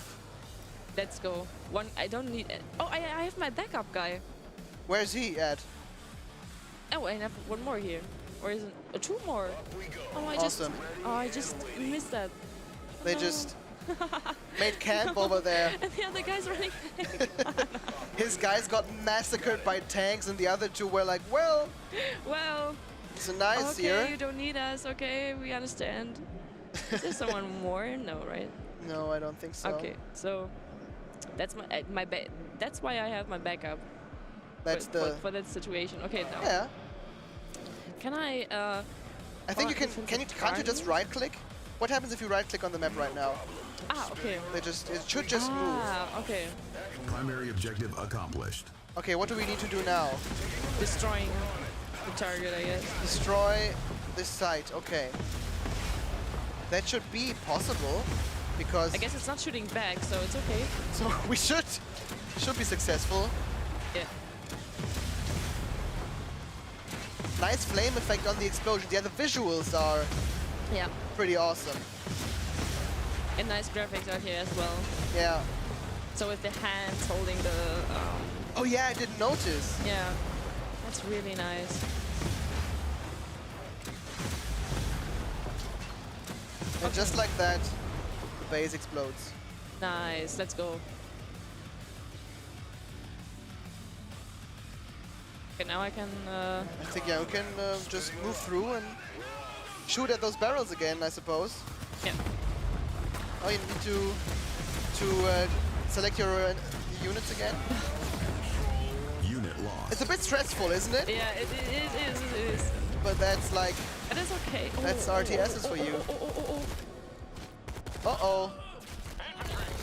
I think. You got this, my friend. You got this. I think he's a lost cause. He just died. No, Max! What's over there? There's one little light left on the minimap. Could that be another person? Could that be? Was there another person? Let's see. Try to select a big square. Oh, there's one more. Where is he? He's hiding. Actually, okay. He also hit from you. He hit so well. He hit so well. Okay, come on. And we didn't see him either. I guess this game made with Unreal Engine. Yeah, it could very well be. Yeah. The details are very nice here with the parachute. Yeah. And he's like, oh no. Oh no. Do I have to do that alone? My team don't know. My team, leave me alone. Yeah. Yeah, the graphics. You can zoom in on anything and... That's really nice, yeah. And it looks really good. Oh! I think you're fighting now. Yeah, I need to... I think just focus on these red barrels. I think they're... But the red barrels here are too far away from this guy. Oh, yeah, maybe. I just need to... should... Unit lost. Ah, okay. No! But okay, so Well, okay. Maybe you'll get it. We can start it. We can retry one more. one more. One more. One more. Quick try. And let's I see don't how even far we pass the get. tutorial. Help me. Well, it isn't easy. The guys told me that this demo isn't that easy. Okay, that sounds good. But now I know how to move, so I can move faster. He's in the tree. Yeah. He was just hiding. He don't want to fight. Okay. So that one guy doesn't have a chance. Yeah. Great. Let's go. And now, let's go. Let's retry. We've learned from our mistakes. Yeah, we learn. Now moving faster. Now we can hear this guy, kill him. Nice, good job. Okay. His scream was And pretty let's go. funny. Sorry for laughing. Oh, let's go. You got it. You got it. You're right. Incoming transmission. Stand by. Now we're getting help. Okay. Yeah. There's the rest of the team. Sam Fisher helped us. Control online. Are there naval units in the game? We didn't see any as of yet, so... Yeah, not yet. Maybe in the late game. Yeah, maybe in later game. But I guess there's a room for surprises in this game. Yeah. Oh, select the units again, yeah. Let's go. Got that one, and you've got that one as well, yeah. Yeah, okay. Now we're playing, let's go. No problem. And now you've got 6 guys left. Yeah, let's go. Awesome. Awesome. Acknowledged. I think they're called GDF, not EDF. Okay, that was easy. Yeah. Primary objective accomplished. Oh, there's one more guy. He tries to that's defend right. it. Get him, guys! Okay. Yeah, let's go. Okay, yeah, no, you need to attack this. Oh, you've got some... Good first try. Thank you. You've got some anti-building stuff. Some different troops we can see there.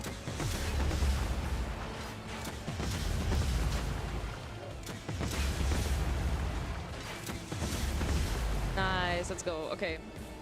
EDF would have been funny, yeah, but it's GDF. Yeah. Let's get those.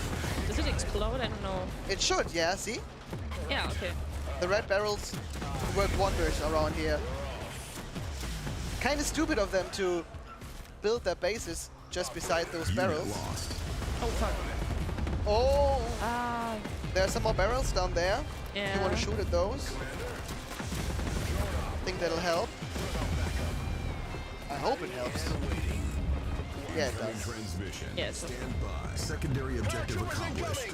Oh, that comes And now we get a tank, of course. Let's go. Okay, nice. I just need to focus on that knife. No? Oh. Oh, he's healing me. It's a medic. Oh, nice. Oh, how cute.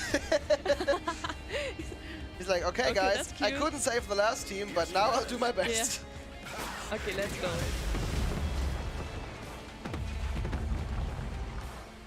Got it. Turret destroyed. Yeah, he's another one. Damage and aggression. Oh, I don't. Combat ready. I just want to shoot that thing. Ah, no. Okay, now they're doing No.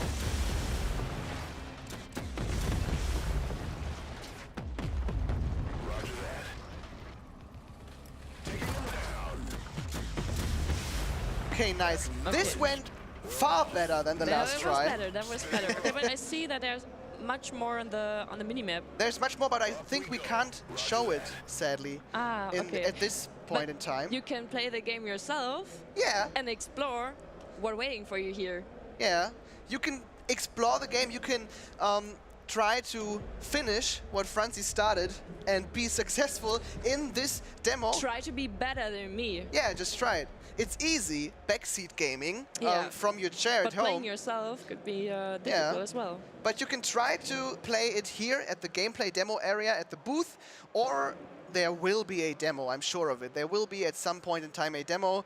We will ask the devs when they're here in the next couple of days what when the game will be released and when the demo will come and so on. But what's your first impression after being more or less successful in the first one and then in the second try, ruling, owning the game? It was really nice. Yeah? Because after the first try, I wanted to win the next try. So I knew, okay, this is waiting for me, so okay, I know what I need to do.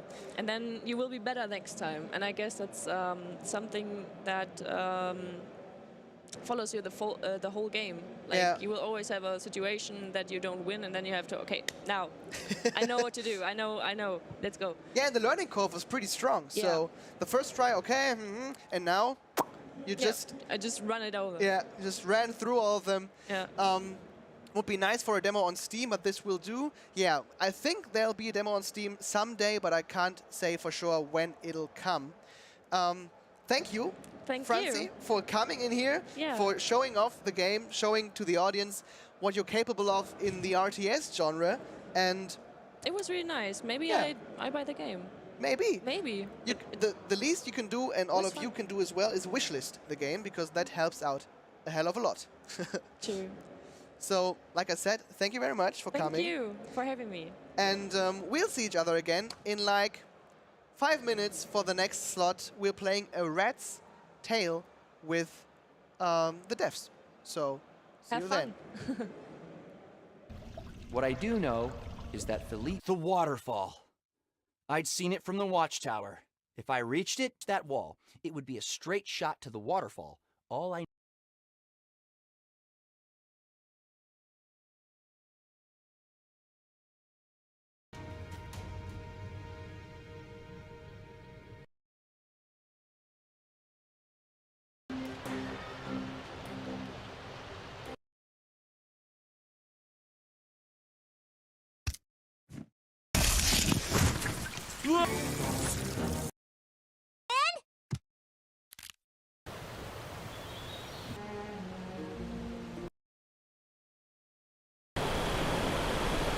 Fire. Are you pure of heart?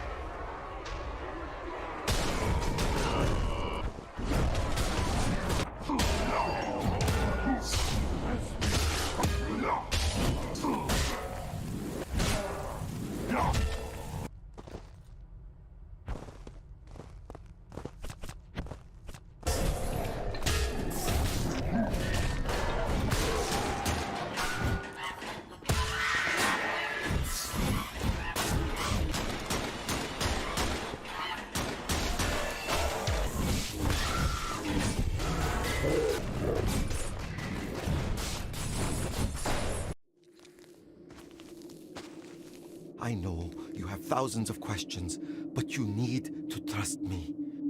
Listen. Don't do anything dangerous yet, okay?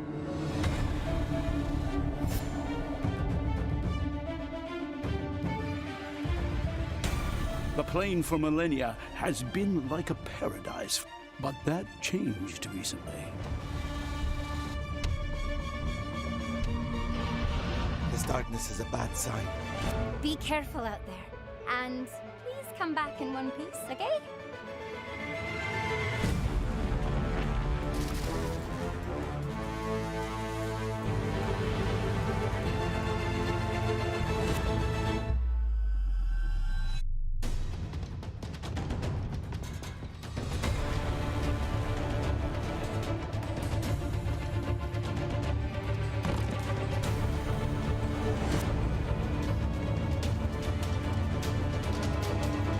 I told you not to go alone. It's too dangerous for you.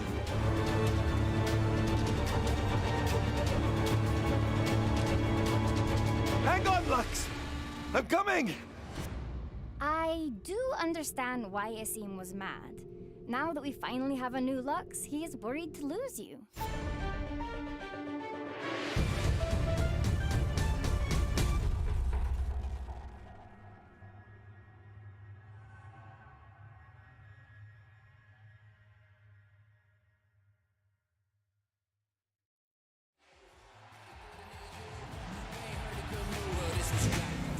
Break out.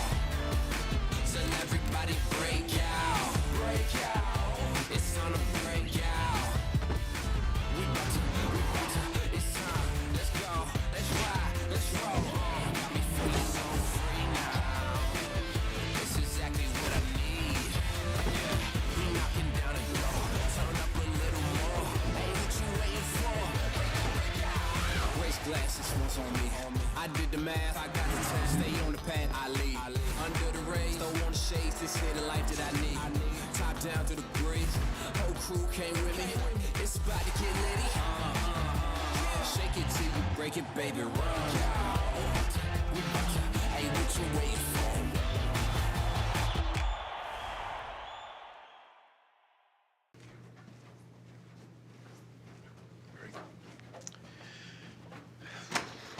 Tony.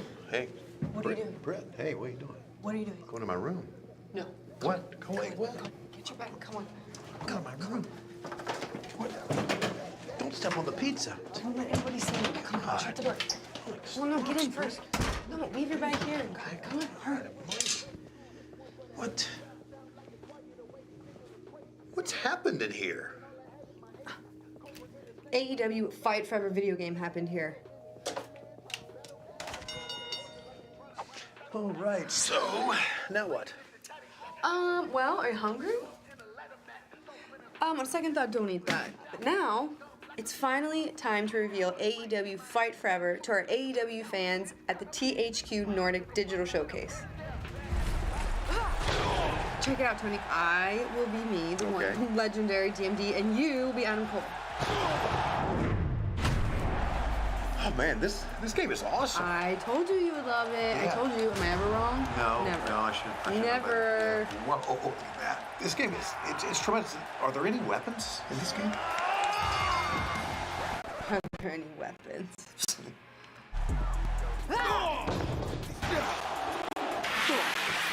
Look how easy this is to play. You didn't have to figure out a million freaking buttons, even though I could have, because I'm a dentist. Oh, I know that. But I just picked it up today and started playing, and I'm already the best at it. Yeah. And career mode. Wow. Mini games. Wow, I'm really excited you tell me about career mode, I can tell you that. Yeah. And almost lost my mind when I found out that AEW Fight Forever has mini games. How did you find out about the mini games? You told me. AEW Fight Forever, coming soon. D and D. Knock your teeth out, Shivani. Beat me again. Well, at least I know a good dentist.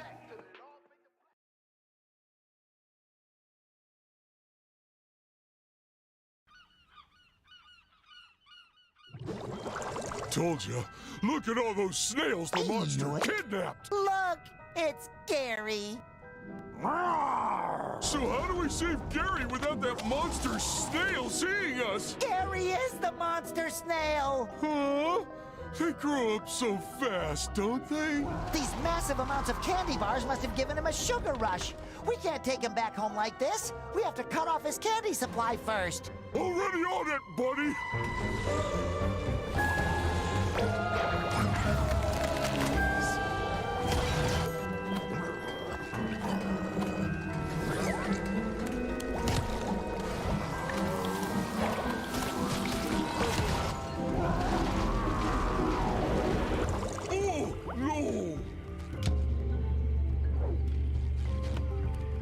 Squidward! Squidward, bye-bye! Squidward, Banuga! Peripheral!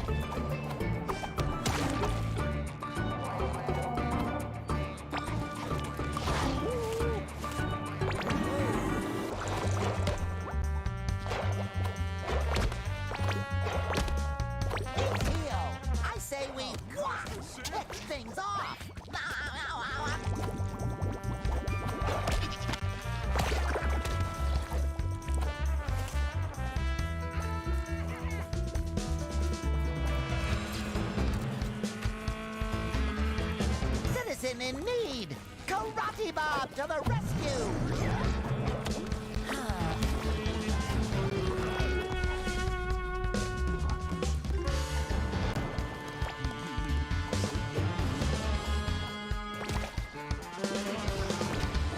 Those jelly extras were very convincingly beating me up.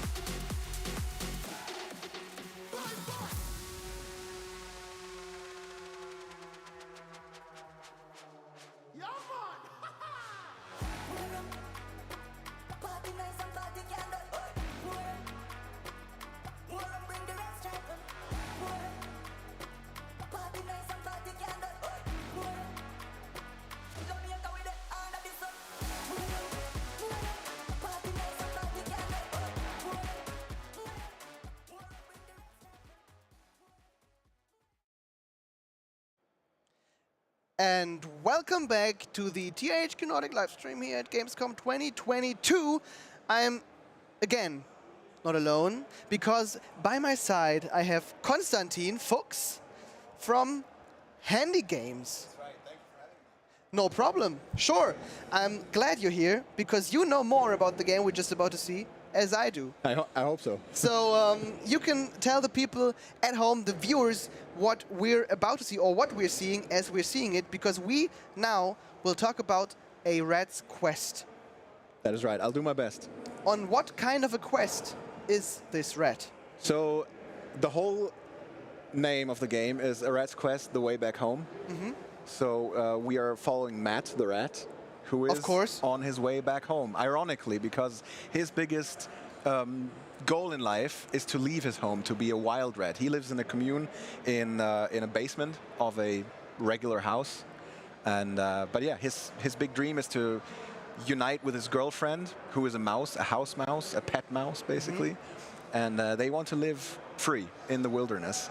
However, things turn out differently, and he is sort of chased away out of his community, but alone. Oh, okay. So now he's trying to get back to his girlfriend, and yeah. Honorable goal? Honorable goal. How is his girlfriend called? Nat. What's her name? Nat. Nat the mouse. Matt and Nat. So Matt the rat and Nat the mouse? Exactly. Okay. Why doesn't her name rhyme with her? That is a question you would need to ask the developers from the Dreamarians in Mexico City. I don't know. I will. But I feel like Matt and Nat is a nice couple. Yeah. if you're called Matt and Nat, you're destined to be together. I think so too. Let's take a look at Matt. I think we've got a small trailer there, some gameplay material. Let's take a look at that before we go on rambling about Matt the Rat. What I do know is that Philippe saved me. He well, he took care of me. The waterfall. I'd seen it from the watchtower. If I reached it, I'd be halfway home. Schon süß. Whoa. Is that a... And right in front of it, a rock I could definitely climb up on. Now, if I reached that wall, it would be a straight shot to the waterfall. All I...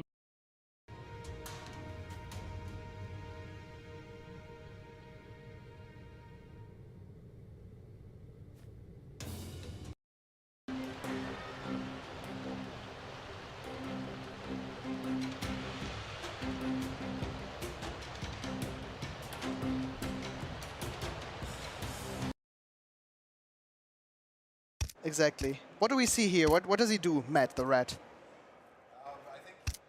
In this case, something we're a bit all over the place here, but right now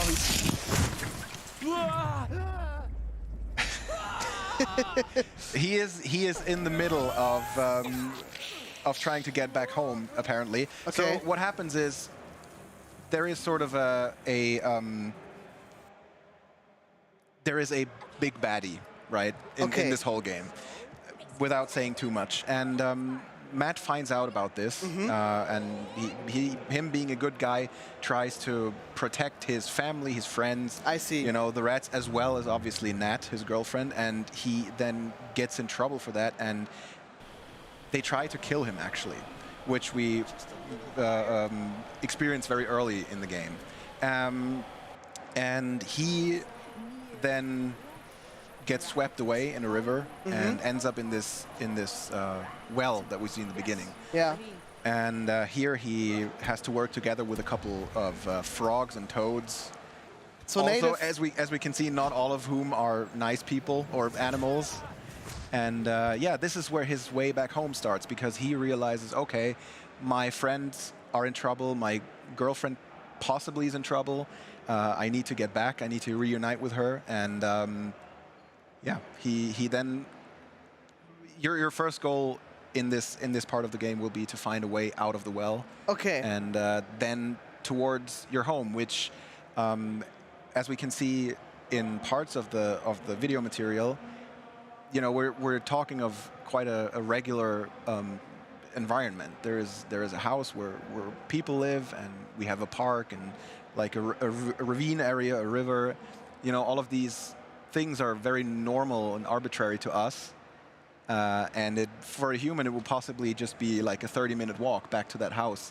But for him being a rat, he has to face all kinds of troubles to actually get there. So you put the gamers, the players, in the shoes of Matt, and you experience, like, we saw a frog there that I think wasn't going to be nice to us. Not this particular one, no. Without spoiling too much. So you put the players in the shoes of Matt, and they have to explore the world through the eyes of a very small animal. Exactly. And that's what you focus on. What can players expect when we talk about gameplay mechanics? Right. Like, what do they get to play? At its core, A Rat's Quest is an action-adventure. So there will be platforming elements. There will be fighting. Yeah. There will be some kinds of puzzles. Yeah. And like, I guess kind of mini games, as we've seen the short clip where he's riding the turtle down the hill. Things like that. So not all animals are bad in A Rat's Quest. Some of them are trying to help you. Okay, if I you see. help them. But you will meet many other animals, Yes. will you? Okay, nice. All kinds, yeah. Do you have a favorite? Yes, but I'm not allowed to say what it is. You're not allowed to spoil. Is it the big baddie? No. Well, okay. No. No? No. Okay. Then if you want to know which animals and what animals you can like discover in the game, you need to play it for yourselves. Maybe we've got another clip to look at, and and we can like show one of the other trailers while we talk about the game. Absolutely. Dive into more of the gameplay, because it's always cool to see what indie studios are capable of. Right. And of course, it's no AAA title. No. But there's always lots of love and lots of dedication from the devs. I don't want to say more than in AAA titles, because they love their games as well. I'm sure of that. But I think in indie games, you just feel the dedication. Yeah, I think it's something very unique if a small team of people tries to tell a grand story, which, even though it's set in this small world, I think the story of Matt and his friends and all these characters that we meet, it's actually a pretty grand story. It's very tragic at times. It's funny. We've got, I mean, you've seen the graphics. I think it's going to look amazing. Yeah. Considering that there's like 10, 12 people working on it. We have like a movie length worth of cutscenes. Everything is fully voiced, fully narrated. So yeah, and there's, I'm not even sure, 40-something different characters. So it's really, okay. It is quite the experience. Yeah. It is quite the experience and quite the ensemble of characters. Yes. I think. Let's take a look at one more clip from A Red's Quest. Where have you been? Out there. I was actually out there, Nat. It's crazy, wild, dangerous, but beautiful.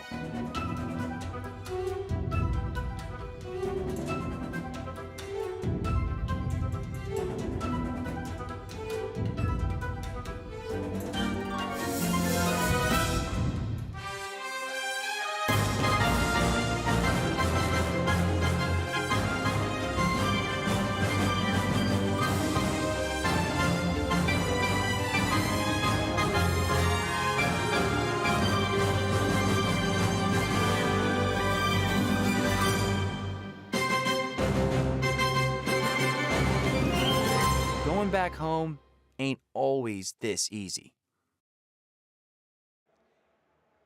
He is on quite the adventure, isn't he? He is, for sure. Like firing arrows, drawing a sword out of something, climbing and being in his own. Was he high? I don't know what that was. Or I mean, yeah, I guess he was. Awesome. Okay, nice. So there's much to explore. How long of a story can players expect? It's a good question, because obviously the game is not yet done, so we don't know exactly. But as I said, there's around 2 hours worth of cutscenes alone. I see, yeah.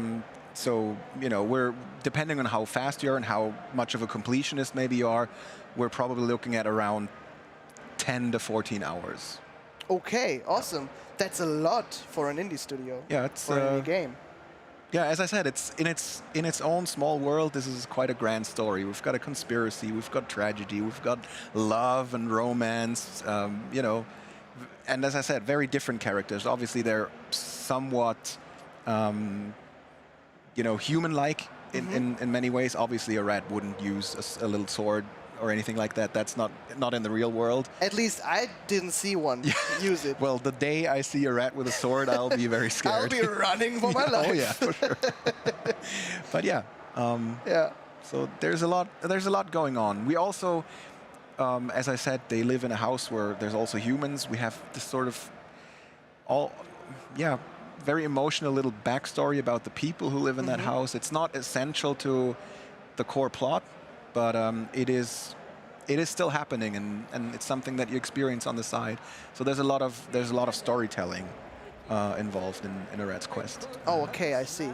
And you've also brought some material with you to us here. Exactly. I don't know if you want to show some exact scenes of this material, what we're just seeing here.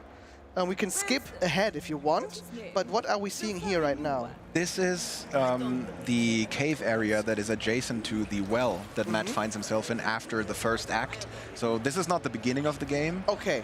We actually get to know him at his home, but this is where the way back home starts, right? Where we meet the frogs, and where his goal is to get back. Initially, we learn that he is a very ambitious rat. He tries to become a scavenger for the simple reason that his girlfriend, as I said, she's a pet. And she lives with the humans, whereas the rats, they try to hide, obviously, right? So the rats are not allowed up in the house, because if the humans find out that there's rats in the house, they might get problems. So he's her secret boyfriend? In a sense, he is, yeah, exactly. And yeah, you know, you've got this forbidden love. And then he tries to become a scavenger, which is basically a job in this commune, and which would allow him to get to the house whenever he likes, because he's one of the guys who try to get food for the whole community.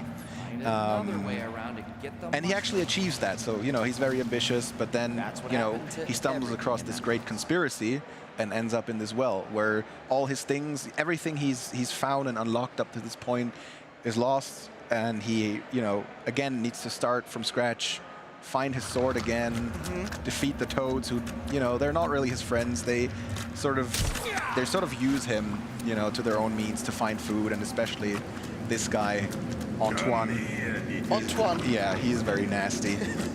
But, you know, obviously Matt prevails and finds a way out of the well.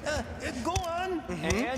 So these are the platforming portions of the game. Exactly. This is even as one of the 2D platforming sections. So the game occasionally switches between 3D and 2D platforming on different occasions. For example, if he runs into a little hole in a wall, right, and tries to get up the wall, you're all of a sudden going to be in this 2D environment instead. Or I guess, I mean, obviously the models are still 3D and everything, but the platforming is only happening in 2 dimensions. And here he reaches the top of the well, and soon we should see the house that he's trying to get back to. Where his girlfriend lives. Exactly. And, you know, this whole area around the house, which, as I said, for us humans would be, you know, a 30-minute walk, maybe 45. Yeah. You know, just a nice stroll through the park. And for him, it is going to be quite the adventure. A quite deadly adventure. Possibly deadly adventure, yeah. From what I've seen with this frog. Up there's the house on the hill. That's far away. That is quite far away. I think I couldn't make it even. From that to the house, I wouldn't walk that far. You'd probably find a way. Not even for my girlfriend. He is dedicated. He is very dedicated. I mean, she is a very nice lady. She's very smart. She's, you know, almost sort of like a scientist. She's always trying to figure out ways for them to escape the house. Find someone that loves you like Matt does. Exactly, exactly. And him on the other side, he's very dedicated to her and also his best friend Toby, one of the rats, who we will meet throughout the game. But he's not the smartest, maybe. You know, he's a wisecrack for sure. He thinks he's smart, but maybe more street smart. I see. Colt Dimensions ask, I like it too, just wonder how linear it is. How am I going to get up there and reach that? There are different areas, I would say. So the beginning is relatively linear, as you're just, you know, confined to the house, or even in the very beginning, even just the basement, right? And then as you get to know his relationship with Nat, you go up to the house, you figure out a bit more of what's going on, and then here in these areas the game can open up a bit. There are definitely also optional areas that you can visit. Not everything, you know, you don't have to do anything, but I wouldn't call it an open world. It's not, you know, the story is quite linear. The story, you know, it's a story that we tell. There are no different endings or anything. What happens, and if you fail, you have to try again.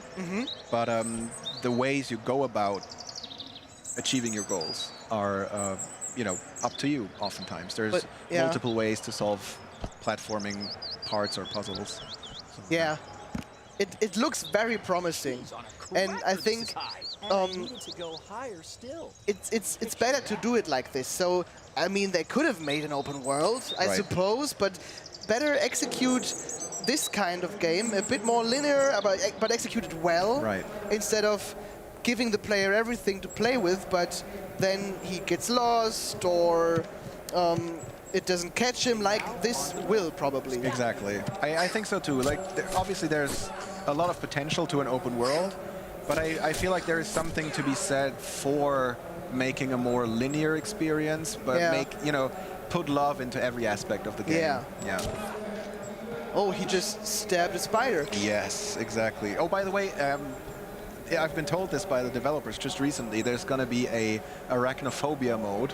So an option to turn off the spiders. Well, not turn off, but they will just look differently. They won't resemble spiders. Okay. Really, but they will work the same, so you don't miss out on any gameplay experiences. Yeah, that's great.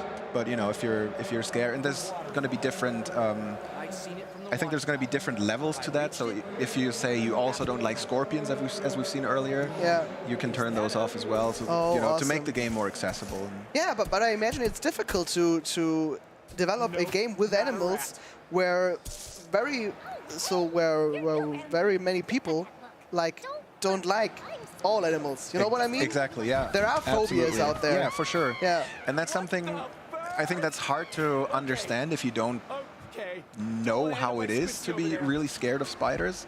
I myself am not, so I don't really get it, but I respect it, and I think that's important because people will not play this game, or if they're afraid many games, if there's going to be spiders, and they will, worst case they'll buy it and then stop playing and be upset.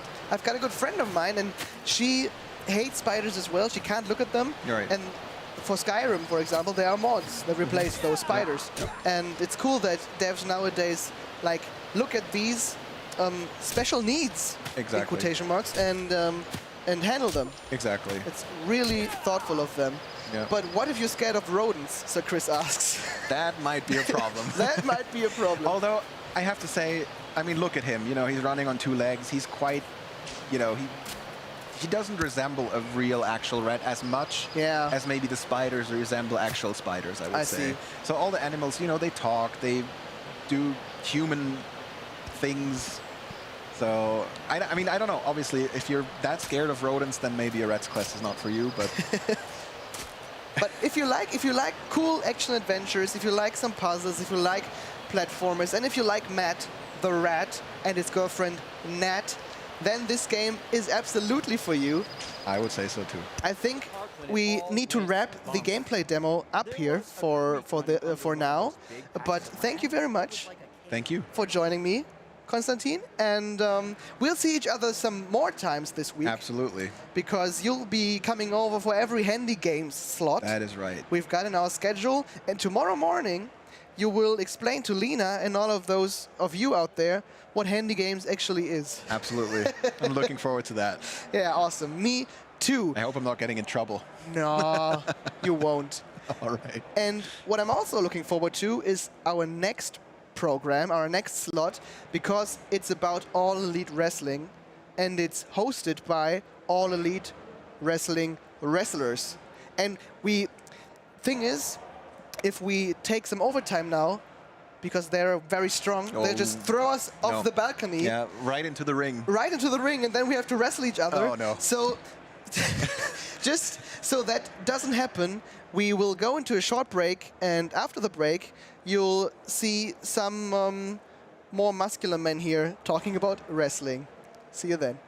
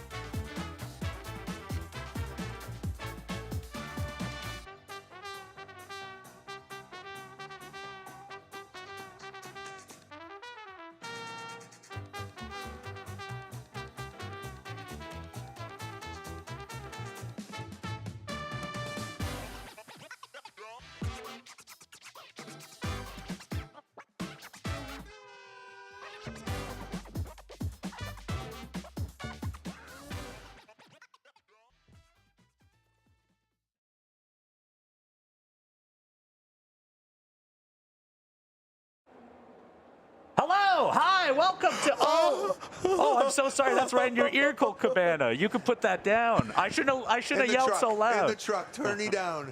Turn me down in the truck.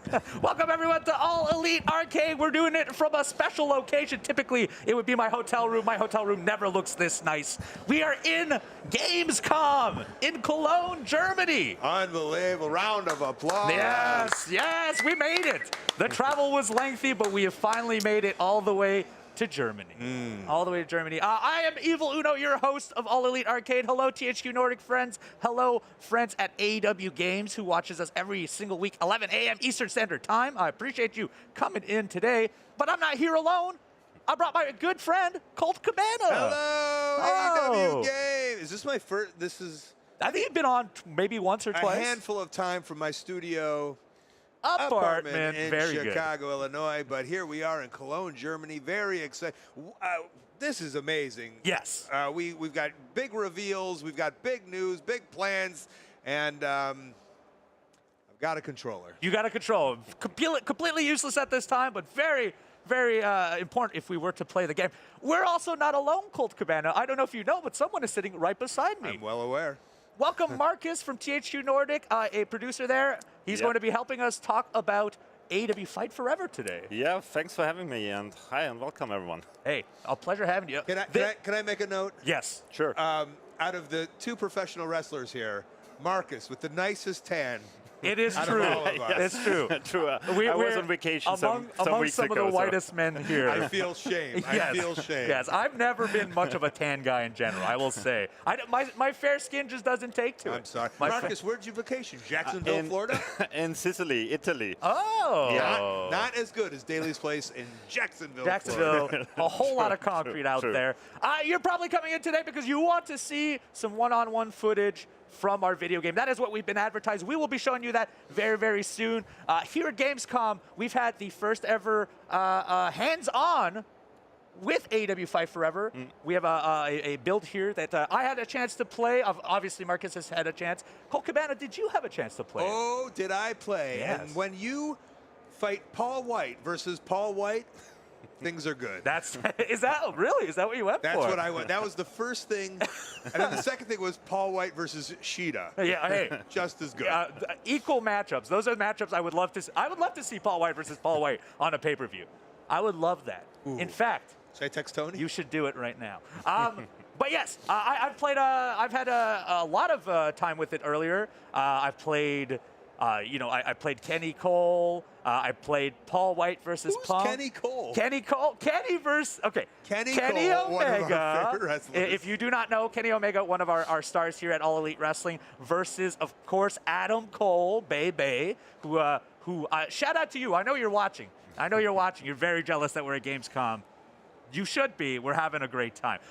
Sorry you didn't get the call, Adam Cole. But we also played some Sheeta versus Thunder Rosa. There's 6 playable characters in this demo. Yep, exactly. If you come to Gamescom this week, you will have your chance to play it, to get your hands on AEW Fight Forever in one-on-one matchups. And I really, really would suggest you do if you can.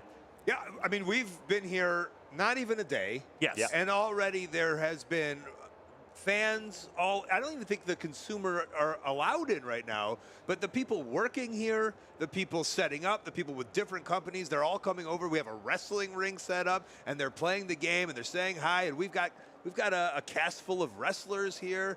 It's a good time here. And on that note, not only will you get your chance to play the video game if you come here, but in the next few days, Thursday, going all the way to Sunday, AEW will be presenting some pro wrestling matches live here at Gamescom. That's right, the first AEW matches on European soil here at Gamescom. And that's just awesome. It's very cool. You can see, look at that beautiful ring. Yeah. Look at that I know that looks like the middle of a Hard Rock Cafe, but it's not. It's not. It's Gamescom. We're wedged between Alone in the Dark and SpongeBob, which is a great metaphor for what we are, for sure. And Gamescom is sold out, so in the next couple of days there will be a lot of people coming and seeing this exhibition. I'm very excited to see. So we're not pushing tickets now.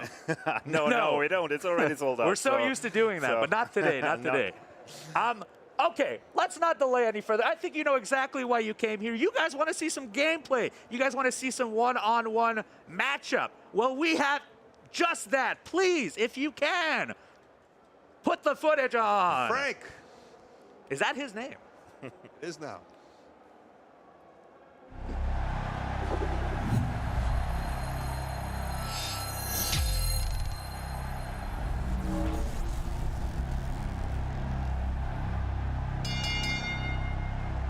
Ladies and gentlemen, anything goes in your main event tonight.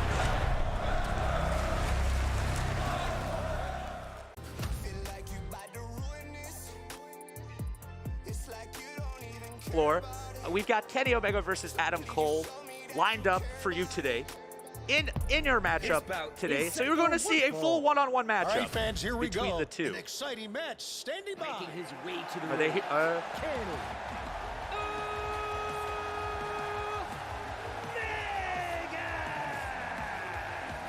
Up first, Kenny against Adam Cole. I believe this is also the first time we've seen entrances for either of these characters.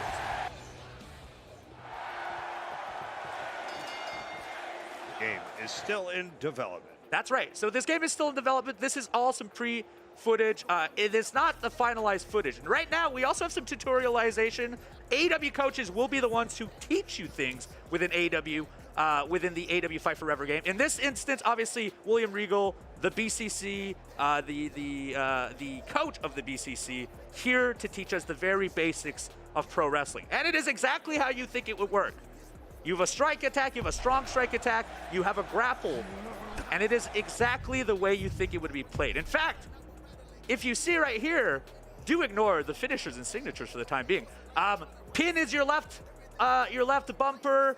Right and left bumper are your reversals for grapple, for strikes. Holding any of the buttons also is a strong strike or a strong grapple. A lot of the stuff that we are accustomed to playing, if you're in my generation at the very least, back in the Nintendo 64 era and stuff, that is exactly how this game plays. And we see Adam Cole taunting. So it is very reminiscent of those times. In fact, I didn't even need to read the tutorial, and I was capable of playing this very, very quickly. You can see also on the bottom left and right hand side, we have our momentum bars. And the way momentum works in this game is as you build up your arsenal, as you hit more moves, like this back body drop that he just performed, your bar will keep going up and up and up. And eventually, if the momentum is right, if you get enough momentum, you will have the option to then do signature maneuvers. As you said, I mean, this is just a snapshot of the game.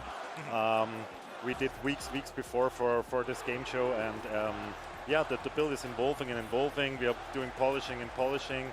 So yeah, everything continues till we have the quality we want. Of course. Now, whatever you may think of this footage right now, it's already improved, I think, from yes, it is constantly being worked on by the team. Kenny obviously has a big part in what is done in the game. And he's the creative mastermind behind everything. I was going to say, you've worked with him, and he's very hands-on. What a title, the creative mastermind. Yeah, definitely is. And we Sadly, also he's not at Gamescom, but in the spirit he's here. in spirit he's there for sure. You can see this is a very typical Kenny Omega backbreaker. Just earlier we saw his taunts. There's actual audio on taunt. So Adam Cole says "bay bay" when he does his taunt. Kenny Omega says "boom" when he points the gun. We've got our first pin here. Obviously Aubrey Edwards, our referee, in the ring. Do not get her confused. That is not Rick Knox. German suplex. I mean, it was really important to get this real AEW feeling into the game, with all the original voice lines, with everything, with chant. There you go. There's his back elbow from the corner. And so the movesets for the characters, from what I have seen, are very spot on. We're going to see more of Kenny's very soon. There's also springboard maneuvers, in case you were wondering. There it is. Your chance. Now, the signature maneuvers that I was talking about just earlier, there's actually a plethora of, the great word, by the way, Colt Cabana, a plethora of signature maneuvers. You can do up to 5 different signature maneuvers, and they can be from any direction. Those are activated with your D-pad. You can see right here are Kenny Omega's finishers and signatures. So at this available moment, we have the signatures such as the Powerbomb V-Trigger, we've got the running V-Trigger, a Snapdragon Suplex, and a different version of Snapdragon Suplex. And then when we finally get to the finisher, we'll finally be able to unlock the One-Wing Angel and various modifications to that move and the V-Trigger. This is the first of his signatures. This is the Powerbomb into a V-Trigger. There we are. Time for the finish. Now, obviously, pinning your opponent is with that left bumper, as I said earlier. Kenny Omega not wanting to end this match just yet. And the cool thing about the controls is also they are easy to learn, but they are hard to master. And that's the cool thing. I think it's possible for everyone to start playing this game, enjoying this game, but to be really good, you need to spend some time. In fact, that's true. Now, we also have the momentum meter goes to special when you taunt during a signature phase, and so that will turn you into special phase. The special phase is short. You've played Yuke's previous games, you understand that you only have a short counter to do these moves. So as you can see, we've rushed to do the One-Winged Angel right here on Adam Cole. But there's a short period. You can already tell, bottom left-hand side, it expired. And the momentum can be cut short fairly quickly. Adam Cole takes over, and Kenny's signature bar is removed fairly quickly. Yeah, it's just that we want to bring back this old school arcade style. That's right. And I think we are on a pretty good way. Now, if you see also the bottom left-hand side, Kenny's head took damage, so over time, Kenny's head will take damage, arms will take damage, legs will take damage, body will take damage, and you can pinpoint something to make it easier to submit. So in this example right here, to get out of a submission, you mash the buttons. It is not a mini game of sorts. Same with kicking out. If you're very good at well, big backbreaker again. If you're very good at reversals and stuff, LB, RB is what you'll need. Oh, here we go. Now, if I'm a button masher, what would I be good at? You'd be good at striking for sure, but you'd also be good at kicking out, is which I was getting at before I was kind of rudely interrupted by nobody. I was really interrupted by looking at the footage. I'll be honest. The greatness of this game. Yes. There you go. There's the Adam Cole baby. Also, I want right everyone to take note of the audience. I don't know. I just feel it's so cool. They have legit T-shirts.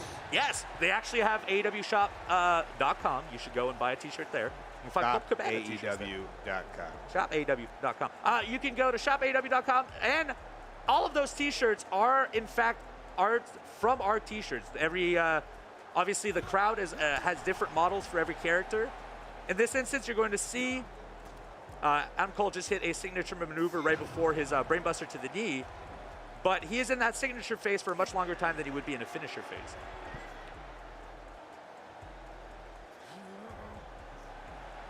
So there's the patella brainbuster. And this is in this instance, boom! He hits the boom from behind the head and could win this match at this moment. It's not over yet. So like I said earlier, breaking the pinfall is by mashing the button. There you are. You mash fast enough, you can kick out just before 3, making it a 2.9. I would be the best kick outer in the game. You would, I'm sure. Wait, they have a holy shit chant in here? Oh yes, all kinds of chanting in there. Been recorded at AEW live shows for the last 3-4 months. If you've been to any of our live shows in America, you have not. Wow. You may have been part of recordings for this game. The live crowds got to contribute their voices to our video game. And there's my friend Frank in the crowd. Different Frank. What we don't see in this demo right now is we also have plenty of weapons in this game. We have 40 different ones. How many? 40 different weapons. 40 different weapons. Here it is. One-Wing Angel off the top. That has to be it. That absolutely has to be it. 1, 2, 3. There it is. So we have a vast variety of maneuvers that have been handcrafted in this game. You know, no one does the One-Wing Angel like Kenny Omega, and this was crafted off footage of him as well. You can see his singles records based on this this one matchup, has gone up. Yeah, but I also love, like, that's the actual bottom third. It is. That is in exactly AEW. what you will see on AEW television. It's the genuine experience is in this video game. And honestly, I've been playing a lot of it earlier. I mean, I'm not going to say it's everything I wanted. I don't know yet. I can't say that for 100%. But the gameplay is absolutely what I wanted from it. Yeah, but it's not everything you wanted, but right away it like strikes that chord instantly, of like, yes, instantly I finally knew. wrestling games for me. I'd imagine. Yes. Oh, the second I had my hands on it, I knew I was like, okay, this is.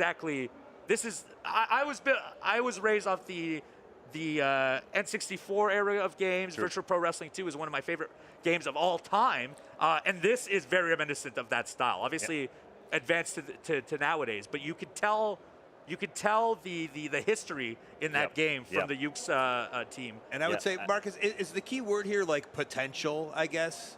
Like we watch this and we just see like the potential of the full scope of the game. That's true. That's exactly the thing. And it's good as it also mentioned Yuke's, the developer.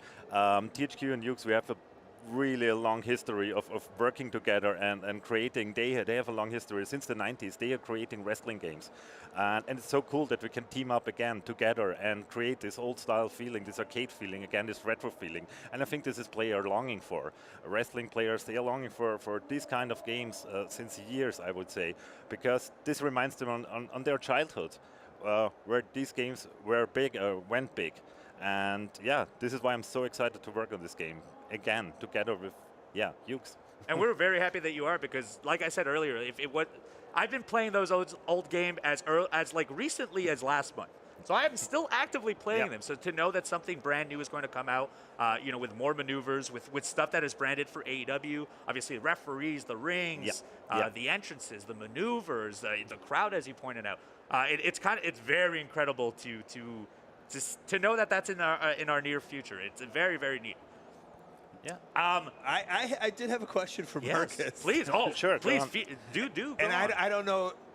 So on this demo, I noticed right away was William Regal popping up and the coaches explaining, and it kind of is like a person who really likes to play like children's games. You know, like I need these kind of tutorials in my life, right? And so I don't know. I'm sorry if this is dumb. I don't know. Is that just for the demo, or is that an option in the game? No. We will have plenty of player feedback. There are tutorials. There are all the move lists. They come with little videos. So there is a lot of hand-holding, I would say, to new players. So onboarding, I think it works great on this game, and there's so much more you can learn, and this is included, yeah. And then once like someone becomes dominant at the game, they can turn that off if they want to, or? Yeah, sure. I mean, these tutorials, the first time you play, they will pop up. Yeah. And then you can pause the game, look it up, but it just pops up at the first time. Yeah, because I mean, so someone in that, like Uno and I are different brackets of how we play our games. Absolutely, absolutely. So for me, everyone, I like the idea that it popped right up. Okay, like I need to know this button, I need to know this button, and then I noticed when you push start, then all of a sudden, then you get the whole menu, then you get all the tutorials. You can reread them and everything, but you won't get annoyed or the gameplay won't break with pop-ups or stuff like that. As opposed to like me having to like have a separate website up to see what everything is. Okay, great. Yeah. And now, as far as the game goes, we have already announced some characters. Obviously, we are not announcing more. Actually, theoretically, we have announced one today. Based on our build, Paul White will be playable. Yep. He is in our. Was I not supposed to say that? Well, no. It's out in the public already. And he can face Paul White. Yes. Yep. Paul White can face Paul White. That is brand spanking new information for and, sure. We revealed some with the key art. Yes, of course. With the box art. So I believe, obviously, off the key art alone, Jade Cargill will be in the game. Punk will be in the game. John Moxley will be in the game.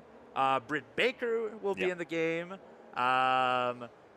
I didn't know what key art was. Oh, and then I figured it out. I figured the giant signs all over this place. The signs that you've been seeing in the hallways, above our ring, on the video feeds, on this Twitch feed, you may have seen on social media. Obviously, we have Kenny Omega, Chris Jericho, who is also on the cover. We have already shown Darby Allin and Ray Phoenix. Nyla Rose, Chris Statlander, and that will only grow over time, and we will obviously announce more in the future. I've got one that you didn't say. Oh, please do tell. Aubrey Edwards. Oh, Aubrey Edwards, of course, we've seen her in the game. And we heard some voices. Yes, as well. You hear, so Excalibur is in this game. You can hear him. Justin Roberts is announcing. Justin Roberts' voice is in this game. I believe Jim Ross's voice is in this game. And I don't know if this is a real reveal here, but over in 2020, the Ass Boys were in the crowd a lot. So I know we shot crowd noises. So their voices could possibly be in the game as the crowd. Unofficially, maybe Austin Gunn is in that crowd. I mean, the big goal is to bring in, the more talents, the better, so to say. Of course. Yeah. Well, AEW has enough talent. They They have enough. We have a wide and variety we want to of bring talent. in, as much as possible, of course. Other than that, please, if you would like to ask some questions, do send them out into the internet. We can actually see what you are saying. That's right. I see you, sir. Yes, we I see a see lot what of you are writing. If you have questions for us, please let us know, and I will pass it on to our panel. Maybe myself or Colt Cabana can answer, but almost guaranteed Markus can answer most of them. We'll do my best. Man, I don't even know if I should say anything. Someone asked, are there reversals? So yes, there are reversals in the games. In fact, it was not shown today, but me and Angelico were playing it earlier, and we were super impressed by the waistlock reversal just because of the animation of dropping the knee, tucking into the leg, spinning around. There are reversals. LB, so your L1 or your left bumper will be grapple blocks, so very reminiscent to what it was on the N64. And then RB will be strike blocks. So you know that puffy chest thing from back in the day? It's back, and you can block with RB. Or just right here. Or right there, yes. This puffy. Or that puffy chest. Come on, this puffy that chest. Puffy chest. Stay on me the whole time. Look at this. This is great. All right, what else we got in here? Have we announced how many players the game will support? Not right now. Not yet. Well, it's supporting a lot of families, THQ, all the people in AEW. It's a lot of support. We appreciate it. Someone asked, is there a career mode? We have announced there is a career mode. There will be a deep career mode. So you can also create your custom wrestler, join the AEW, and see how the life on the road is like. You can skill your character, so there will be some in-game progress.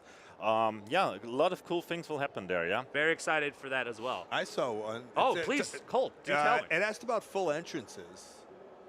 How are the entrances? I believe what we have shown is how the entrances will be, which are more like partially. They're made to be quicker formats, so it's a kind of a summarized we'll have version. the full entrances. There's also a lot of customization coming. You can change the arenas. You can change entrances.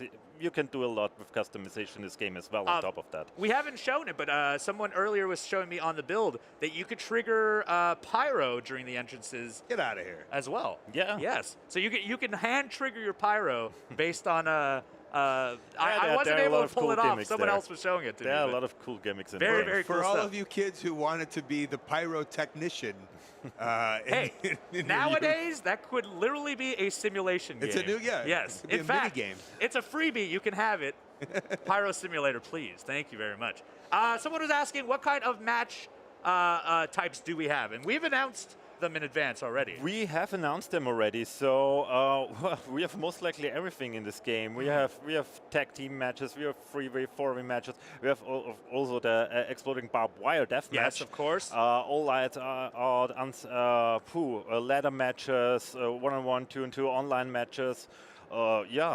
There's a leaderboard as well. There's if I remember correctly. Leaderboard and everything. So we have most likly everything. Yeah. You say Casino Battle Royale. Sorry, forgot about that. I've been to those. What about Steel Cage? Is that as well? Someone is asking. Steel Cage, not right now, actually. Okay. You said the exploding barbed wire match. Yeah. Little known fact I learned just today. Really? Evil Uno has never lost a death match. It's true. Not a single one. In fact, I never will. Wow. I've also never won one either. Oh, well. It's just to be clear, just so we understand this joke. Not as cool sounding. Just so I am explaining this joke, I've never done a death match. That is the joke. It's always funnier if Are you saying explain death it. matches are jokes? No, no, no. Hello, Nick Gage. Hello. Oh, please, no, don't. I do not want to engage with Nick Gage if I can. Engage with Nick Gage. Yeah, that's I a picked it up. podcast I right picked there. it up and I that's loved a podcast every second right there. of it, yes. Let's see. Crossplay. Do we know? I do not believe we have announced anything about crossplay yet. No, we didn't talk about that right now. We have announced that it will be released on most consoles and PC as well. On most likely every platform, yeah. You know I'm only playing PC, so it better be on PC. Yeah, PC, PlayStation, Xbox, Nintendo Switch. Can I get a code? For sure you can. Okay. I'm not laughing. That's a real question. We're doing it live. I know. Oh, that's a good. Okay, go on. What do you have? I just. Well, I know you said 40 weapons. Yeah. I said 40 weapons, yeah? 40 weapons. Yes, 40 weapons. And yeah, someone that's put correct. a weapon in the chat, and I don't want to put one that's not in there, but like, what's the wildest? Yeah, are weapon? they AW branded? I We've think shown we some. have a lot of them. I think the fire extinguisher. This is a crazy one. Yes. I really love it. Can you control to squirt? Yeah, That's exactly. Great. Yeah, exactly. I love it. I really That was loved actually it. featured I mean, in our I last also trailer. love the typical things like ladders, chairs, tables, and all the crazy stuff, Trash or can. bottles or trash cans.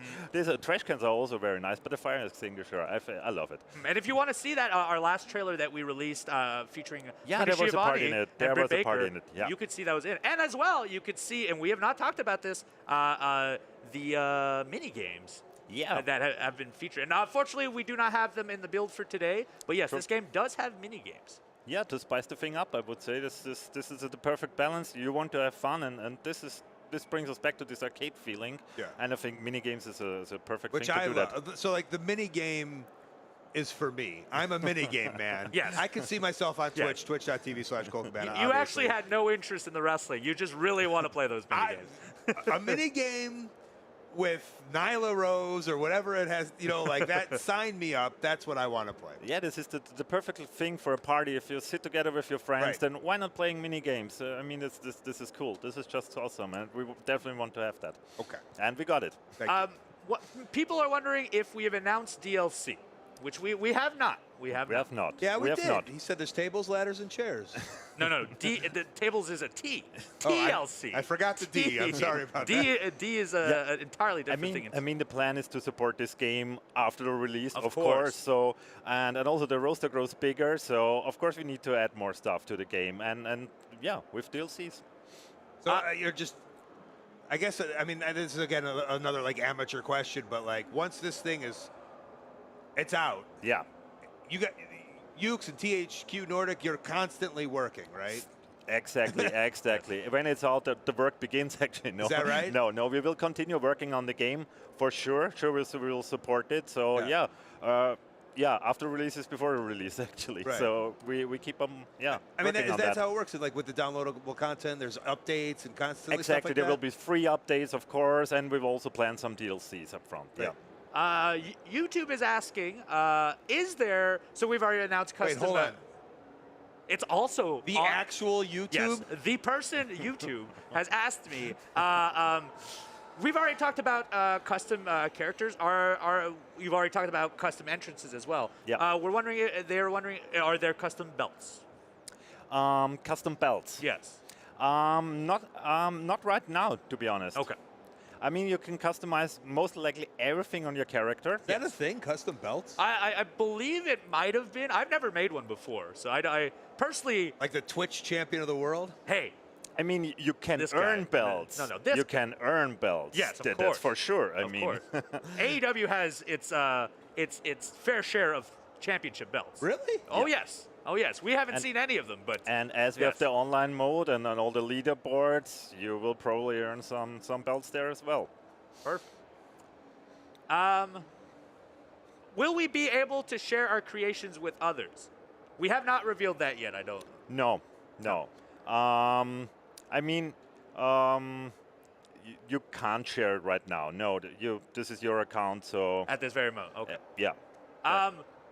Is Tony Khan a playable I character? saw that too, Yes. and I was like, I want to ask that so bad, but like maybe we shouldn't ask that, but I love it. I don't think Tony would. I don't think Tony would I even love say it, yes to be honest. Yeah, it would be I loved hilarious. it. It would be hilarious. Yeah.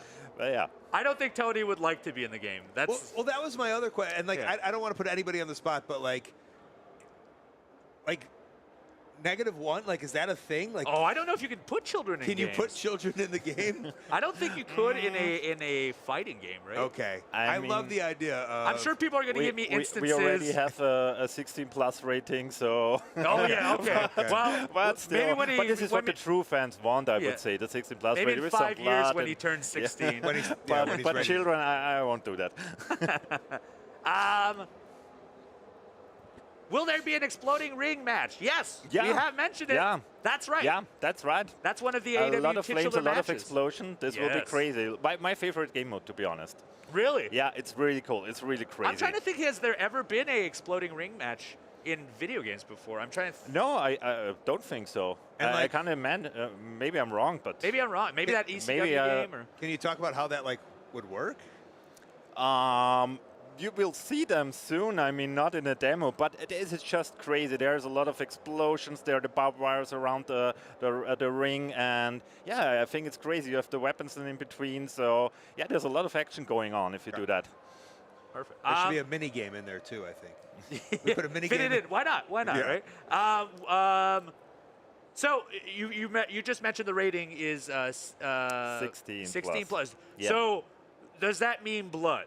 Yeah. That means blood. That there means you blood. go. Wait, in an AEW? An AEW match with blood? blood? This is- never been seen before. Oh, wow. It's never happened. In I fact, think we that- don't have a whole show based on the concept of blood at all. Or match. That No. sounds sarcastic. Will there be commentating during the game? Like, will we hear more of Excalibur and stuff? We will have some voice lines in the game, but we'll also have some text in the game, so you get some coverage, of course. But it shouldn't distract the player, to be honest. But sometimes this commentations, it gets annoying because it's repetitive. You saw that in other games. Okay. So we focus on having a nice game flow, a nice game experience. But yeah, stay tuned. You will see that. Perfect. And the people here can enjoy it already at Gamescom. One glaring question, I hate to ask it. We're asking about the release date. We have not announced one quite yet. No. In Sorry, the future folks. sometime. No, soonish. Stay tuned. Stay tuned. for Stay sure. tuned. Stay tuned. There will be more news and there will be more announcements in the coming months for sure. And I guess that could get frustrating for some people. I understand. I but understand. It's like,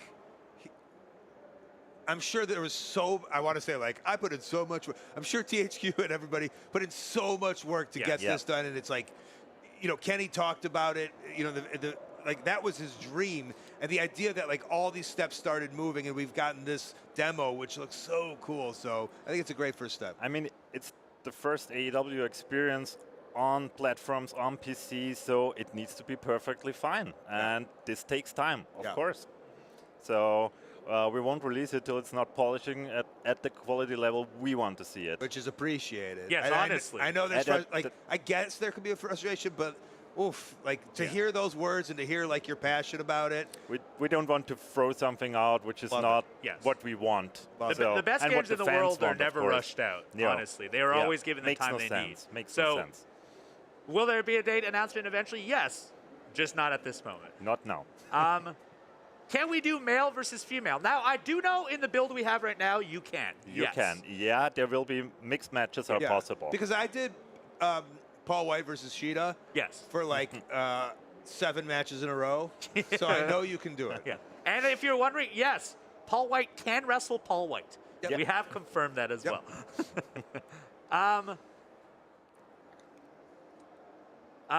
Will the demo be made public?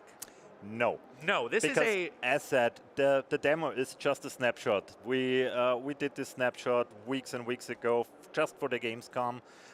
So yeah, we won't release it. Yeah, so if you can, fly to Germany, attend Gamescom. There are still tickets for the next few days, and you can get your hands on. No, they said it was sold out. Oh, no, only Friday and Saturday. Oh. Yeah. So you've got Thursday available to you. And Sunday. Sunday. Oh, Sunday as well. That's true. Sunday as well. Sunday.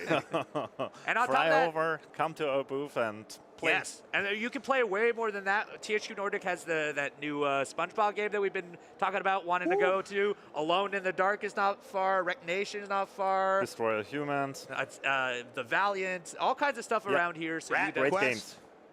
Rat Quest. Don't forget about Rat yeah. Quest. We've been talking about that one too as Game well. with a little rat, and you go on a quest. It's called Rat Quest. I can't wait to play it.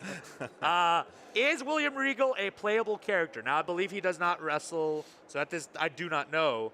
But You believe you know he doesn't wrestle. Actively, he does not wrestle, correct. So I believe, if I'm wrong, do tell, but I believe he is mostly a coach in this situation for tutorials. Will he be capable of slapping people? Yeah. Nice. I mean, of course, that's one of the basics. Yeah.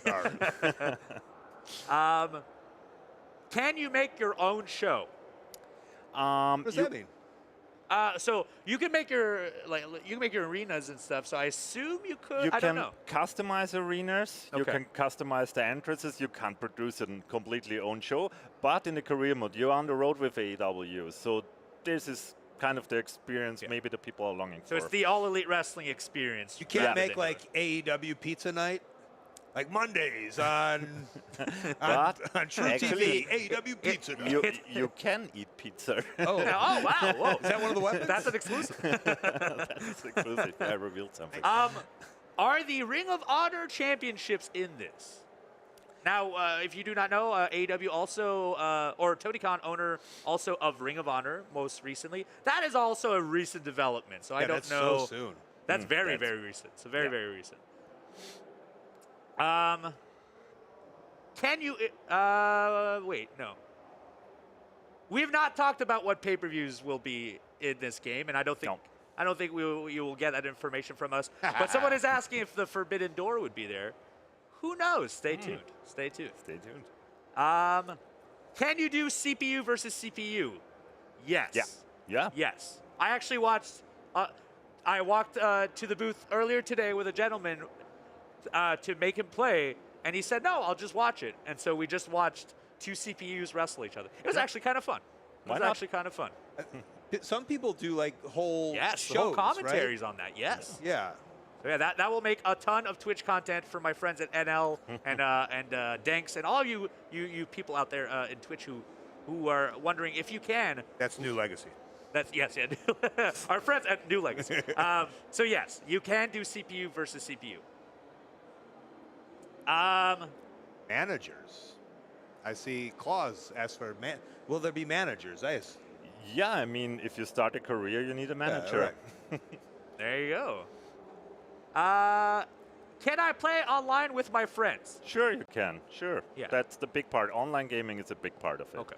And of course, with your friends, yeah. What can I do? This is my own question.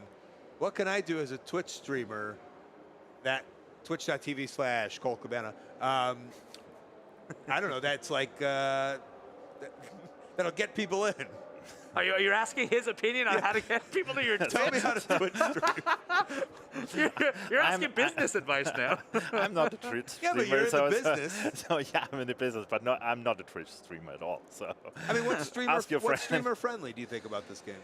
I mean, it will definitely be streamer friendly because I mean, it's so cool to watch it. I mean, and you have a creation suite in it as well, so you can really put your own touches on it. So I think it's too early to talk about this kind of support. Yeah. So we are concentrating on the main features, the things that need to be in the game.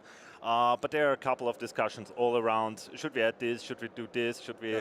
So it's not set in stone right now.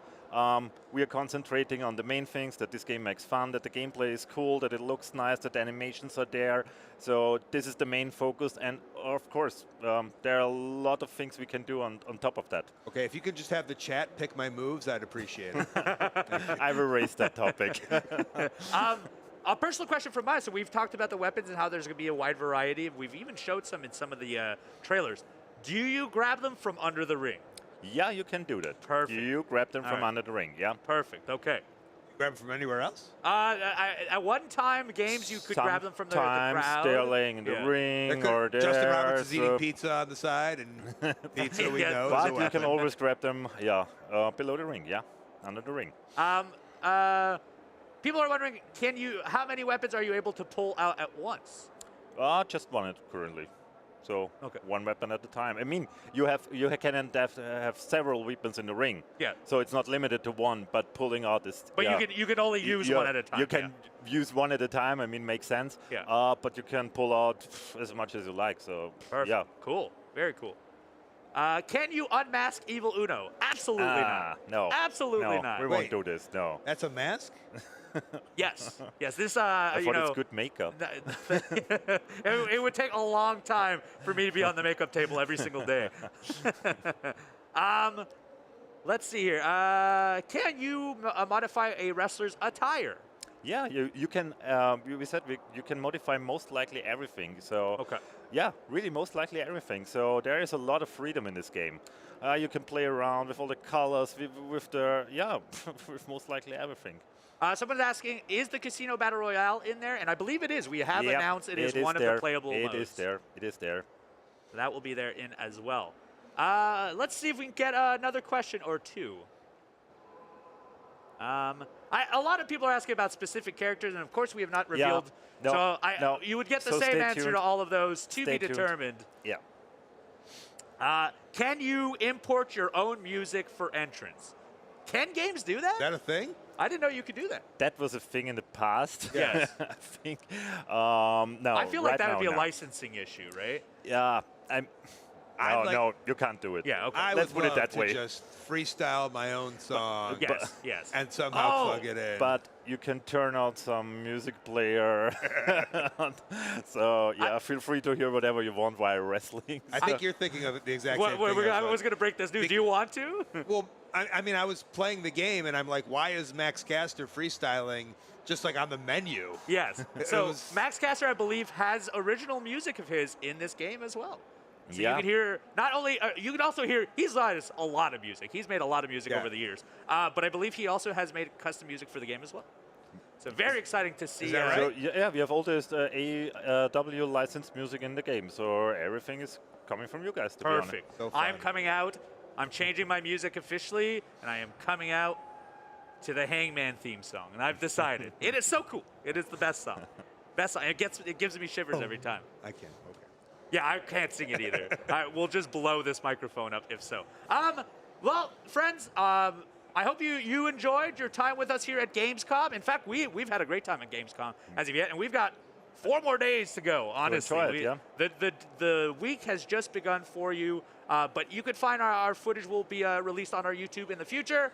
We appreciate you all coming here. If you're on AEW Games, thank you so much, Twitch.tv, AEW Games, for coming to All Elite Arcade. We will be back next week, 11 a.m. Eastern Standard Time. If you do not know, tonight, we're not just promoting a wrestling video game. There's also a wrestling show tonight live. You can watch AEW Dynamite live tonight. Big matchup for the championship between Punk and Mox. That is happening tonight. Do check it out. But in the meantime, I appreciate you both for coming in and spending this hour with me. We're going to head off to a break, and right after this, we're going to see some of the Valiant with myself and Colt Cabana. Great. Thanks.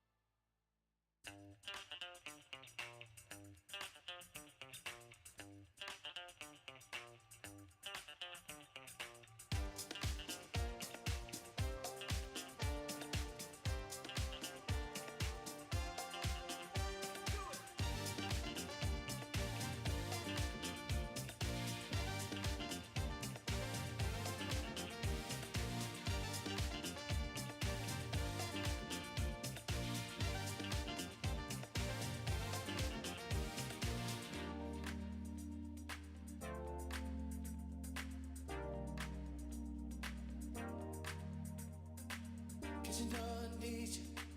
'Cause you know I need you. 'Cause you know I want you. This girl gotta have you. 'Cause you know I need you. Baby, know I need you. Feel my body. Can you feel my body? Over me and over you. You're touching on me. I'm loving you. Do it. Now tell me it's over. Listen up. Now tell me it's over. Now tell me it's over. Listen up. Now tell me it's over. Now tell me it's over. Listen up. Now tell me it's over. Now tell me it's over. Listen up. Now tell me it's over. 'Cause you know I need you. 'Cause you know I need you. 'Cause you know I want you. This girl gotta have you. 'Cause you know I need you. Baby, know I need you. Feel my body. Can you feel my body? Over me and over you. You're touching on me. I'm loving you. Do it. Now tell me it's over. Listen up. Now tell me it's over. Now tell me it's over. Listen up. Now tell me it's over. Now tell me it's over. Listen up. Now tell me it's over. Now tell me it's over. Listen up. Now tell me it's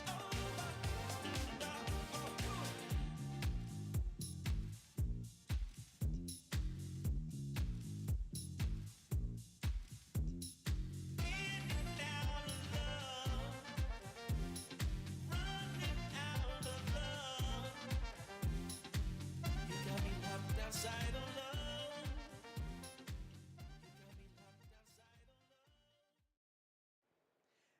And we're back.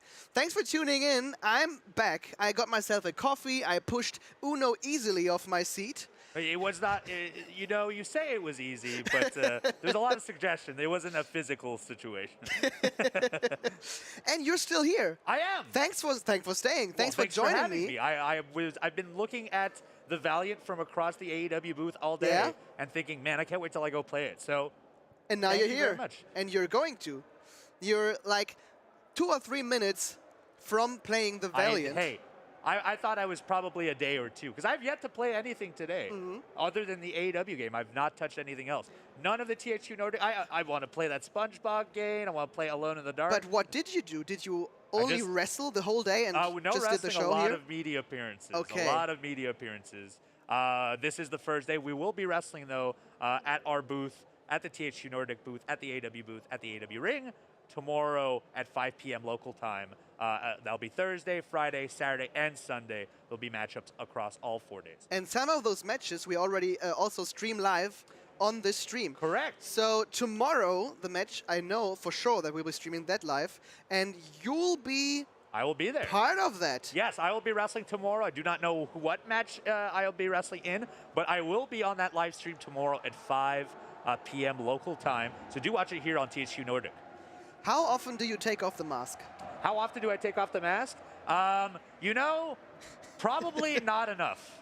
Probably not enough. Today I've been in this mask for on and off 10 hours. So I've maybe removed it for a total of 1 hour today. Okay, that's crazy. Yes. Is it My still... life is living in this this leather wall that I have. But it looks great on you. Thank you. I appreciate that. No My problem. face does not look nearly as good. So. Well, that's fortunate.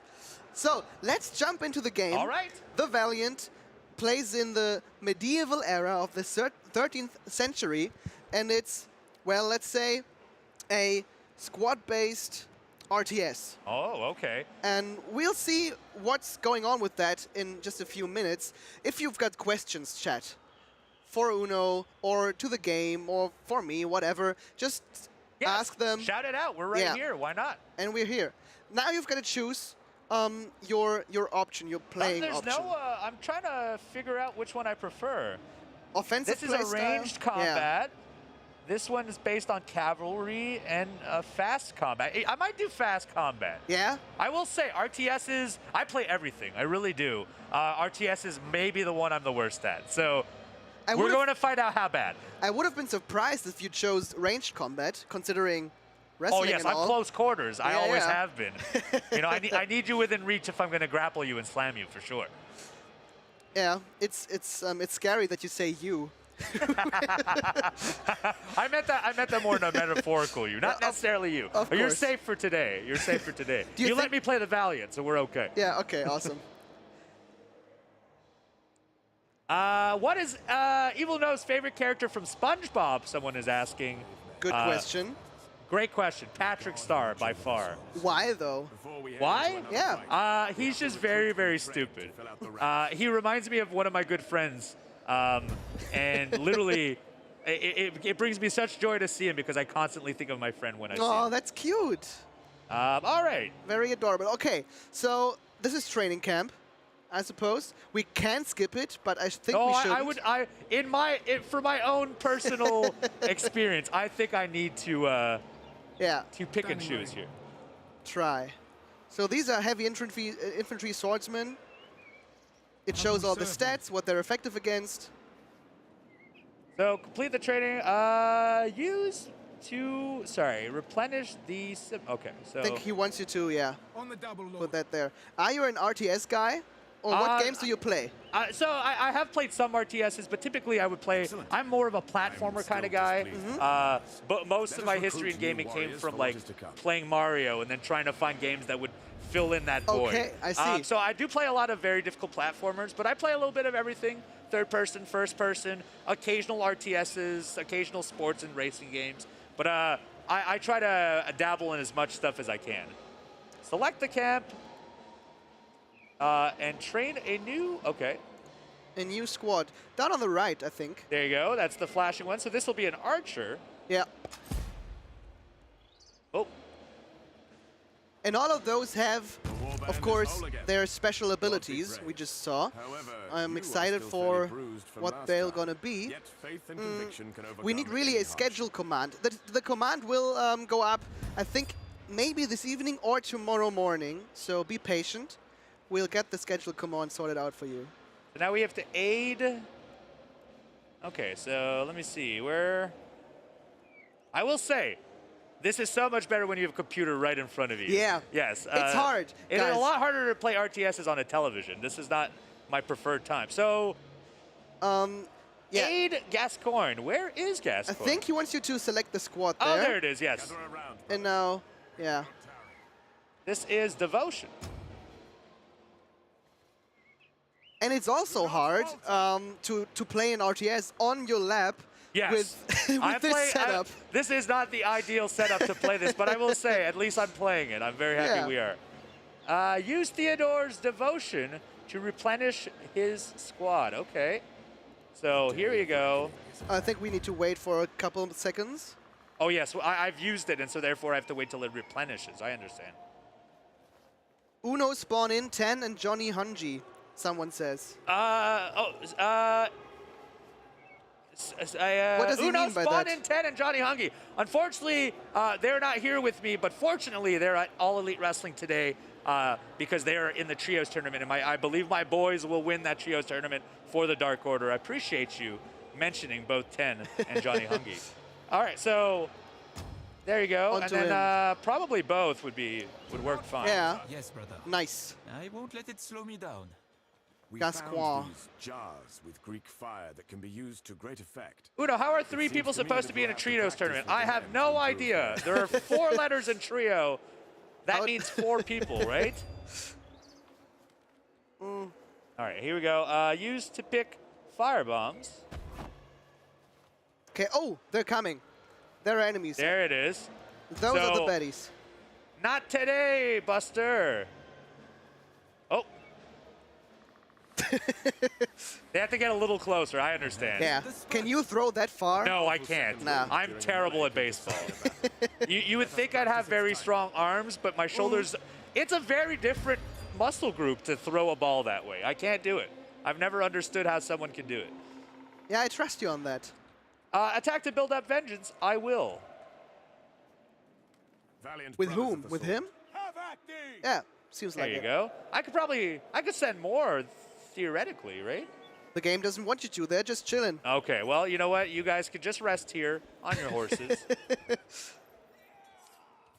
Uno, please throw this guy on the table. No, no. First of all, that is potentially a crime. But would I survive it? Would you be able to throw me the way that I don't get hurt? I think I could throw you and I could minimize the pain. I think you would get hurt one way or another. Now, will it be career ending or will you be hurt for several weeks? Probably not. I could make it that you okay. Yeah. I still won't though. For your own sake, I don't think it would be a good idea. To be honest, I'm kind of disappointed. I was never thrown onto a table before. Well, you know, if you invite me next year, we can make that we'll make it a date. Yeah. That's enough time for me to hit the gym, and maybe I'll throw you onto the table then. There you go. There you go. We can have a table throw trade. Use retributions near this squad. Okay, so. Oh, nice. That charge says Fallen Spookblade. There you go. Yeah. Time to put ourselves to the test in a sparring match. Wait, how would you minimize the pain? I would lay him flat across this table rather than head first. Is what I'm saying. You know. That's nice.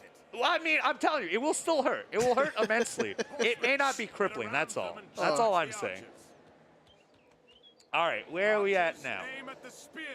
So now, defeat. All right, well, we can do that. We can do that. He wants your archers to aim at the spearmen. Let's see. And now you can send in everyone, can't you? Oh, I'm going all in. If you know anything about Evil Uno, is he doesn't do things half-assed. He goes all the way. Every single member. In fact, this may not be the best tactic, but... And not even every single member. You've got some archers left over there. Oh, yes. Yeah, they're just... they're supposed to... Oh, that's your tactic. I see. Everything... Yeah, that's right. They're waiting upon... As planned. Now, they'll probably have to advance a little... Oh, I see the... Oh, there you go. So their vision cone is where they can shoot. I'm getting it as we play. This is smart. I mean, that's the... that's what this training camp does. That's how this works. Yeah. There you go. I told you this tactic would work. We're winning. Come on, boys. Swordsmen sound handsome as fuck. Oh, wait. There are far more people than I thought there would be. Watch your flank, Evil Uno. Swordsman.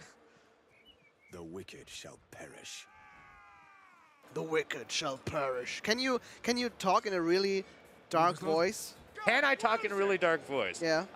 I could try. It would not be my real voice, though. Oh, But, okay. Yes. Yes. Let's see. Let me see. What is a dark voice? I don't know. That's a hard question to answer. I can make a gravelly voice, but you could tell it's not my real one. I've always preferred. This is funny because I wear a leather mask, but I've always preferred to be authentic and try to showcase the real me. Maybe Always. that's the real you. This is the real me. Yes, this is as close as the real me it gets.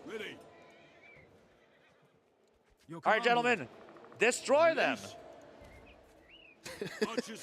He said destroy them. Oh, okay. Great effort. Oh, those are my guys. That's why. So we've won. Okay, well, you did the training camp. Congratulations. Thank you. Thank you. I'm an expert. Michael, Uno say I'm Batman. Oh man, I'm Batman. See, there you go. It does not sound authentic. but it sounded like Batman. Yeah. Cool. Maybe I'll do Batman voice from now on. Oh no, he's hurt. Where are the others? You threw him on the table. Kept them in That's right. Captain, just like you said. But more of the bastards arrived. Hit us from behind. Oh no. Many died. More fled. Some... That's not honorable. You're used to honorable fights, aren't you? I mean, In wrestling? or are you my a first dirty name is backstabber? Evil, so you know. Oh, okay. I like to think I'm a benevolent and nice man. You know, I'm very easygoing. You like to think. But I have dabbled in a bit of cheating in the ring every now and then. You know, hey, you gotta get things done. You gotta do what you gotta do to win. Yeah, that is what I've always been taught. So, I've done some nefarious things here and there, but I think the good has outweighed the bad. What's the most brutal thing you've ever done? Me and my group may have decimated the entire Rhodes family once on television. Oh, so, well. Including everyone in the family was taken out. We also may have destroyed the championship belt at the time and cut it into little pieces. So we've done some bad things. We've done some bad things. I see. Yeah. But time has passed. I'm a much better person. I'm learning. we're doing things right nowadays. All right, let's see. Find the rest of the company. Okay. At least one hero must survive. Okay. I think probably you can select all of them by... I could probably select... That's true. This is not my camp anyways, so... Yeah. Good old times, says not UK. Oh, yes. Those were the good days. How long ago was that? Like a week? 2 years. 2 years. 2 years. So, yeah. It was not recently. I'm not lying. I have become a better person. Okay. So. You're atoning for your sins. I think, let's take a look at the minimap. They want you to go to the southwest. Up here, okay. Oh, no. southwest. Oh. To the circle, I suppose. Oh, right here. Oh, I see. So wait, I should have gone lower. I see. No, I think let's swipe to the left and now here. to the southwest. Yeah, to the circle down there. Okay. Let's try to go there and see what happens. Forging ahead. Maybe there are some baddies who want to get decimated. Maybe someone wants to fight. Oh, they want to definitely fight. did. They're in for a fight. They definitely did. All right, gentlemen, please. Oh, wow. I mean, they're on horses. They make sense. Yeah. They're much faster. Whoa! We're going to get blindsided here. They're using pretty good tactics. This is, yes, they've definitely thought this through. I think you should utilize your abilities as well. Just click on that knockdown stuff. Yeah, see, all of those got knocked down. All those guys have been phased, yeah. Agnus Dei.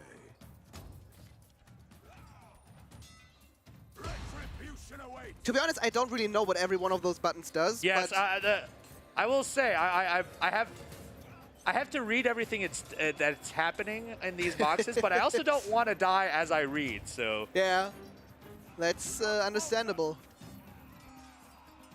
Like, Banner of Fraternity. Well, I don't know if my army has time for me to read 4 boxes of text. You're one of the best commanders they have.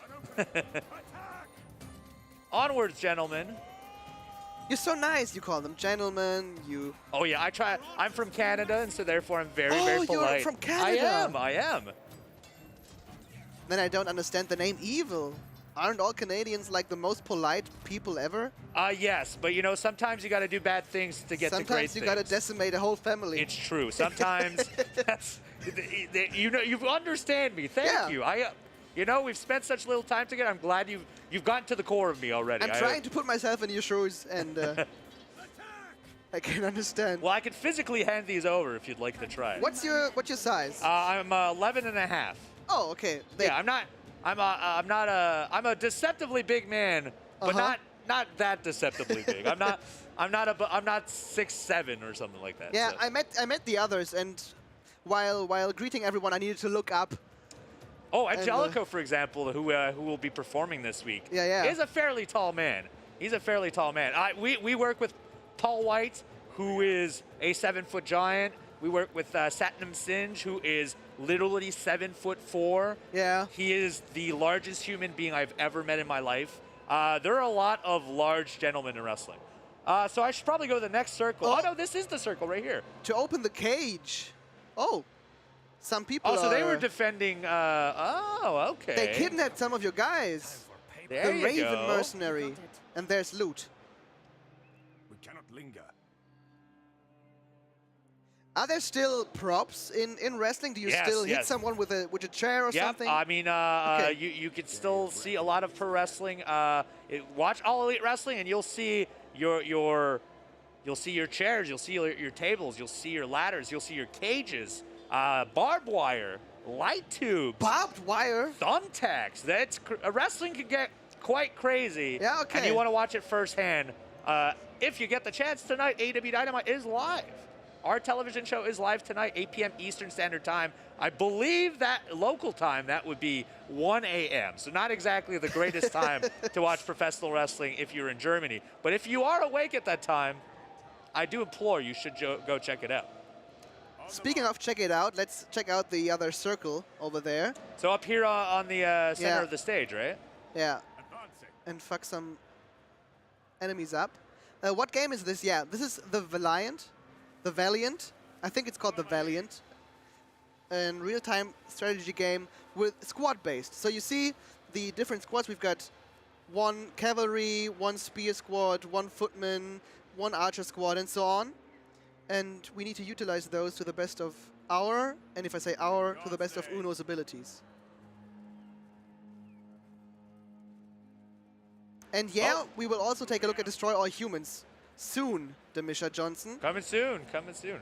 I actually, I watched the video over and over on the screen right beside our thing. I was big into Destroy All Humans when it originally came out. So I'm very excited to see how it has been repolished. Yeah, Destroy Humans 2 Reprobed is what it's called. So I'm pretty optimistic. Game looks interesting. Any SpongeBob today? We had SpongeBob this morning.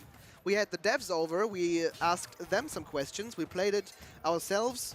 If you want to, you can look the VOD after we're done streaming for today, and then you can watch for yourself.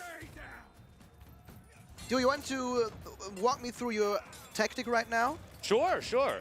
So at this very moment, I went with Trample and hoping to stun them so I could try and take some people out. Now, I also did the Retribution, which I believe maybe heals. I haven't read it. It seems to have healed. Think, yeah. Or no, Devotion does. That's what it is. It restores some stuff. Maybe you should do it again, yeah? Yeah, I think I do need to. So. Your people seem pretty bloody.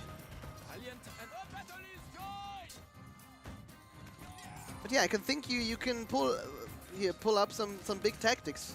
Pull off some big tactics. Some charges into the archers, maybe. Over there.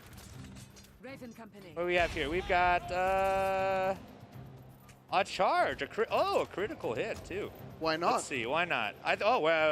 We won. Over there are some archers left. There you go. I'll move forward here.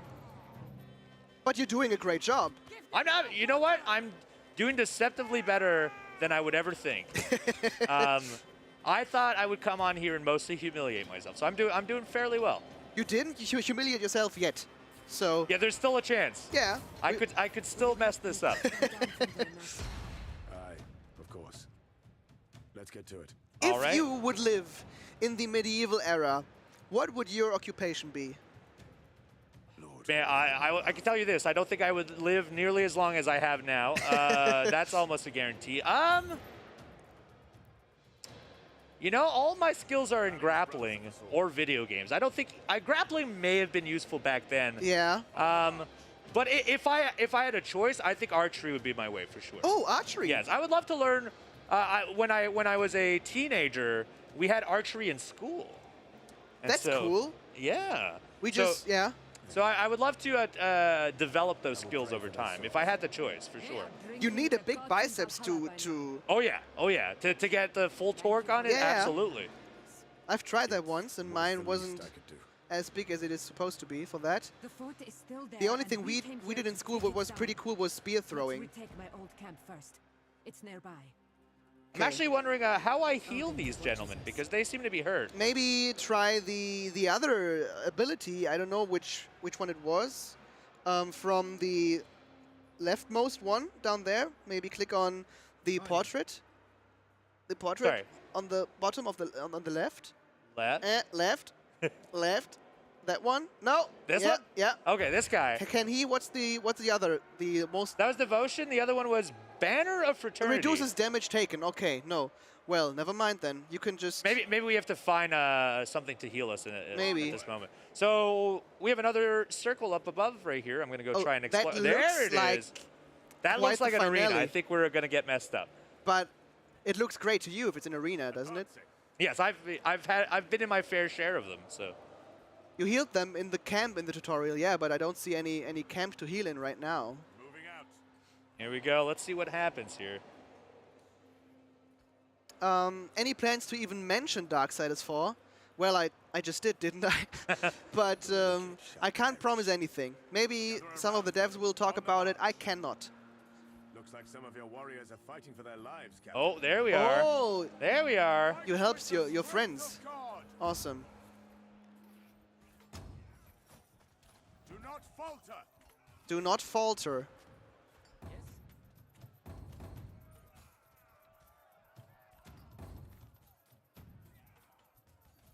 Adventure awaits. Yeah, so just so you know, we're looking at the chats of both Twitch and YouTube. So wherever you write something, wherever you ask a question, we will see that. And use your time wisely, because we only have like 7 or 8 minutes left. That's in right. this If slot. you want to ask a question, now's your chance.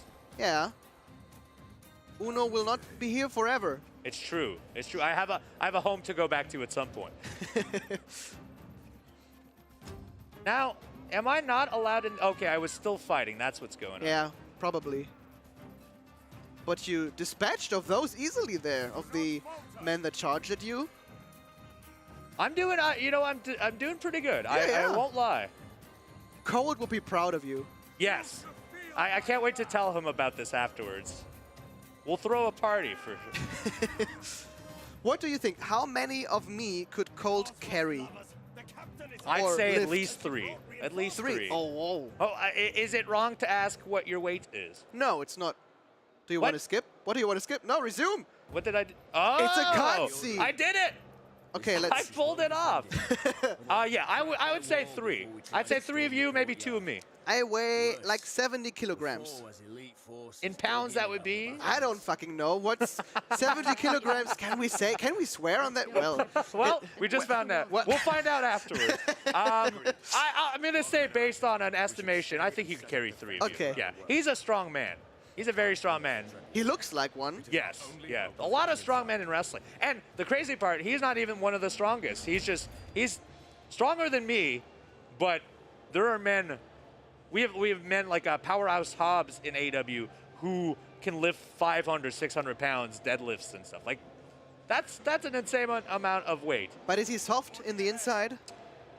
You know, I would like to say he is, but no, he's not much of a gentleman. In fact, most recently, he backstabbed his own friend Ricky Starks. So not a great person. Not a great person.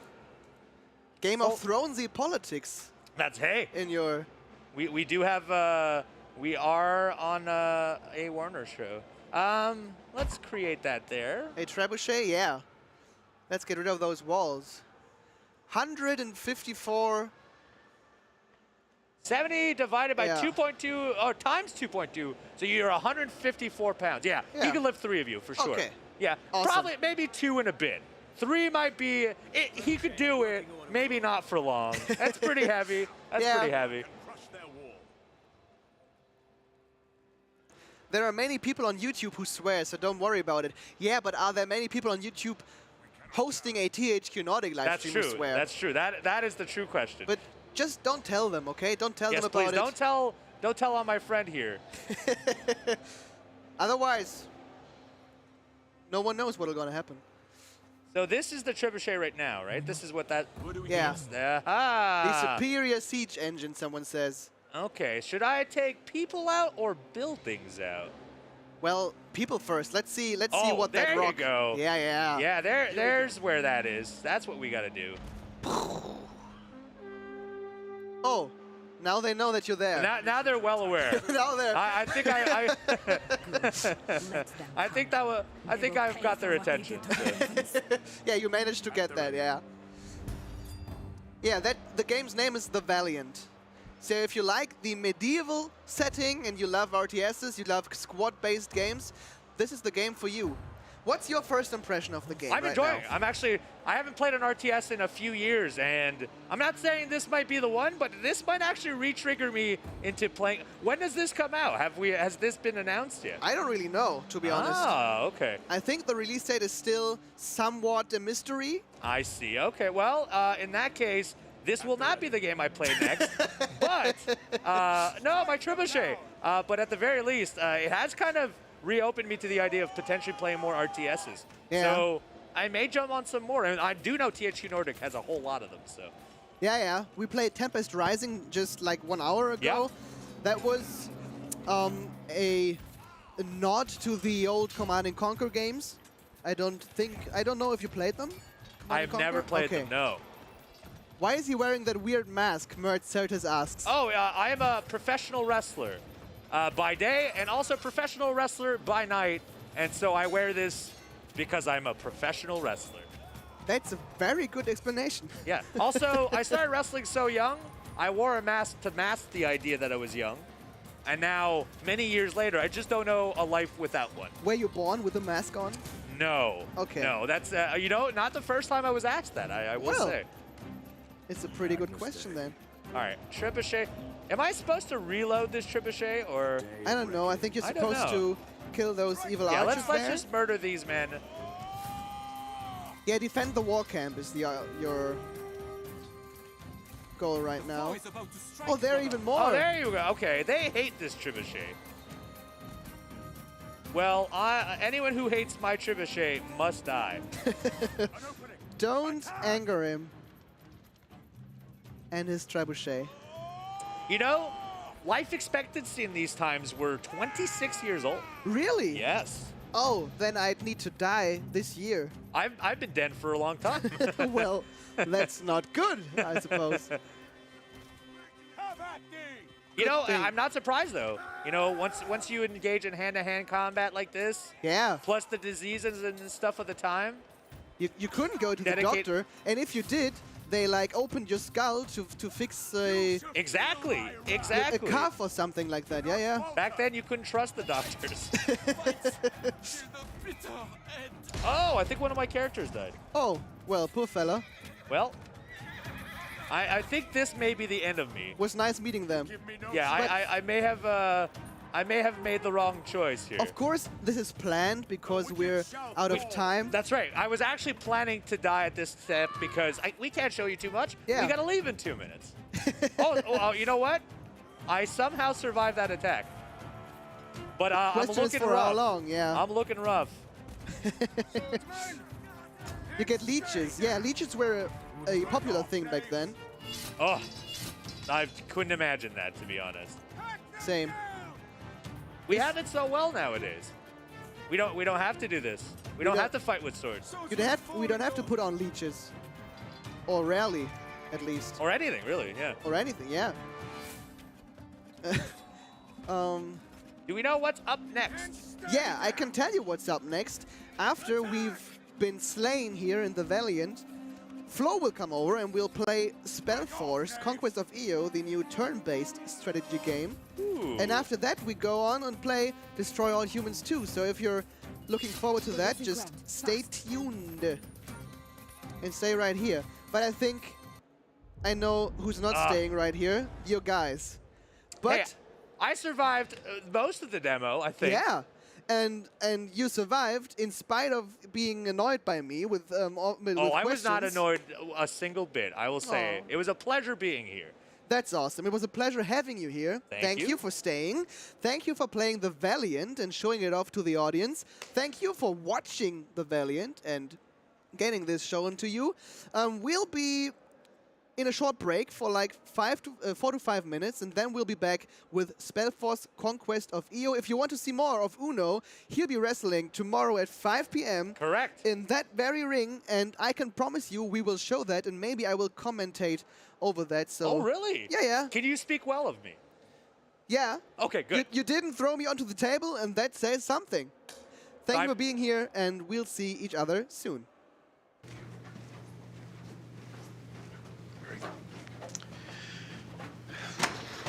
Tony. Hey.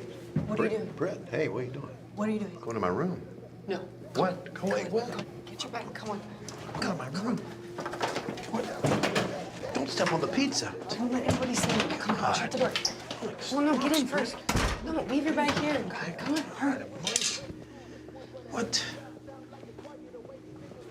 What's happened in here?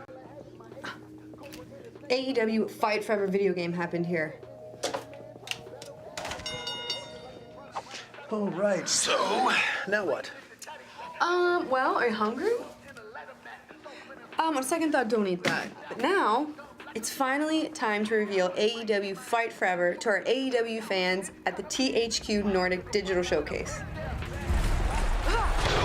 Check it out, Tony. I will be me, the one legendary DMD, and you will be Adam Cole. Oh man, this game is awesome. I told you you would love it. Yeah. I told you. Am I ever wrong? No, Never. no, I shouldn't. Never. Whoa, look at that. This game is it's tremendous. Are there any weapons in this game? Are there any weapons?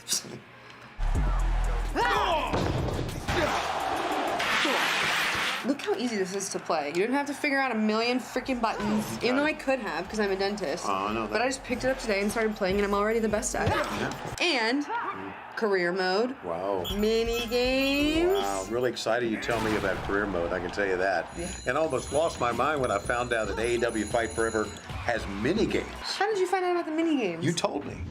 AEW Fight Forever, coming soon. D and D. Knock your teeth out, Shivani.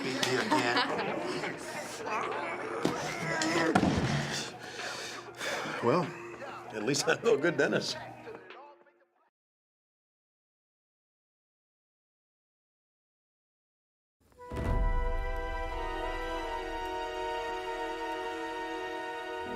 They called him renegade, traitor, an outcast on 2 planets. But he helped us, and nobody else did. And we helped him back. The Ulukai.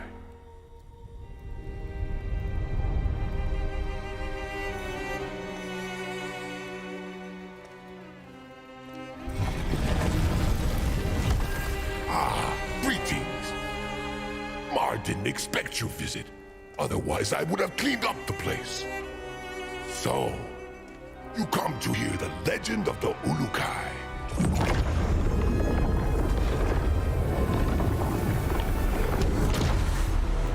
The Ulukai could fly faster than a Ventolor. He could travel anywhere, from the darkest caverns of Yod-Ganda to the edge of the moons ruled by Yod-Ka. He explored ancient temples, unseen for 1,000 cycles, and awakened their powerful mysteries.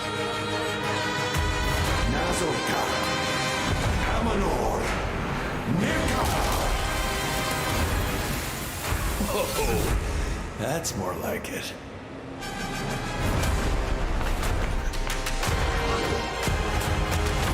His weapons were as much a part of him as your fingers, my toes. His aim was razor sharp.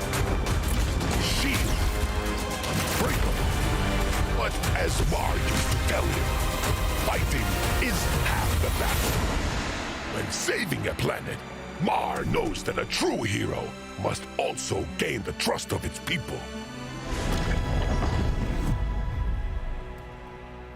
Do you want to know more? Have a look! Mar provides a tour for a very reasonable price.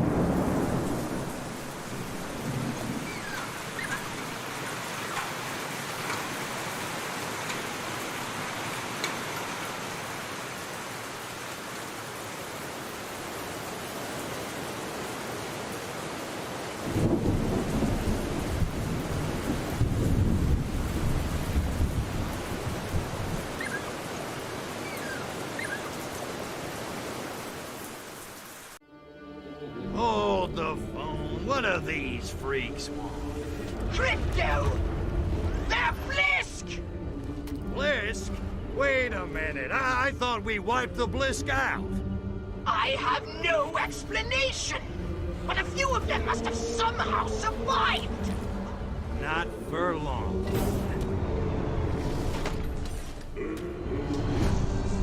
Attention, Blisk. I am Cryptosporidium of the planet Furon. This planet is now a territory of the Furon Empire. And your asses belong to me.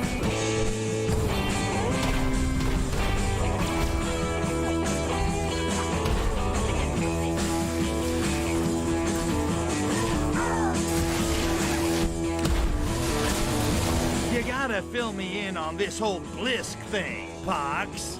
They're huge, hideous brutes with giant claws and withering halitosis. Imagine a cockroach mating with a lobster. Oi, enough already. You're making me queasy.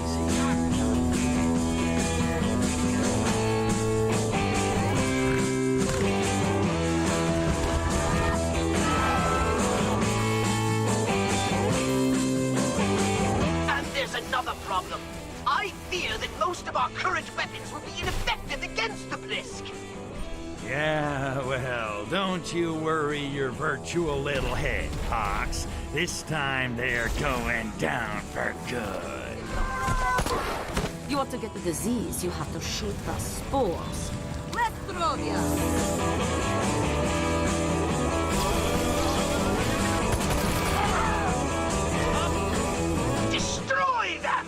Starting with their crashed warship. Bring on the boom boom! You are so cute when you do that.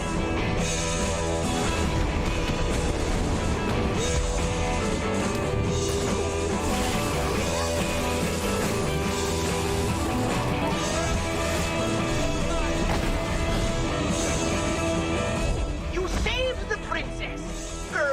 Natalia. You should probably go over and, you know, make sure she's all right or something.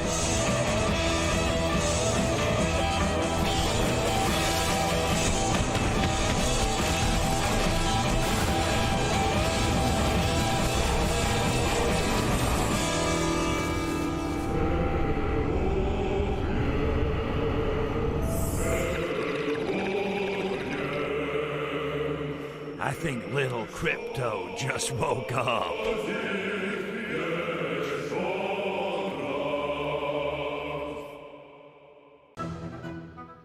Where have you been? Out there. I was actually out there, Nat. It's crazy, wild, dangerous, but beautiful.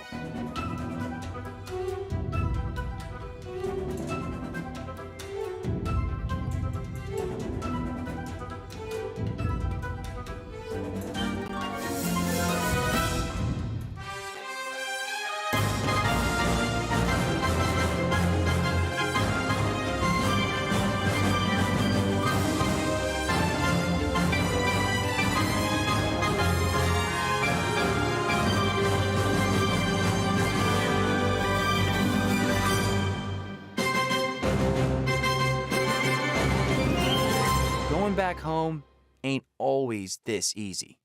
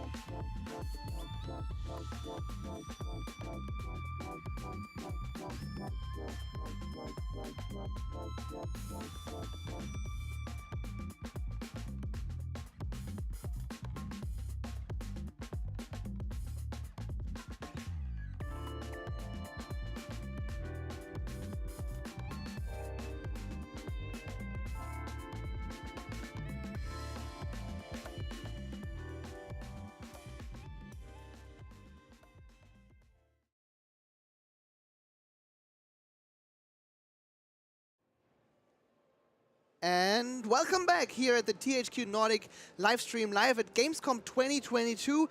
Evil Uno is gone, but instead of him, I've got two guests now. I've got the beautiful Florian from THQ Nordic. Evil. And the evil Florian.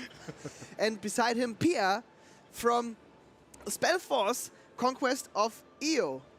Hi. Hello, everyone. And while we're talking a bit about the game, you'll just be skipping the first fight we've got in the gameplay demo. Yes. Because we've got much more to show after that first fight. Who of you at home or wherever you're watching right now, who of you is hyped for Conquest of EO, the new Spellforce, I think, spin-off, isn't it? Exactly, it is. I mean, who is familiar with the Spellforce franchise knows that it's a strategy game that mixing strategy with RPG. Yeah. So the last game we released was Spellforce 3 in 2017, and then we brought out two huge expansion packs, The Fallen God and Soul Harvest.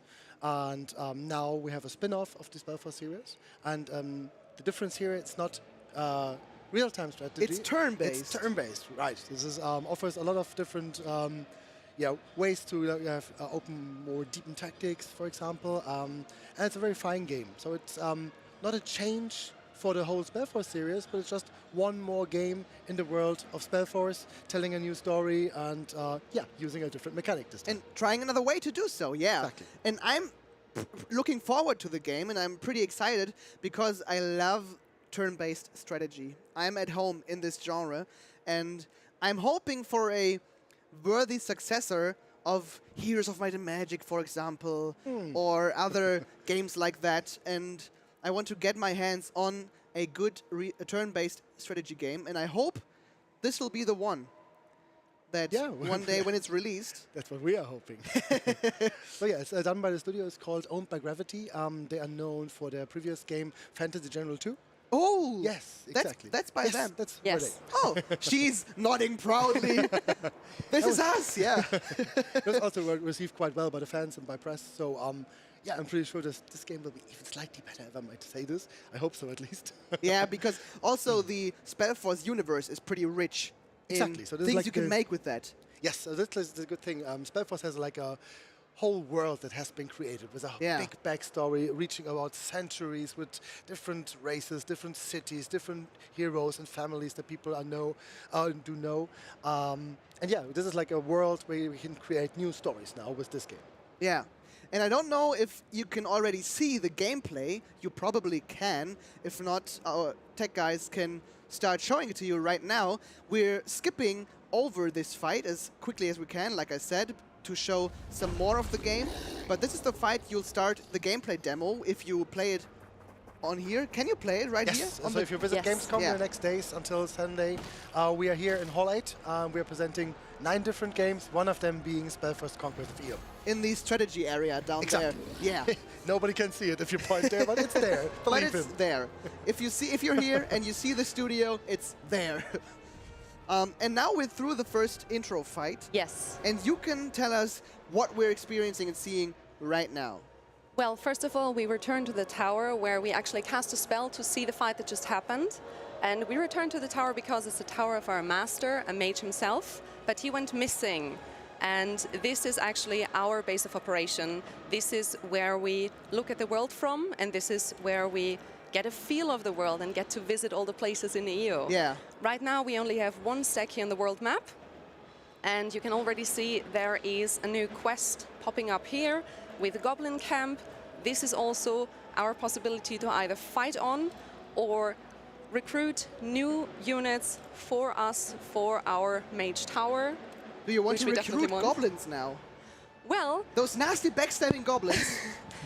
We are, as of now, a very tiny mage, and that can't stay. So we're desperate. We are desperate to gain more magic, and so shall it be. Experience. This is like when the game basically starts. You take off the role as a mage, who wants to become the most influential, the most powerful mages of them all. Yeah. And for this, you have to do a lot of fighting, learn something, study, create new spells, etc., and of course, get rid of your opponents. Okay, I see. As you can see here, we have the possibility to actually hire units in our tower so long as we have the building in our domain. Mm-hmm. and there is a limited slot for now. I can also do something very, very cool. Instead of hiring my own units, I can actually build them since I'm a necromancer. And that is one of the classes that'll be in the game. Yes. And every class has their own mechanic. Exactly. Okay, that's pretty cool. Can you give us a number? How many do we have? Like, I think we have 3 types. Exactly. 6 different schools of magic. Yes. You can combine them as you wish, and then you can create your kind of wizard that will rule the world. We can find magic throughout the world. We can find spells. We can expand our knowledge. And this is what our necromancer will be doing, crafting their own units, sending them out into the world to either wreak havoc or find new things. Okay, I see. I don't know. Flo, will you, do you want to play a bit? Oh, I'm fine. I mean, okay. let the professionals do it. Yeah, she absolutely knows how to kick that game. So, okay. Yeah, what's your role in the project, by the way? I'm sorry? What are you doing with the game? What are you making? I am actually story writer, narrative design. See? So what I'm doing is mostly writing the adventures or heroes you can see here, and as well as checking back to make sure that we are on track with our lore. Okay, awesome. I see. I mean, the adventures are a special party in this game. I mean, the world that we see is always the same, right? It's like one handcrafted world, and it's basically based on what the fans expect from EO to look like. So cities are where they should be, and a mountain should be is where it should be, and so on and so on. But the adventures, there's a different approach to these one. The adventures, as well as things that can spawn like loot, etc., will be generated each time you play a new game. So there is a possibility that you get adventures in your first playthrough that you will not see in your second or third. Same goes for example, there is a loot stash right here. It might not be there in my second playthrough, but for now, I can take it up. Okay, I see. So that's all like randomized. Exactly, Once you start a new run. Procedurally generated. Procedurally perfect term generated. Okay. Is it Conquest of EO? How different it is? Yeah, it's Spellforce Conquest of EO, and of course, it's pretty different than the Spellforce you're used to, but that's its goal, and I think that nails it. Yes. Are you always represented via your tower, or can your character fight? Your character himself can't fight, but you can hire a lot of heroes that can fight on your behalf. And they are actually on the battlefield next to the troops that you hire. Oh, I see. But you are still in your tower and like sending troops along and not making your own hands dirty. Can I be a human ruler of Kingdom instead, raising minions from Underworld? Oh, instead of raising minions from Underworld. It depends on what class you choose. You don't have to be a necromancer. You can choose other classes that give you other benefits, other crafting options. For now, what I'm showing you will always be the necromancer. Of course, yeah. Right here. And also, it's not like you choose like a certain race that you play with, yeah? So, for example, when she, as a necromancer, would go to the city of Lyrane that we're seeing here, and if her reputation with that city is good enough, she could hire their troops. Okay. So she could hire a human, whatever they have, like in stock, I don't know, a paladin or like a crossbow, archers, whatever. Yeah, so... Okay, so you can mix your army as you see fit, basically. So there are you can hire every creature, every soldier that you like. Of course, there are certain specialties, like for example, the necromancer. I'm not sure there's like a necromancer hut or something. You can't hire the necromancer's troops, but you can hire hundreds, or like 100, exactly 100 of different others. For example, here in Lyrane, these are the units that I could hire. These are locked behind my reputation with the city. I see. I have not yet gained enough reputation to actually buy them, but I could hire some human soldiers here, and they all gain a special promotion as well.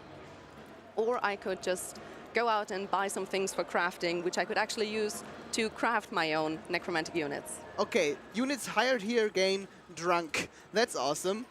Are these effects randomized as well, procedurally generated as well? These right here are not, but you as well as your enemies can level up and therefore choose promotions. So whenever you fight another enemy, it could very well be that the promotions are different from the fights you've had before. I see. Then what shall we, can we like get some human troops and goblins in the same army? Or are they moral malices then? No. Or? No. Okay. They are very much just under our control, and as long as we, as the mage, are here to basically keep them in line, they will work together. Will there be like, because from other games, you know, you're used to having bonuses when you're playing with matching troops. Are there any bonuses and specialties with certain kinds of troops? Or can you mix and match everything and there's... Right now, what you see here, you can very much mix and match. Okay. As you can see down here, I have my minions, my necromancer minions, as well as my goblins in the stack. So long as, like I said, I am the one having command over them, that's fine. What also makes it, of course, interesting is that you can mix, or can find the perfect mix. Like, for example, you can find a very tanky human unit, and mix it with a perfect range DD goblin unit, etc., etc. And finding the best troops suiting to your personal playstyle, this is the best thing you can do. You have your private army looking exactly and fighting exactly as you wish. And if you say, I just want to go all human or all dwarves or whatever, you can do it. But the thing is, you just said you need to find your perfect army, because when you say everything is procedurally generated, every run you get offered different troops depending on what you find first, what spawns in your area, and then you need to adapt to the situation. And that seems pretty interesting. Yes. Yeah, of course, cool. People want to say battle gameplay. Can we own some noobs on the map? Yes, of course. Okay, awesome. Don't lose. Well, no pressure there. No. Combat preview, okay. I just wanted to show you for this one, you will always get an estimate of how the fight will go. Yeah. And against whom are we going to fight now? This is a Thieves' Den we are fighting here. Okay. And this is one of our beautiful outdoor maps. There's different biomes, different maps. So you will have a lot to explore on the battle as well as on the world map itself. Words 789, good evening to you as well.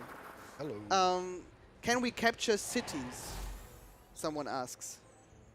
It's not quite capturing them more than you gain reputation with them. And okay, yeah.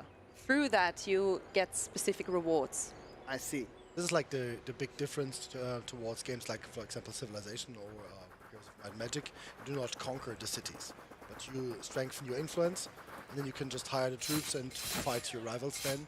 And you can upgrade your own tower. Oh, absolutely, yes. Yeah. The tower is a very central element. I guess we will show this later on and talk about this a little bit more. And this is like, one of the core gameplay features. Okay, I see.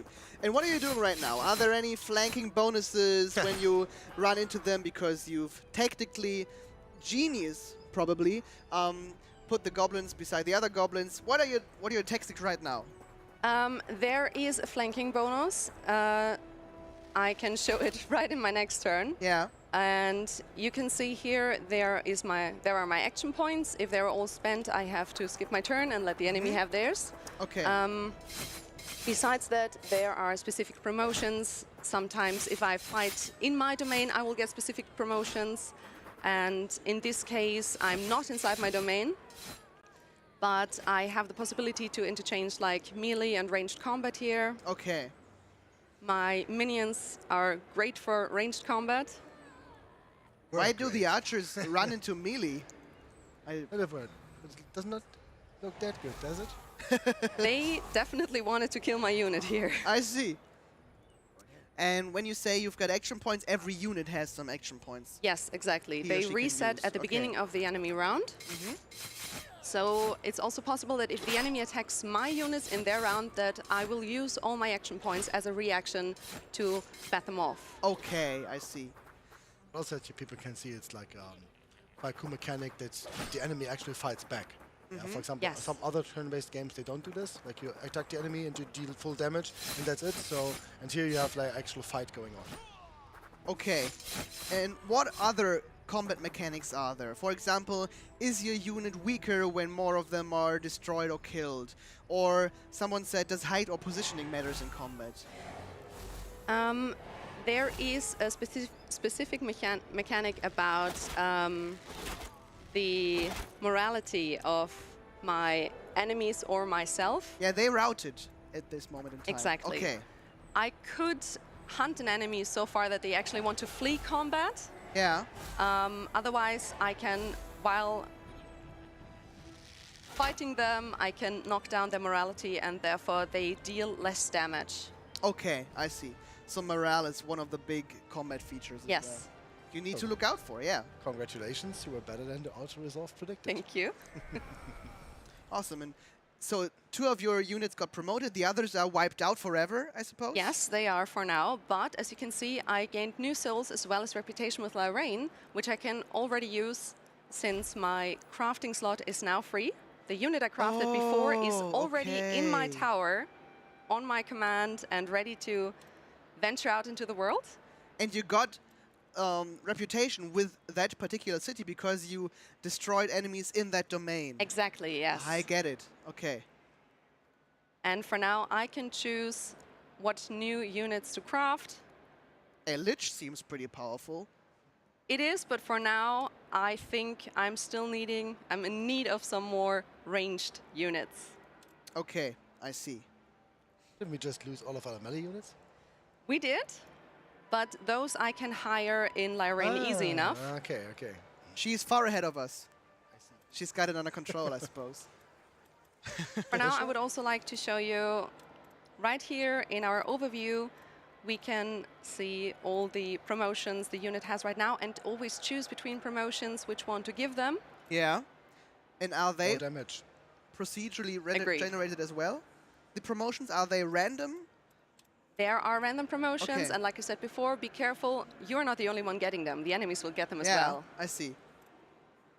So missile damage is our pick here? Yes, definitely.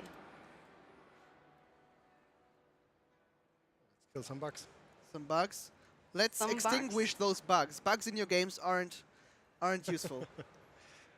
Also, I could not show this before, but right now, this is one of our all-fire nodes. And what I can do here is meld with it.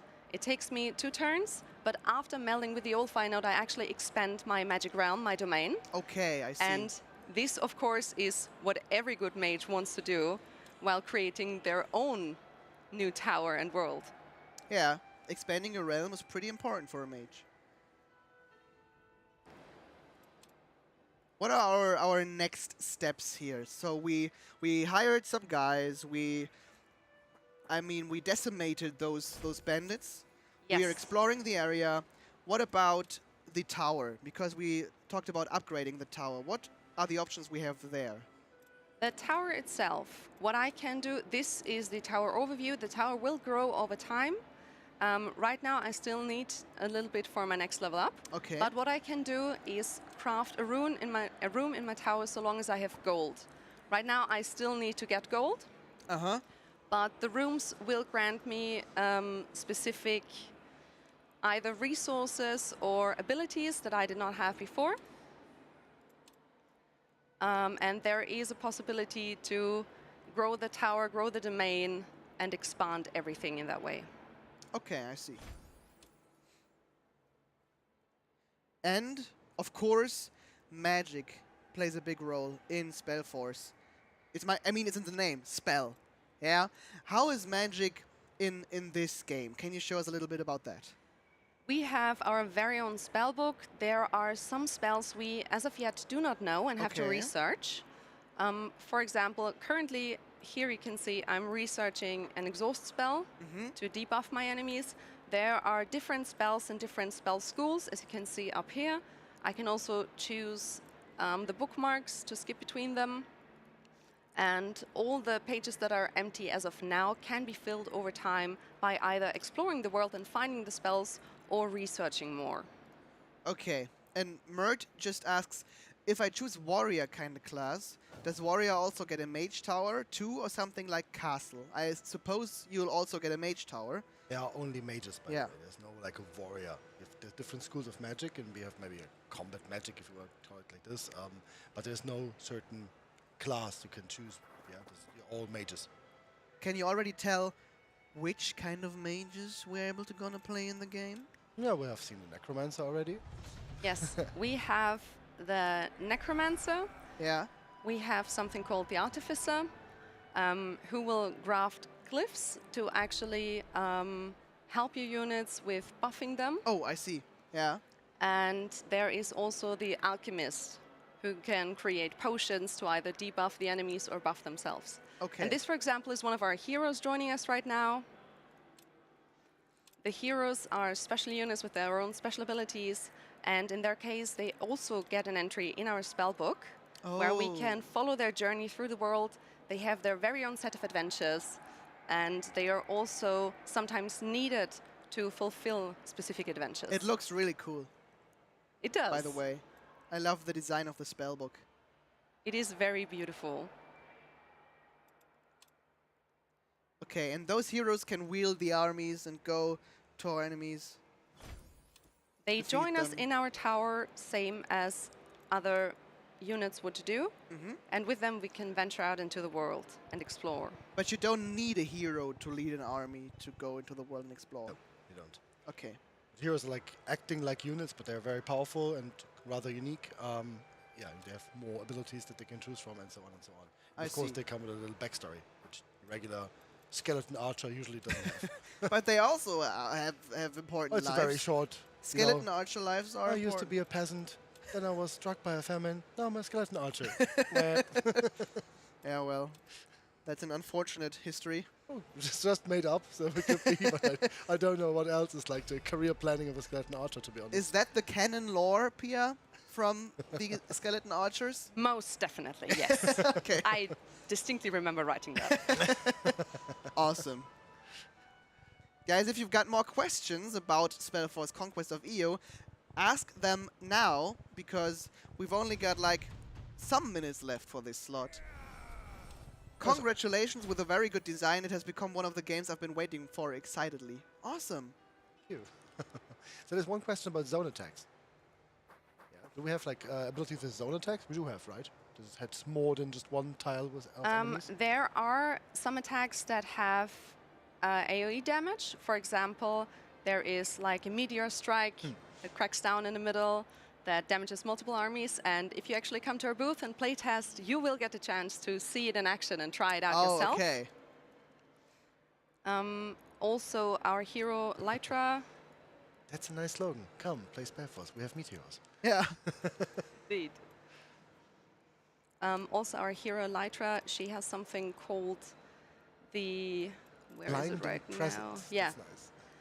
Nice. Which actually debuffs our enemies, and she is very white magic resistance, since that is the magic she uses. I see.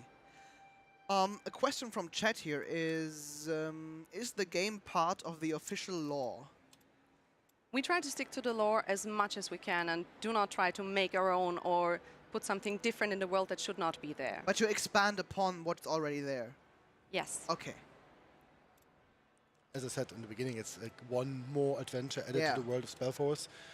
It has nothing to do like directly with the events from Spellforce 3, for example, or please correct me if I'm wrong, but it's not like directly connected to any of the Spellforce games yet, right? It just feeds on the same backstory and tells a different story in this case. Exactly. One more question. This, because you talked about stories and your heroes are experiencing adventures on the map. Is this the campaign mode, so to speak, or are there single scenarios? Are there multiplayer opportunities? As of now, I cannot say more about this. Okay. You will have to wait for that in the official Discord channel, for example, where you will get more information as soon as possible. Oh, so you can they can follow you on social media, I suppose, and on Discord as well. Exactly. And I suppose they'll find the link on your Twitter account or Instagram or whatever. Do you happen to know it? For Discord, it should be Spellforce, if I'm correct. Okay. We're using the Spellforce communication channels here. Yeah. Like for all of the Spellforce franchise, and we'll also the upcoming news will all be about Spellforce Conquest of EO. And of course, you'll read feedback, I suppose. So if you've got feedback on the game, if you played it here, maybe on Gamescom, if you used the opportunity and then you've got feedback, they'll read that and probably will take that to heart. Of course. Okay. Is there anything you can show us or you want to show us that's like close that you can show us in the next like 1 or 2 minutes? I have not shown you our beautiful overview map yet. Oh, it is beautiful indeed. This is actually, for now we can see the city we discovered as well as adventures that are open. And you can already gauge that our world is pretty large. It is, so We Oh, are. you can. Yes, we are not yet close to discovering a lot here. How big will the game get? Because at the moment you've got one tower, one hero. That's pretty manageable, I suppose. How big does the game get management-wise? I mean, we already have 3 armies here. Is there a limit for creating armies? I mean, it depends on how many souls you have, how many resources you have, and There's like no full army limit, right? if I do not have more mana or gold to have the upkeep ready, then of course I can't get more. But there'll be many armies you can manage at the later game, and many enemies to dispatch multiple of. heroes as well, so Multiple heroes. can be pretty big. Is there a big baddie on the map? Or what's our goal here right now? For that, I'd say you'd also have to wait a little bit longer. Oh, I can't. Okay, we need to be patient, guys. This is also something we have. There are special weeks that grant you either a bonus or debuff. Yeah, I see. Which we can also use to our advantage. Or to our disadvantage, I suppose. Or that. Yeah. Scare them into submission. And sometimes there are Whatever events. it is. Are there also procedurally generated? Or how are they made up there? This right here is an adventure. So the adventures are definitely randomized throughout the world. And you always have the option to choose between certain things. You can go all the way out and, well, make sure they don't like you. Slay them all and take everything. Well, let's do that. Oh, no, we didn't. I mean, the chat already Let's be nice for the now. chat already pointed out that the mages usually were not the nicest persons in the Spellforce universe, so why do we have to be friendly? Of course, we can always choose the battle options in our adventures. And there will be plenty to choose from. I mean, those filthy peasants, if they die from famine, we can just raise them again as skeleton archers. That's very true. See? So, tradition is tradition. And now you craft again other warriors, other skeletons, other undead to do your bidding, Yes. right? Okay. I'm looking through, but I think for now I will still stick with a warrior. Acolytes sounds Can you tell us how many different types of creatures you can let go into battle? How do you mean? Like how many different... How many different creatures, troops, can you send off into battle? How many can you... I mean, and is the total number that you can choose from, or a total number that you can lead into one battle? Both. Both. One stack, one battle. So if this is the stack I want to go into battle with, then these are the people I will have on my battle map. Okay, is there a stack limit? A limit for one army? There is a limit. I can show you right here. There are 4 slots for normal units and 1 slot for a hero unit. I see. So this is maxed out already. But of course you can have different armies like we established, and then you can try to win those fights. Exactly. And in terms of overall troops, how much do we have there? Close to 100, I think, or even more? We have over Close to 100. over 100 units to choose from. I didn't expect that. Yes. I mean, What did you expect? I expected. Well, thing is, I didn't see many armies like twice at the moment. There were bandits, there were goblins, skeleton warriors, skeleton archers, and so on. Yes. Not many troops that I've seen twice during this demo, but I didn't think there'd be like more than 100 different troops. I thought maybe 50, 60 or something like that. But that is a whole nother level of mixing and matching possibilities, finding your perfect yes. army, and also of the randomized gameplay. You know, starting a new scenario, starting a new run, and then maybe seeing a whole lot of other troops you've never used. That's pretty cool. Maybe give us a couple of more examples of what kind of troops we can hire. So we have humans, we have undead, humans, goblins, we have undead, we have goblins. some vampires from the undead as well. They're counting as undead, I guess. But are there dwarves? This is my most important question. There are dwarves. Thank you very much. I always need dwarves. When there are dwarves, there needs to be elves. Well, we have dwarves, we have orcs, and we have a lot of wild units to choose from even. What's the most powerful unit of the game in your opinion? That's a hard question. It depends on what hero you get. Okay, what would you say if you've got a necromancer? What unit you like the most? Maybe this is a good question. Ooh, what would I like the most? I think the Lich is pretty strong. Okay. What can it do? Like leeching life out of the enemy or what? The Lich actually has the skill to, if some of your own units die, to raise them back as corpses. I see. Sounds okay. good. Which can be pretty powerful. That's neat. Yeah, of course. Especially if you are the troop that gets raised again. Exactly. Problem is Skeleton if archer. the enemy raises them. Everything for the skeleton archer. Okay, well, we've got time maybe for one more question. If there is none at this point in time, I'd say thank you for showing us the game and telling us so much about it with your expertise. Well, there's one question that might be interesting about what point in time the game takes place. So is it before the story of Spellforce 3, after the story of Spellforce 3? We are after Spellforce 3, before the Convocation Wars. Okay. I see. Oh yeah, that's already answered on Discord, I see. Too late. Sorry. Yeah, so if you want to know more about the game, just go onto the Discord, the THQ Nordic Discord, right? Or is there a Spellforce. A special Spellforce Discord? Yes. Okay. Not only a channel, but a certain server. Yes.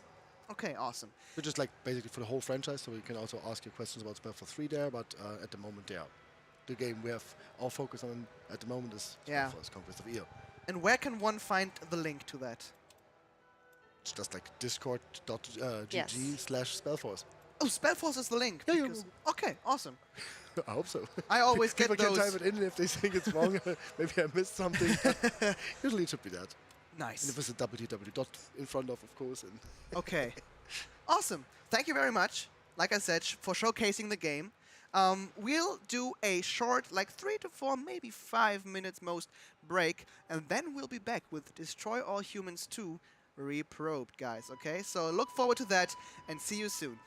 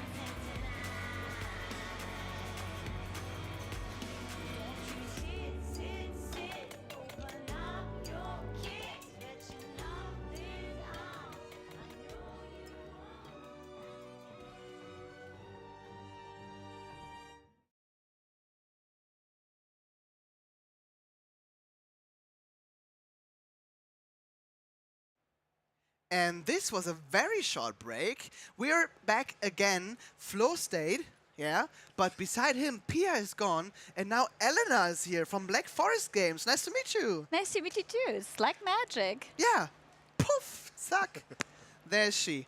Okay, and you're I here. have a controller now instead of a mouse and a keyboard. Yeah. More magic. Because we're changing the game. We're looking now at Destroy All Humans 2 Reprobed. Yeah? And I've seen lots of you typing that name of the game in chat for the whole day. So I know lots of you are very much looking forward to this game. And I think we can please you right now in this very moment. We're gonna just jump right into the game, I think, and start the demo. And you, Elena. Yes. Please tell me, for anyone who doesn't know Destroy All Humans, what is this about? It's a very humorous game about you being an alien and invading Earth. You come here, you have fun, you extract brains from humans, you shoot them wherever you go, and also apparently you fall in love. You fall in love with a human? Yes. Oh, spoiler. Spoilers. And what do we see here? They talk about the first invasion. Exactly. This is a short recap of Destroy All Humans 1, where Crypto 137 came to Earth to figure out what happened to his predecessor. Okay. Who is sadly deceased. That's sad. I can clearly hear from the accent, these guys are KGB officers. Okay. And they don't like aliens, as you can tell. I mean, if that guy does that to my best friend, I also stop liking aliens. But well. American people are not noticing? Right. Pull the other one. And the humor is a really big part of the universe, of the game. It's definitely one of the core elements that people come to enjoy it for their silly action and the humor and the puns and nothing being taken seriously whatsoever. I see. And you can also, because of this recap, of course, but also experience the game and have fun while not having played the first one, right? Yes. Okay. It sums up exactly what happened, which is you came to Earth, you shot some things, they're being upset with you. Nice. Understandable. And now we're in his shoes. The shoes of... what's his name? Crypto 138. It's the improved version of his predecessor, 137. The Furons, they reclone themselves in cycles and upgrade with each number. Okay. And this specific Crypto comes with a package. And with awesome dance moves. And with awesome dance moves. Flo, do you think you could dance that well? Me? Yeah. Absolutely. Okay, awesome. Depends on the number of drinks I get before. It might look different, but I would feel like him at least. Oh, is he already falling in love? No. No. That comes later. Mother Russia sends her regards. Human, no little Furon. I expect you to die. Nee, Digga, daraus wird nix. Sorry for switching to German, but it's not gonna happen that we die here. Nope. And ours is bigger. Ours is bigger. Is the time for That's What She Said joke? It is. It is indeed. They don't have much of a chance. Yeah. No. My favorite is basically lifting them up and throwing them somewhere. Goodbye. Oh no! See you. That's definitely an upgrade we made compared to the original. Each other, which is also like really funny. Goodbye, KGB agent. Where's Russia? Wait a second. This way. direction. Okay. To Moscow. Bye. To his family. That's nice of you. His wifeski will thank you. Yeah. And there are... I missed one. Come on. There are many different ways to get rid of those humans, I imagine. Yes.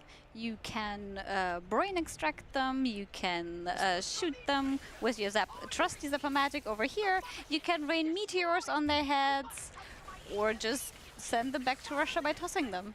Nice. Yeah, we have a couple of new weapons compared to Destroy Humans 1, right? Yes, we definitely added a couple more.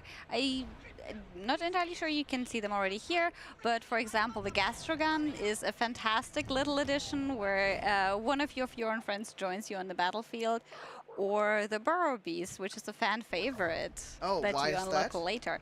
Because it's a really cool, fun pet that eats your enemies alive. Oh, from within? From below. From it. Just imagine a giant worm coming out of the earth. And But I want to see that. Dune? Slightly smaller, but slightly smaller. What's with him? And this is your commander. This is Orthopox. And we don't like him. We like him. Oh, mostly. What, we he just has threw been him on into the board. trash? He was on board the mothership that just has been destroyed via the Russian nuclear warhead. Oh no! And he just managed to transfer his existence into this computer thingy here. So his body is gone, but his spirit is still with us. And we saved him by tossing him into the trash can because there was a whole building falling down on him. Oh, I didn't see that. You don't pay attention. I'm paying attention to you guys. Oh, that's very kind of you. See? Saved. Safe. Just skipping a little bit of the dialogue, not to spoil the people. Summary, Crypto is very sassy towards Pox, and Pox tells him what to do next, because this is what Pox does best. Okay. I've managed to look. It was ejected. But you're, of course, skipping the dialogue because we want to see more of the human torture. Of course. And players can come down over here and play the games themselves and actually like listen to the funny, witty lines that Crypto and Pox deliver. Yeah, so if you're in Germany or if you want to take the next flight from California to Germany to play Destroy All Humans 2 here at Gamescom, you can do that. So go ahead. Must be a direct connection from Los Angeles to Frankfurt, so yeah, 11 hours and you're with us, so see? welcome. That's manageable. I think so mean, you too. can also wait a couple of days because on August 30th the game is going to be released, so you can play it in just 5 days on your own. But we gamers are not patient. Never. We want to play the games now. In that case, or yesterday. Book your plane tickets now. Nah, I took the wrong way. I took the wrong way, did I? Yeah, oh, one more thing. We wanted to do that in the last slot, but let's start a raffle for some game keys. Oh, cool. Why the hell not? Because we've got some game keys for you guys, and the first 2 game keys we're raffling, we're giving away to you, are 2 keys for Elex 2. But why are we giving keys for Destroy All Humans 1? Oh, we could do that as well. Yes. Of course, it makes more sense. Idea. You can finish the first game and then they can get the second game next week.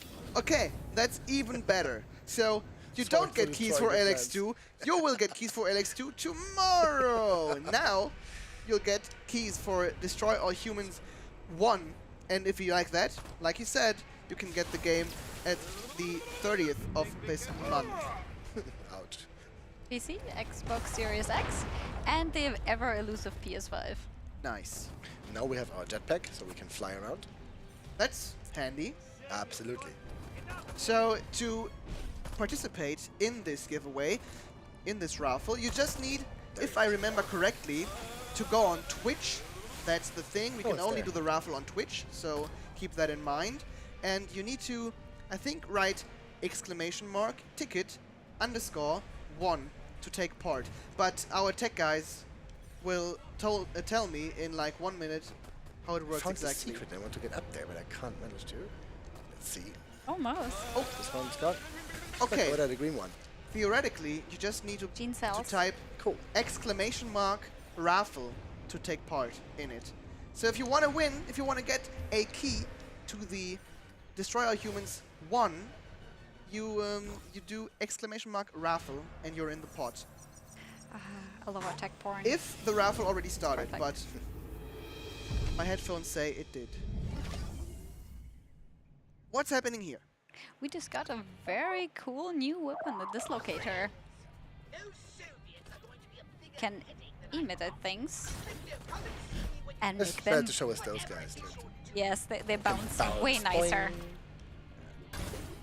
So what you do, you aim at them, and they see this little your line here coming, and you can turn it around, and then you can. As you can see, he was still bouncing. Oh! That's You nice. can, of course, the longer I hold it, the more it loads up, and then he will bounce down. That might be a At least lot some of fun. Have you Not for him, though. Have you that at your booth as well here? Can I use that on What? some people? Pardon? Can I use that on the booth here as well? On some people? Do you have the weapon here? I'm not sure that's allowed. Okay. Unfortunately.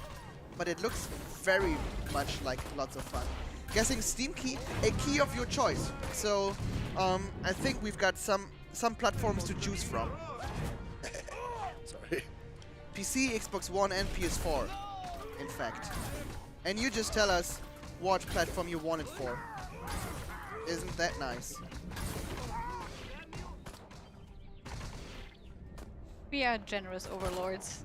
Yeah, we are. And if you want, we also let you bounce sometimes. What is your favorite weapon, Elena? The Burrow Beast? The Burrow Beast, okay. That one is just... Can we get to that in this demo? Unfortunately not, but the Dislocator is a very good second. Okay. I love the bouncing. The physics is just so nice, especially if you get them to bounce just right. They also go off into the distance. Yes. Nice. Just all the way across the bay. Very nice for people that want to destroy all humans. Yeah. 80%. Just good. Oh my god. I failed so miserably. Well, good is better than not Nothing. good. That's true. Yeah. Exclamation mark raffle, please, guys. We blew that alien spacecraft out of the sky, and yet the shriveled geriatric one somehow survived. These Jopas must be harder to kill than we thought. I spit They tried. on them. Nonetheless, inform the Kremlin we shall proceed with the operation as planned. Tell them we need as much Revelade as they can ship, as quickly as they can ship it. What's Revelade? It's a cyclically enhancing drink that sadly also slightly scrambles your brains, which is bad news for Furons, because Furons like good brains. Revolution in a paper cup. And so he will, but not, I think, the sort he expects. Idealists. I spit on them. What's with him? Stalin. What? He spits a lot. He does. He's like a football player. A little bit. Regular KGB agent, right? Or, oh yeah, or that. No matter. He just wants to impress his boss. Don't we all sometimes? I never spat in front of my boss to impress him. Apparently this one enjoys it. Maybe I should start that. Yeah. Pay attention now.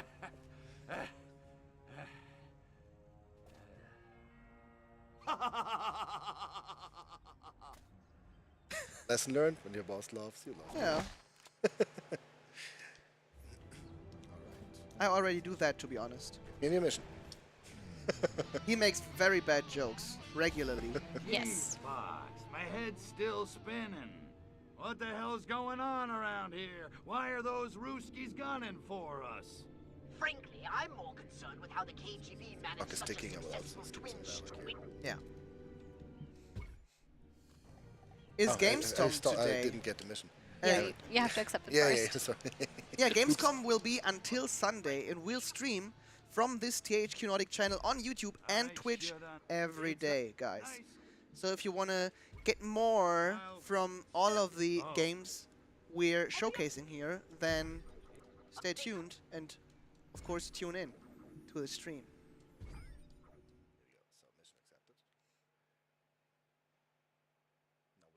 Find the freak. Is there going to be a nice collector's edition like the first game? Oh, absolutely. Alex I mean, asks. if you just Google for that, we don't have a link here handy.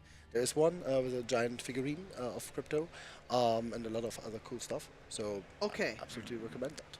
Nice. It's a Arc Wobbler, which is like a wobblehead figurine of the Arc Woodle. Oh, that's It's cute. adorable. I want one. Well, Amazon.com. Yeah, so there'll be one. Evil Alex. Please, oh my god. No, sorry, officer, no. We don't want you here. Please go away. Thank you. Goodbye. Use free love to start a party. Free love, free love. Oh yeah, already activated. That's one of the favorite What's free love? new kind of weapons. It makes everybody around you dance. You can also get the van with it. There we go. That's right, and then you start a party. There you go. That's what Volkswagens do. Cool. I need that in my life. Oh, I missed the opportunity to it again. Because when they are dancing, they're not paying attention to what I do, and I can just like body snatch if I find the right button for that. Is it X? No. And you can take his body. No. Yeah. I didn't play on the controller that much, so. It should be Y. Yeah. No, it's not Y, is it? No. It's like this one. No. No, it's Y. It's Y. Oh, it's Y. No. It wasn't Y.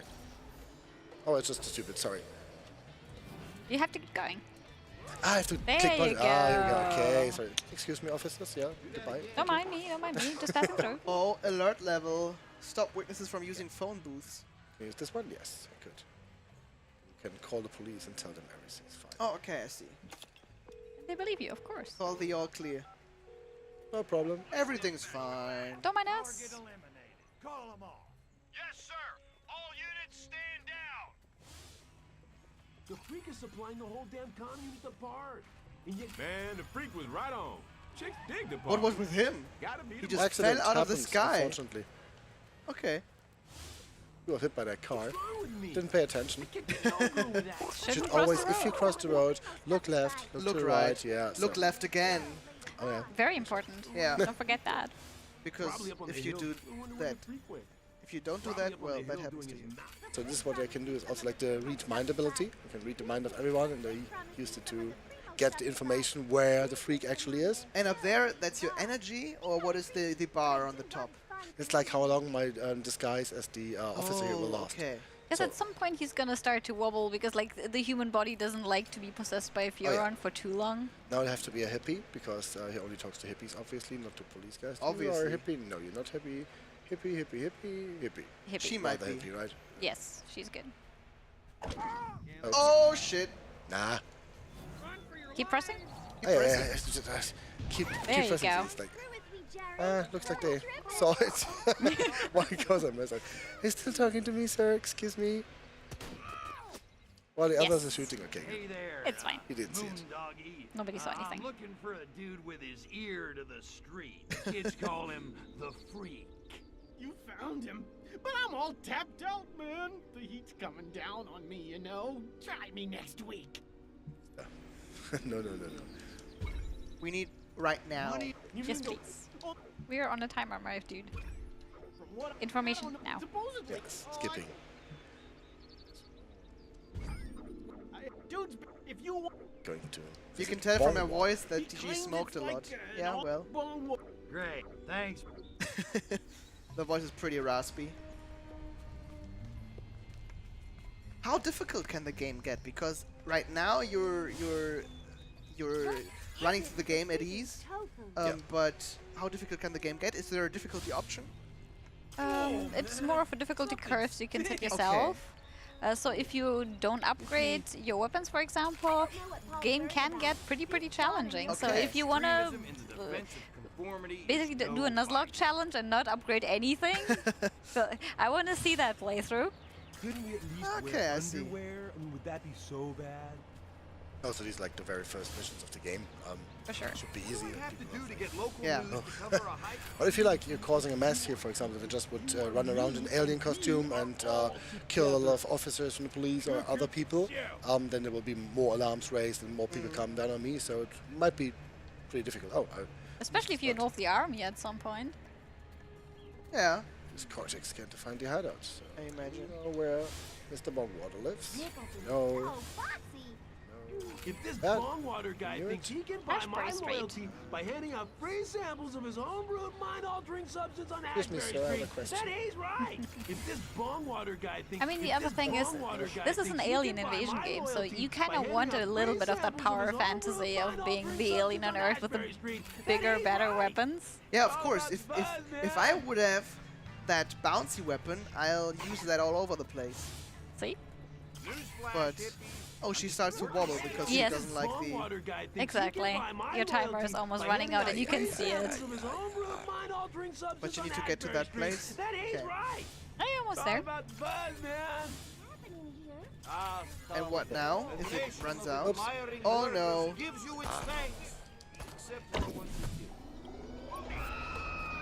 There we go. See you later. Bye. It's okay. is the dislocator, the bouncy guy? Yes. Bouncy weapon? Okay, awesome. Oh, that poor guy.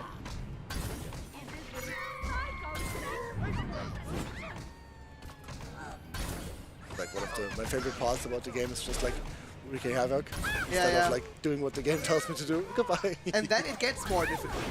Exactly, you know, because a lot of people are shooting at me, and you can see that my shield might deplete soonish. Police cars coming, so yeah, it can be difficult. Can I get in there? No, infiltrate. Yeah, there will be news for Jagged Alliance 3 because someone just asked that in chat. Next week, Tomorrow, we'll start in fact, we'll one-on-one have a look shop at tutoring. Jagged Alliance 3. I'll be giving each of you private, hands-on instruction in Crayoниsh Potty. Oh, yeah. The highest Demo state will of end in tantric 40 arousal. seconds, so we can just watch These this sessions cutscene can and then run we should be 10 Let's hours. enjoy that. So eat a good breakfast. And of course, the final game has no time limit. That's it for today. You can only play Remember, Destroyer Humans for wherever you 20 go, minutes. I'll be there. The shine in your Japan, the sparkle in your China. Bodhisattva, Bodhisattva. God damn flashbacks. Yes, again, sunshine. Nice little setup. Guns, cheap Russian booze, teenage bra-burning hippie chicks. Phew, man after my own heart, if I had one. Then join us. Oh no, Yeah, that's sure, it. sorry, couldn't But well, make it to the if end. you want to find out what's happening next, you need either to play the demo here at Gamescom or wait until the 30th Correct. Exactly. of August to get your hands on the game yourself. Outcast 2 was shown already a few hours ago. Yeah, that's right. So thank you very much, Elena, for Thank you so coming much here. for having me. Yeah, and showing us the game. Thank you for playing the game. Of course. This I did what I could. this good, yeah. 80%. You did it very well. Yeah. You got her approval. That's awesome. And we'll be back in like 1 or 2 minutes after a very short break. And yeah, see you then. Cheers. Bye.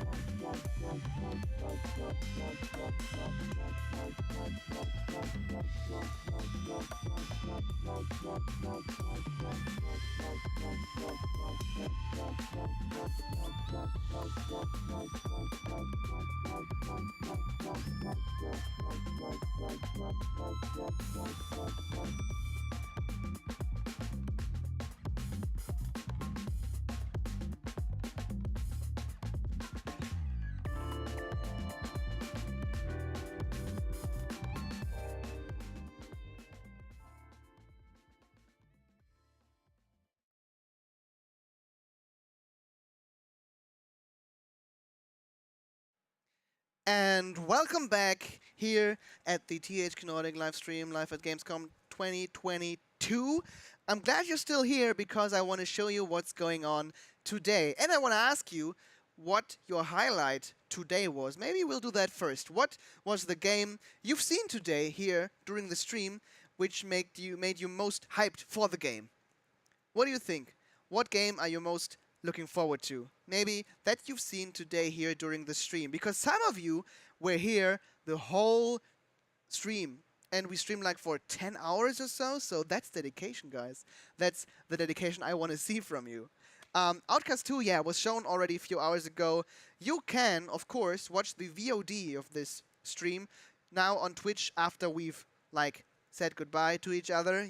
The stream, the VOD, will go online, I suppose, and then you can check that out and skip to the parts that interest you the most.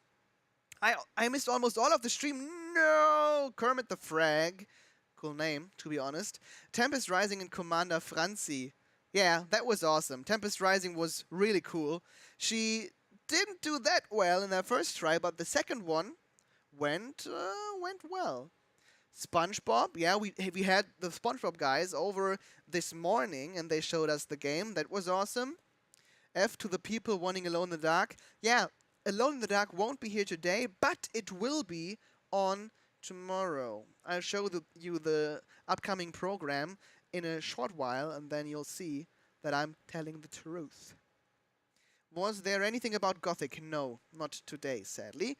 Can't wait for it. We'll buy it day one or maybe even pre-order. Yeah, we checked Outcast 2 out. It was awesome. We'll check that out again during the stream, during the week. We will visit games more often.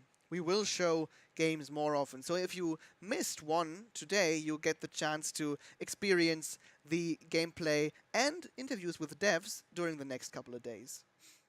Outcast 2, SpongeBob, Spellforce are the top so far. Awesome. Where is Gothic Remake? I can't tell. I don't know. Not out yet, I suppose. But Gothic, Gothic. I played the hell out of Gothic when I was younger, so I'm excited for that as well, but I don't have any news on the remake. I'm sorry. Let's check out Senpai Noticed Me. Shout out to the best game, Destroy All Humans 2. It was pretty fun, wasn't it? Like, let them bounce around and stuff. Been a great stream. Awesome. Thank you very much. I did my best, and I think I got used to speaking English during the stream today. That was pretty awesome. Wreckreation looked fun too. Yeah, it did. Sadly, the devs weren't here, so we couldn't ask them any questions, but I had a blast. I had a blast with Wreckreation.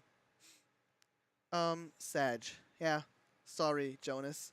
Let's have a look at tomorrow's program, because my friends, beside the wall here, I can't see. Oh, I can't see what's coming tomorrow. At 10, we've got the morning show with Lena. She'll be here on that couch instead of me tomorrow. We'll swap during the days.